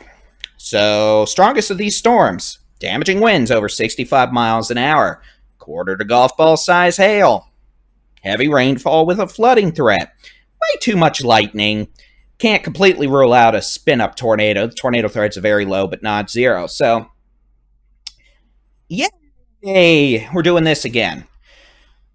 So, it's about to get loud. Northwest Texas, the big country. Into western Texoma, North Texas, probably into the Metroplex over the next 30 to 60 minutes. Storm near Del Rio. Well, it's still there, but kind of dying, but it did move into, Del Rio. Otherwise, hill country, we're quiet for now. Southeast Texas, you've just got a few residual showers. You're going to get a break, before all this angry stuff near Hamilton and Stephenville moves southeast over the next 4 to 5 hours into, well, parts of central Texas, the Brazos Valley, southeast Texas. And if that doesn't get you, don't worry, there's another round already firing in northwest Texas and west Texas. And we may see another round up in the Panhandle later because, well, it's a never-ending story. Yep, it's my birthday. I can sing if I want to sing. So again, let's take a look at some of the higher res radar data here. And what I just verbally described is the forecast. Models don't have a bippity-boppity-boo of what's going on here. So we're just going to tell you like it is without using all those fancy model graphics. Hey, radar, you know the part where you show up and let me actually look at the data to show people what's going on? I'd really appreciate if you would load. Are you going to load? Thank you. So, storm near Waxahachie on 287 west of Venice. Could have nickel, maybe a little quarter-size hail. That's going to move east towards Palmer. Storm over Briar Oaks, Burleson, Mansfield, moving east towards Midlothian. Storms firing western Tarrant County from Eagle Mountain Lake down to Benbrook, moving east towards Fort Worth. Storms in southern Parker County, southern Palo Pinto County, moving east. Heavy rain, bit of wind. A new severe thunderstorm warning has been issued for Bosque, Coryell, Erath, Hamilton, Hill, Johnson, McLennan, and Somervell County in Texas. Oh, good. It's a big severe thunderstorm warning. I'll just read this because why not? Okay, we got a severe thunderstorm warning for Hamilton, Somerville, Erath, McLennan, Coryell, Johnson, Bosque, Hill counties until 11:30 p.m. A line of severe thunderstorms moving east at 40, located from 8 miles southwest of Dinosaur Valley State Park to 8 miles east of Hamilton, moving east at 40, 65-mile-an-hour winds, quarter-size hail. This will be near Cranfill's Gap, 1040, Glenrose, 1045, Meridian State Park around 1050, Clifton, 11 o'clock, Lake Whitney, 1105, Valley Mills, 1110, Laguna Park and Blum around 1115, Lake Whitney State Park around 1120. This also includes Pancake. Ooh, I want pancakes. Olin, Brazos Point, Cedar Shores, Whiteway, Defu, Hearst Springs, Morgan, and Retreat. So, yay, big old severe thunderstorm warning. It's going to rain. There's going to be wind, maybe a bit of hail, lightning, localized flooding. Storms back up in DFW for now are mostly behaving. Just a bit of lightning, some rain. Of course, it won't take much rain for flooding issues. But again, you can see this little complex moving towards Hillsborough. DFW going to be on the northern skirts of it. But don't worry, DFW, or if you're sad about being left out, you get more storms later because there's storms firing all the way up into northwest Texas. You can see we got storms technically north of northwest, well, pretty much past Kingdom Lake, honestly, out here northwestern Palo Pinto County. Throckmorton County, Haskell, Monday, and then we got a line of storms all the way from western Oklahoma. That's not supposed to be there right now. Into northwest Texas to Quanah to almost Rawls. All this is moving east-southeast. You can see this storm near Quanah moving southeast. That could have winds over 60 miles an hour, quarter-size hail. That's moving southeast towards Vernon at about, you want to tell me how fast you're moving? Thank you, 35 miles an hour. So again, it's going to be a stormy evening the next several hours, northwest Texas, the big country, parts of North Texas, especially along south of Interstate 20. Those of you from Hillsborough to Corsicana to Mahia to Waco, guess what? Stormy wants to come say hello. All right, out here in portions of the Permian Basin, this radar is kind of starting to load slow now. You know, what's the point of a 2 gigabit connection if I don't get to have super fast data? You can see this storm out here in the land of Happyville. This one could actually have some golf ball to tennis ball size hail. That's moving towards Colorado City. It's raining in Snyder. West Texas, outside of this activity on Highway 82 east of town, you're clear for now. Happy birthday. And then the Panhandle, and let's just go back and show you. Panhandle, you're clear for now. West Texas, you're clear for now. You may have more storms over into Friday morning, but for now it's A-OK, which makes for happy people. And then this cluster now moving into southern North Texas, and we'll see. It may try to fire a few storms up into the DFW Metroplex. I hope not, but, well, hope doesn't really serve me very well when we're talking about difficult stormies. So again, nasty bow echo now, east of Hiko, moving towards Iredell, Meridian, Cranfill's Gap, Laguna Park, Whitney. Could have quarter-size hail. The hail core is actually increasing with this. Along with damaging straight-line winds over 60 miles an hour, starting to see a little bit of a hail core and heavy rain develop southern, or pretty much all of Parker, southern Tarrant, Ellis counties. Those storms are going to shift into the DFW Metroplex over the next, 20 to 30 minutes, so it's about to rain again. All right, so that's it. We're going to do another one of these updates at 10:50 p.m. in about 12 minutes. As always, you can keep an eye on the sky with the free Texas Storm Chasers mobile app. Just search for Texas Storm Chasers where you download apps for your device. We've got interactive weather radars, the main radar under the radar button, but you can click more in Zoom Radar for the other radar, your local weather forecast live, severe weather coverage, and more. We'll be back here at 10:50 p.m. sooner if necessary. Strongest storms overnight to Thursday. How about Friday morning? Damaging winds over 65 miles an hour, some hail, heavy rain, and flooding. We'll be back in 11 minutes here on the Texas Weather Center.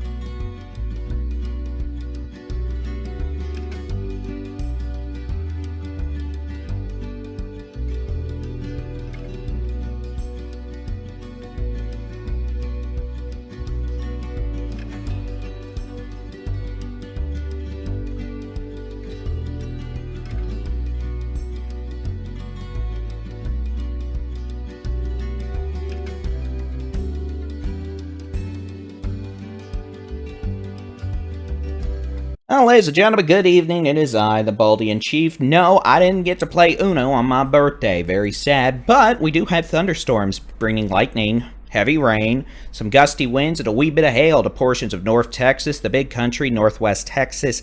Late this evening, yes, our next round of thunderstorms has already begun because it couldn't wait till Friday. No siree, Bob. If we were going to get more weather, it was going to start early, and here we go. So, let me first off say, most of the storms you're looking at here are not considered severe. To be considered severe, storms have to be producing one of the following criteria: 1-inch diameter hail or larger, quarters or larger, wind gusts of 58 miles per hour or higher, tornadoes. Most of these storms are not producing 58 mile per hour wind gust or higher. Most of these storms are not producing quarter-size hail or larger. And none of these storms are currently producing tornadoes. Let's not taunt them, though, by trying to say they should / are not going to ever. I don't know. It is almost 11 o'clock, though. So, all right, we got a couple clusters here. Cluster 1, Hiko to Hamilton, moving east at 40 miles an hour. That's going to be moving towards places like Meridian, Glen Rose, Clifton, Valley Mills, Laguna Park, Whitney, Lake Whitney, Whitney State Park, Rio Vista. Could have 50 to 60, 65 mile an hour wind gust with that. Potential for maybe a little hail as well. Back in DFW, well, let's just do it this way. Highway 180 from Palo Pinto, Mineral Wells, Weatherford, DFW, down into Ellis County. We've got a couple storms on the northern side of this system. They're not severe at this point. Maybe some small hail, producing moderate to locally heavy rainfall, cloud-to-ground lightning. But if that's all y'all get out of that, be happy, because it is not reminiscent of anything we dealt with earlier in terms of severity or duration. A new severe thunderstorm warning has been issued for Mitchell and Scurry County in Texas. We've got thunderstorms over portions of Throckmorton, Haskell, Knox, Baylor counties. Those storms could have small hail up to the size of nickels, localized gusty winds, heavy rainfall, lightning. We've got storms up in northwest Texas associated with another complex of storms. At this point, from near Elmer, Oklahoma. Hey, Alex saw Elmer. Down to Chillicothe, down to Medicine Mound, Crowell, Margaret, all the way back west to almost Dickens and Crosbyton. Those storms are moving east-southeast. Strongest could have hail, localized wind gust over 55 miles an hour, and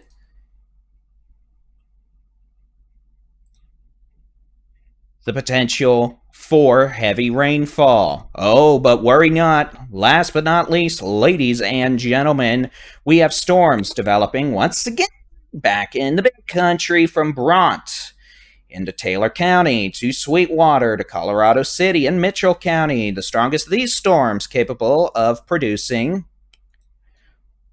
half-dollar size hail, wind gusts over 60 miles an hour. So, yeah, we're going to have storms tonight. We're going to have storms tomorrow. We're going to have storms on Saturday. We're probably going to have some storms on Sunday, too, just because that seems to be the name of the game as we go into early June.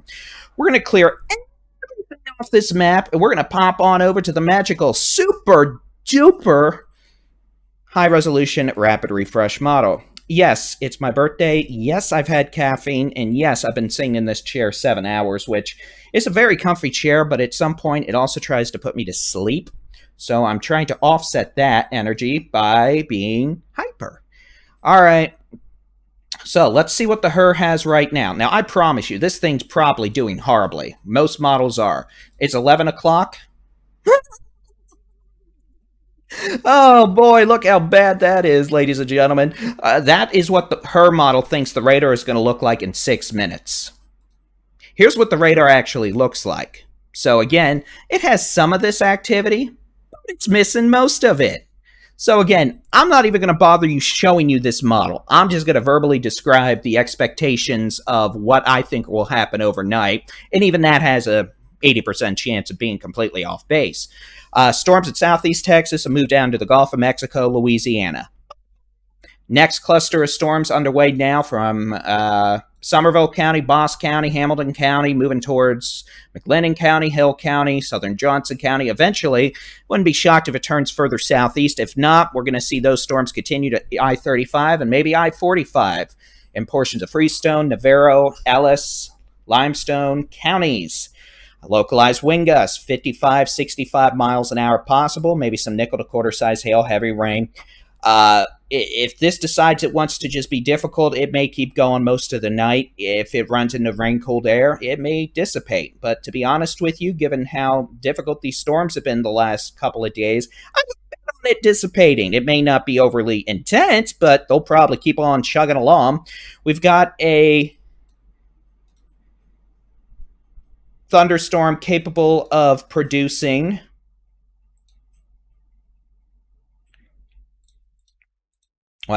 some hail, some strong winds all the way back into northwest Texas, the big country.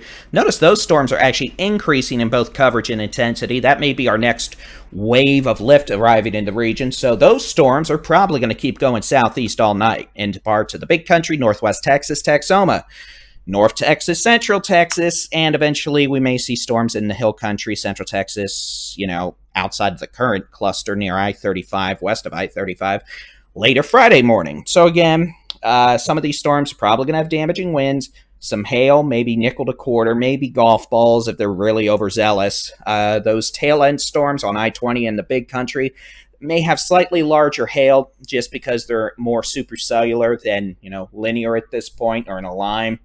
And then we've got some scattered storms now. Parker County, Tarrant County, Ellis County could have maybe $half dime size hail with that. Severe thunderstorm warning has been issued for Fisher, Jones, Nolan, and Taylor County in Texas. But that is the general expectation of that. So here is what our plans are going to be overnight. We're going to be here, but we're going to, if y'all are watching on YouTube, we're going to forward you to our 24/7 Texas Weather Center live stream. More music, more audio alerts, more radar. And if needed, hopefully it won't be needed, but if it is, we'll come back with continuous severe weather coverage again a bit later this evening.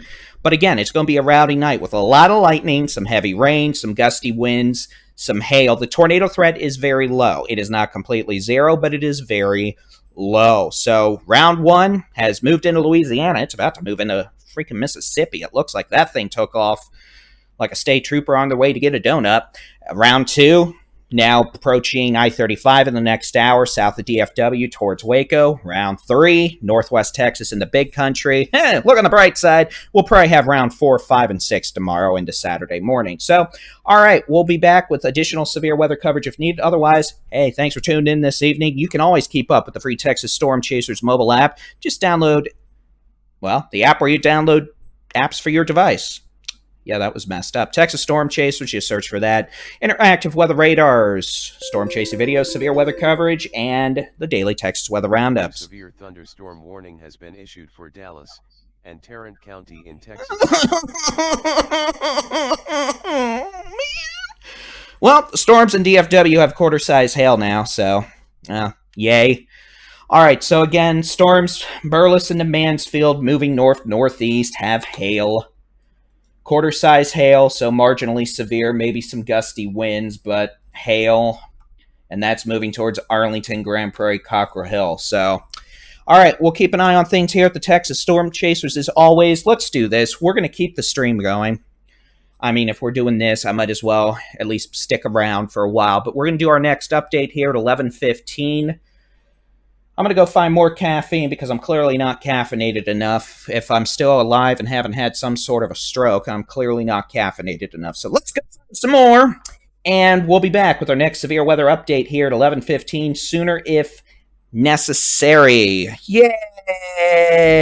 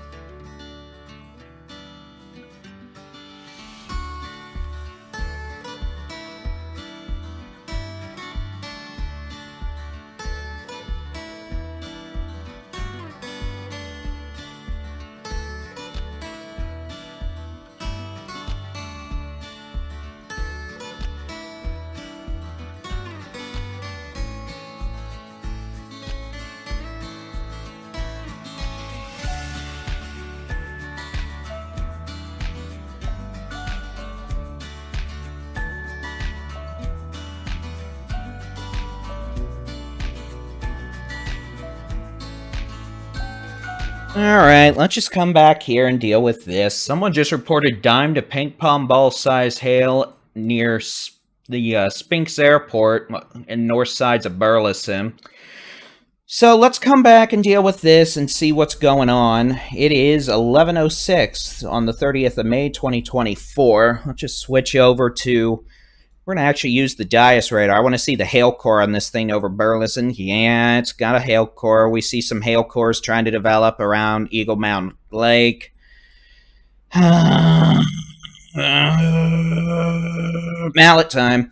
All right, so again, storm over Burleson. Could have up to ping pong ball size hail now. That's moving northeast, generally towards Pantego Gardens. Pantego? How about Dalworthington Gardens, Pantego? Kennedale, southwest Arlington, and then eventually Arlington and Grand Prairie. The potential for quarter, maybe up to ping pong ball size hail with these storms. They're moving northeast at about 15 miles an hour, so they're just sitting around having a coffee. We got some storms over Eagle Mountain Lake down to west sides of Fort Worth. There could be some small hail with that. All these storms are shooting out lightning like they just want to wake half the cemetery, so... we're probably going to set some more places on fire just because that seems to be a thing with peaked roofs. Down from Hood County to Meridian, north of Avant to Hamilton, the potential for strong winds up to 60-65 miles an hour. This cluster moving off to the east at about 40 miles an hour. Storms in northwest Texas. Oh, from Vernon down to Crowell to north of Benjamin. You know, not too much of a spooky wind signature with this right now, but definitely some borderline nickel to maybe quarter-size hail with that. That all is moving southeast at about 30 to 40 miles an hour. The big country? Oh, good grief. The big country, y'all just decided to be like, hi, let's have tennis balls at 11:30. We got hailers galore now firing all over the place. One southwest of Buffalo Gap, moving towards Buffalo Gap to Tuscola, Potosi, and Abilene again. We've got a storm over Trent and I-20. That could have golf ball size hail. West of Sweetwater down to Colorado City. We've got multiple storms. There could be quarter to golf ball size hail with that.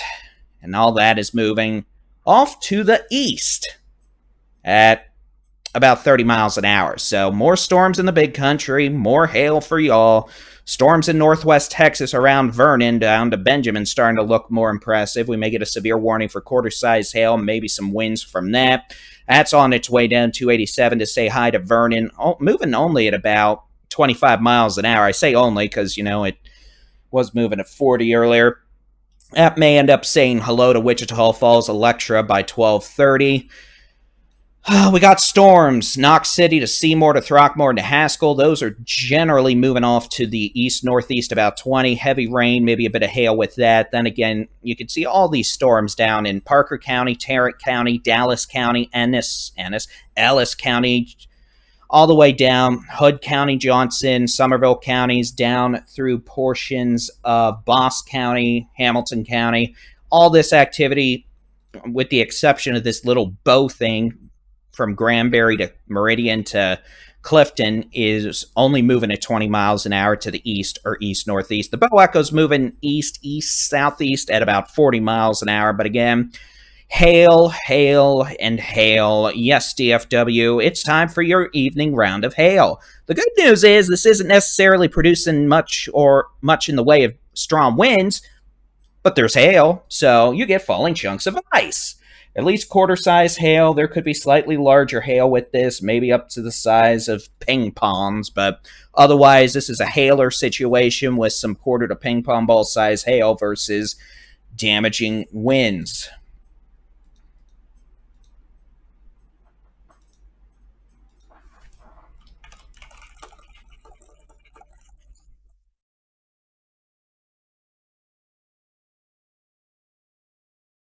So again, we got hail, probably Burleson, Kennedale, a second hail core trying to develop over 360, around spur 303, up to Division, down to I-20.